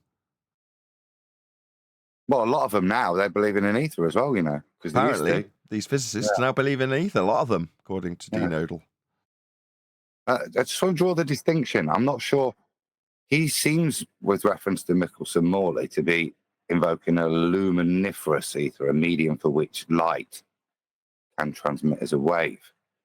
And now we've also got a way of seeing it, which is a lunar wave, which is a ripple you sometimes get across your telescope when you're looking at the moon. So whereas before it was a non-manifest thing, it now appears to manifest in front of the moon as a liquid. I love how you say whereas before, like there was some concise explanation prior to this. I'm sure QE will add it to the list. I just want a telescope that sees unseen things. What's up with that? We said, QE, you'll add it to the list, right? Which, the superfluid and the unseen scene? Yes. Superfluid gas? Yes. Yep. It's about, 22 descriptions long of things that are ether so far? I haven't. I'd have to go back and count them. There, I think there's much more. A bit more detail. It's not seen, unseen thing. It's seen in front of the moon, unseen thing. It's the counter space in front of the moon that's not seen that is seen when you see the lunar wave. It's just that simple. I must add to this. My prediction is, I have two things to say quickly. My prediction, which is the first thing, is that Witsit is going to start claiming that 777 or 777 Crow, whatever the guy's name is, lunar wave is ether. That's what he's going to start as his proof of ether. My second thing is I also have beliefs. Does that make me a scientist? Because according to what this guy said, scientists now believe things. Yeah, the scientists believe science. Don't you get it? More and more are believing in the Michelson-Morley experiment because that's what they would do. They believe. I thought scientists adhere to the method. Yeah, none of this is science, Neil. That's the point. Nathan, you got a good memory. I just pulled it up. There's 20 so far. I thought I marked down another one in the interim in the past couple of weeks. Something, the blue scattering. Isn't that another one? You had somebody on here talking about the ether is like a blue scattering. Yeah. Vaguely. But yeah, it's like 22, 23 things list of descriptions of ether from various people. That's okay. Well, I got 20 of them right now, but that's all right. Go. Are we done here? Can we continue on? I should think so. Talked about a lot, but here's what they discovered. When Michelson-Morley did their experiment, they did find 1/6 movement, okay? Because the ether is moving. The ether is what we believe the sun and the moon are moving in a circuit, as the Bible says in Psalm 19, that the sun and the moon's moving in a circuit over us, and that they're at a certain altitude, and that literally that ether current is what's pushing it around. Now, I found documents that actually admit this. That really, the Bible says a certain altitude. Really? I don't think that's what he meant. Well, he said it, though. Yeah, but I think he's just saying it's at a certain altitude. I don't think he's saying what the altitude is. Talking about But he said it about the Bible. That the Bible says that. He said the Bible said the sun moves in a circuit. Right. The point is at a certain altitude. No, he's not referencing altitude. He's making the point that it's the stars and the sun that are moving, as the Bible says. Whereas Pastor Greg would be making the opposite claim, wouldn't he? I don't know why you guys are doing this. Right, stop. Arwen's absolutely correct. Just because he isn't linking it directly in that statement, we can separate the two statements and say one is the circuit claim from the Bible, the other is just a bit of padding that he's throwing in about the altitude. No, Arwen's right. He said it. That's now a claim. Yeah, He but did it in one sentence. oh my God. I'll rewind it. So just turn it back. Yeah, we got to stop here. He just added that on himself, Arwen. It wasn't part of scripture, for God's sake. We got that. I know it isn't a part of scripture, but he said it as if it were. Yeah, it doesn't No, matter that he didn't tag it on. Arwen's point is he said it. It's objectionable, and he's objecting. There's nothing wrong here, but you're all shutting Arwen that way. He didn't say it was part of scripture. He's not linking it to scripture. Okay, yeah, okay, fine. He still said it, though, didn't he? Yeah, he did say it, but anyone with an ounce of friggin' scrutiny will understand what he just did, for fuck's sake. Yeah, and we're not suggesting that he's trying to link it to scripture, or I'm not. I'm saying he's made a claim about them having an altitude now. Oh, brother. Okay, well, if he's got a distance to these, well, maybe the sun, maybe he can help me. I've been asking for about 2 years. Let's go back. I agree with that. And maybe he's going to talk about the height of star map. Exactly. Let's go back. Pull a J. Let's go back, and then we'll stay here for the next 45 minutes to talk about this horse shit. Ideally, I was thinking we could actually stop entirely and discuss what we think he might say post this for tomorrow's show. What do you think? No swearing, by the way. No swearing. I don't agree with that at all. Now Pull you've a got the J. spirit. I don't agree either. Let's discuss how we might go about this. I'm going to press play. Good. The sun and the moon are moving in a circuit, as the Bible says in Psalm 19, that the sun and the moon's moving in a circuit over us, and that they're at a certain altitude, and that literally that ether current is what's pushing it around. I found government documents that Changed my actually mind. link this. That they Wow. He did link it together, Arwen. They were unequivocally linked together like they came out of the Bible. Not that that was the point I was actually attacking, but no, QE did link it together. Fair Yeah, enough. and even the ether, he linked it all right in. Fair enough. I'm not marking that down, but fair you can enough. stick on me. Can we continue? Our major are on the minors. Let's move on.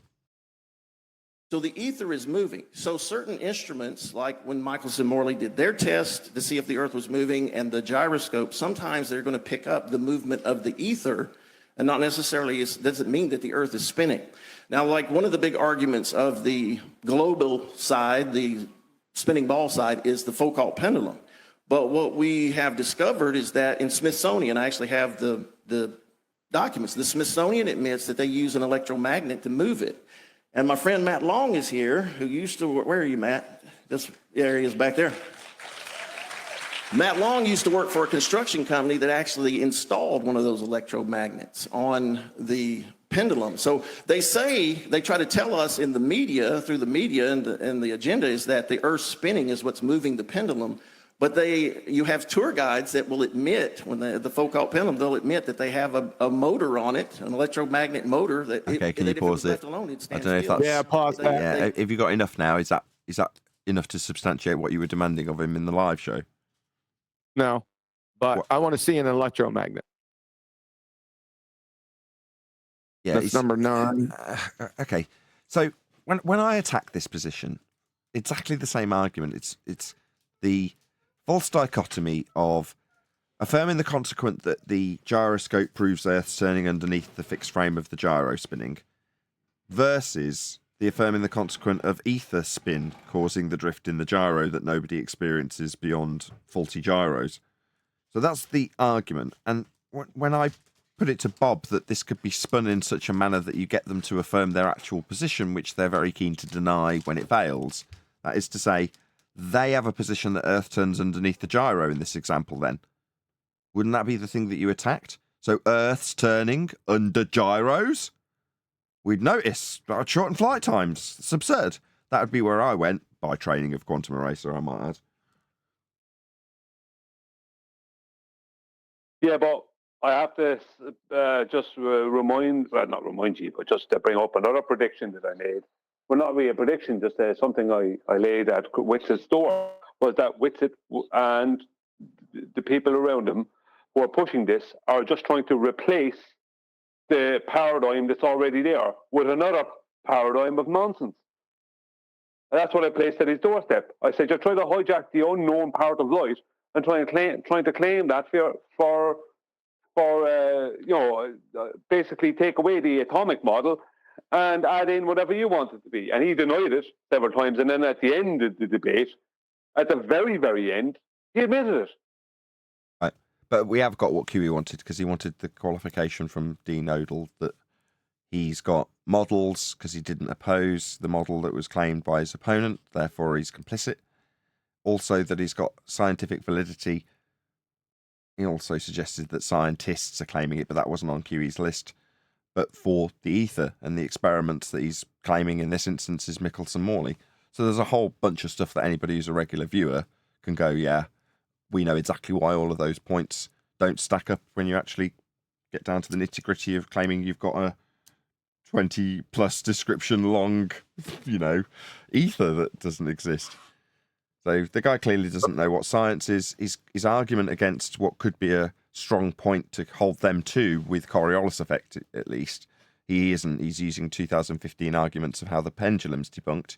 But what? Not going to realise that the pendulum is exactly the same principle that's being claimed in the gyro. Oh, my bad, the gyro is being used to prop up ether, so we won't attack that, we'll attack something else that's the same. It's two reference frames that you have in the gyro and in the pendulum. They're both the same claim. So it's like, what, but one's not right because they've got electromagnets from the guy in the audience that got a cheer? Okay, you've got a Navi in the audience that says he built it. Did you check that he actually did? Meanwhile, they're saying Earth turns underneath that pendulum. Wouldn't you hold them to task on that? I have to support them here, because you can go. Now, I can't support Matt Long, the guy Matt Long. I've heard of him before. But you can go to the Los Angeles Observatory, and there is a guide there, and they bring you around the observatory, and they do have a Foucault pendulum there. And they state very clearly and honestly that it isn't doing any of this stuff by itself, that there is now he said it wrong, there is an electromagnetic motor, right, that makes sure it does what they want it to do. Sure. That is, I was being pedantic, but the way he said it twice, I would just like to see an electromagnet. Okay, but it's not a big deal. We could. Do you want to stop, Nathan? Yeah, I think you got enough. I mean, what you wanted to get out of this video, you got, and not really. Can we see the fight at the end now? Then, if you want to play that, I haven't got everything. But since you want to stop, that's fine. You're going to be seeing it again, and I'm predicting that it'll probably be on Ballbusters this Saturday. Yeah, great, because it's getting a bit scrappy. That's the main reason I want to stop, in case you haven't detected that. No, I didn't detect that. It's out of order, and we're spinning between bits that we're finding on the fly, and it's a long video, and it needs more attention. It's obviously got everybody enthusiastic about, educating other flat earthers, and maybe Dean is a good candidate to be educated in why is ether's nonsense. If he's a reasonable man, as he's claiming to the other guy that he is, then I'm sure he'll be willing to listen.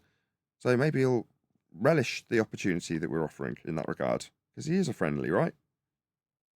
Or he's a pretender clown, and he's out to deceive, and he just push any old nonsense. Yeah. I don't think he is. I think that he's just attached to Witsit, and right away, FED is going to be bad. He's heard of us. I'm sure of it. He's heard of aliens as well. He's ministered to people about that stuff. Yeah, he said he cast out. He said he's cast out. Hang on, Neil. He said just 1 second. Oh, brother. He said he cast out demons. I know he said that, right? But out of Christians. Okay, out of demons, or out of Christians. He's around since 2015. I'm around since 2015. A lot of you around since then. Not all of you, but a lot of you around since back then. At least Nathan. 2016 at least. And I mean, he knows we exist. He can't not. He's never approached us. That tells me he wants a feast of nonsense. Tells me he wants them. I reckon it's very likely that when push comes to shove, he'll attack us. Yeah, that's what I said. FED bad. And it's just like Rachie. I invited her so many times on the show. Oh, she wants the feast of nonsense. It's not like Rachie. Okay, he seems committed to this. We get the picture, but it seems that Nathan wants to curtail this for right now. I got 9 points so far. I'm gonna have to go through this, but it'll probably be here on Ballbusters. So you could stop it if you want, Nathan. But it's hard to know what Nathan wants because he's a lawyer. Anyway, I agree that you going through it would be a good start to it being a lot more polished, if that makes sense. Yeah, I need to go through. I need to go back. I only listened to, like I said, just a short section. This was part of it last night, and I was just listening. I didn't write anything down. I just made mental notes, and I didn't pay all that close of attention to it. But you're correct. Maybe I should do that. I should do that on my own time, is what you're saying. Yeah, kind of. How did they get into a fight at the end, though? What happened? I don't know. I'm watching it either now or when Nathan rounds out. We'll watch it next. But I think it went something like. I think it went something like.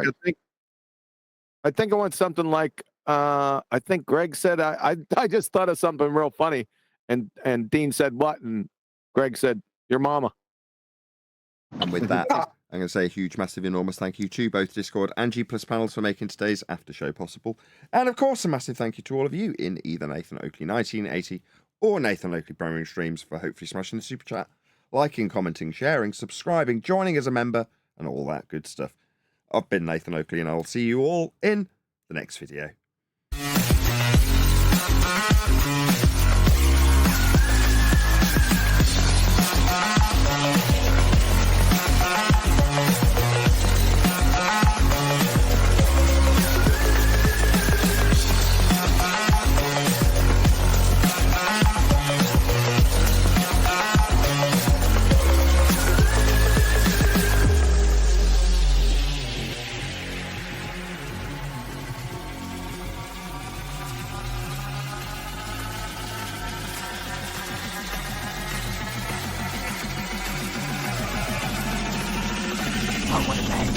What a lovely day!